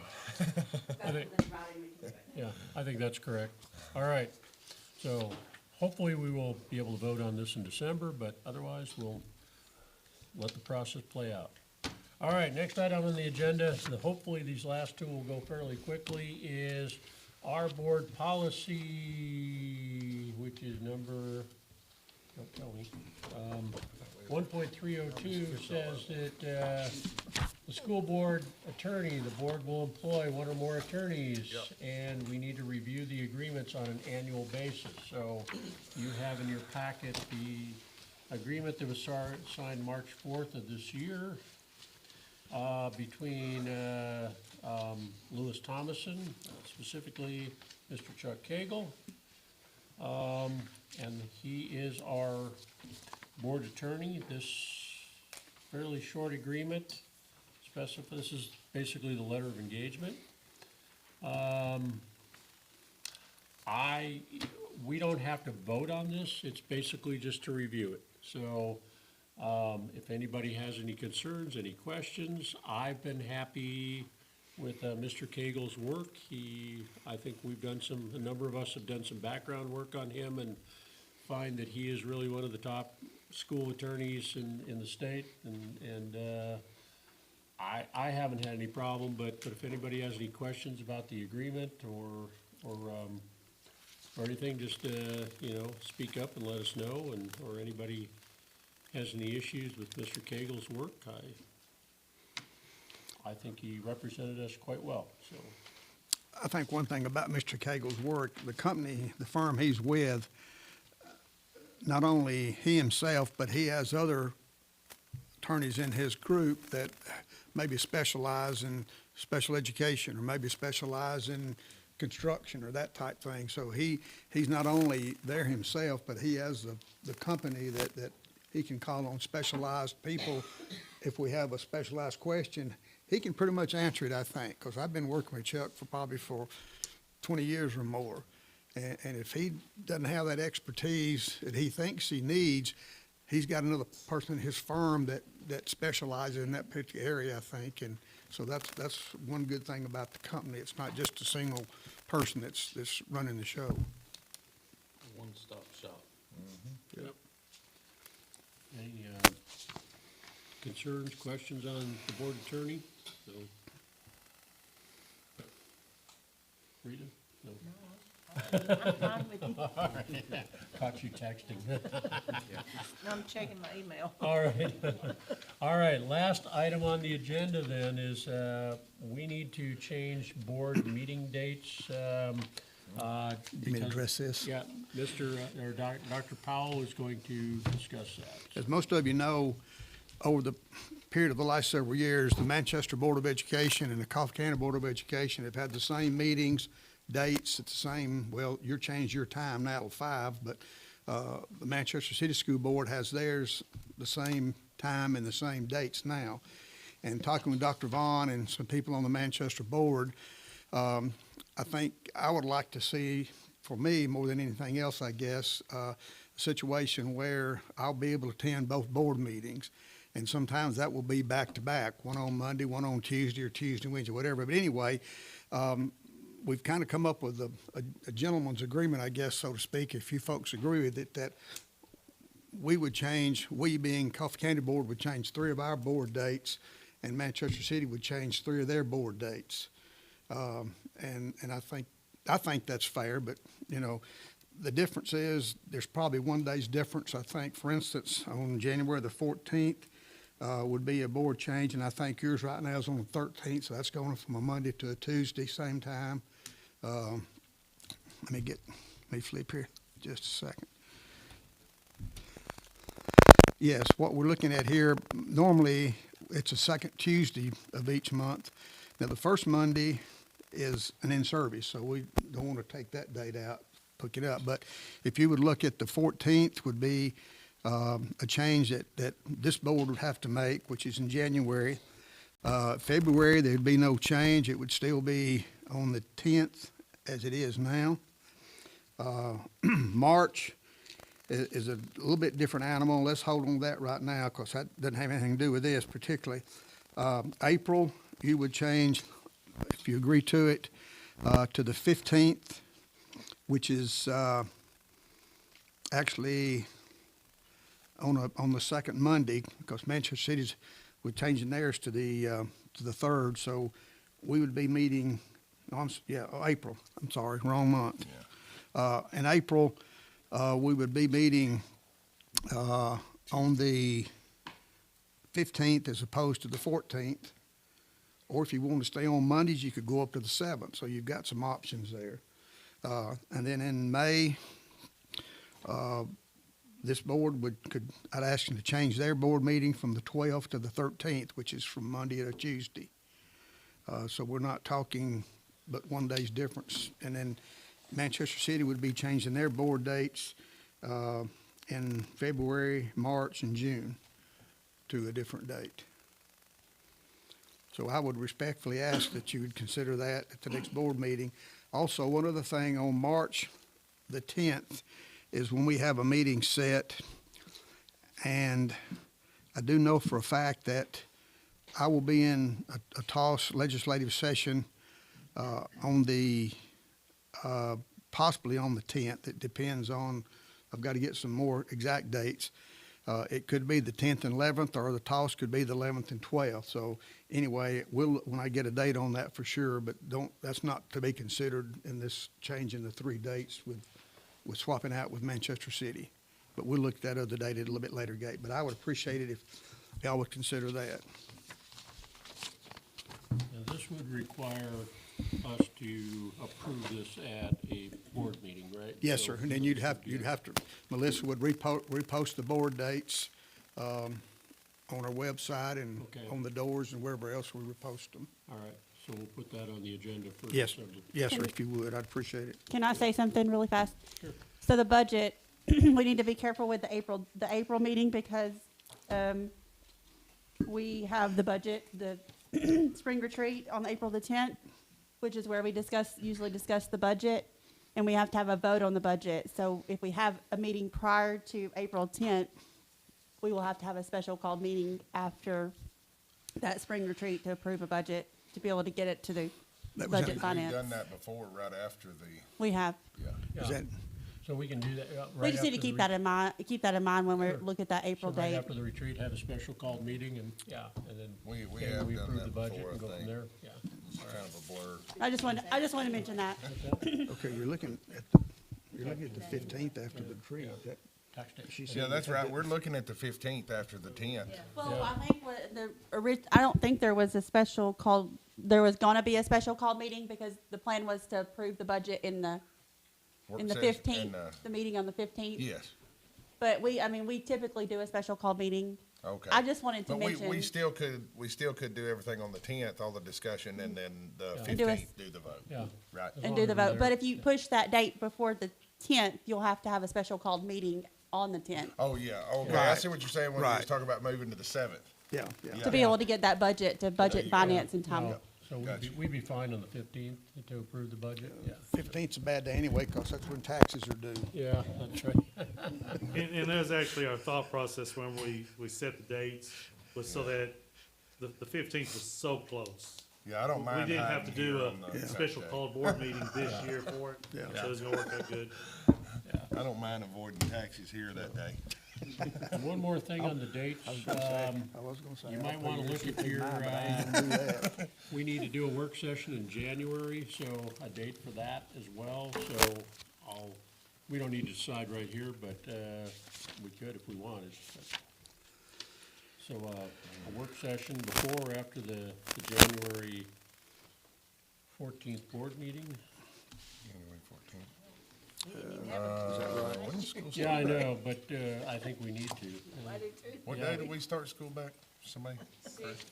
We start back the 6th. The 6th? Students come the 7th. Come back on the 6th, okay. Students come- we Because have I in am service here, guaranteeing you, students come I'm back on not the coming 7th. back till the 6th. Well, I'll send out an email to everybody, and we'll try to get a consensus on a January work session, so we don't have to hash that out here. If you miss me, don't worry about it. All right. I'll take your word on it, so don't say we didn't include you. All right, with that, I think our session is done. Thanks for your patience, and thanks, Melissa, for getting the pizza. So, Yes. awesome. So, Effort today of getting everything together. yeah. Bookkeeping and Charlie, everybody. Yes, sir. I don't know if we are, but I am.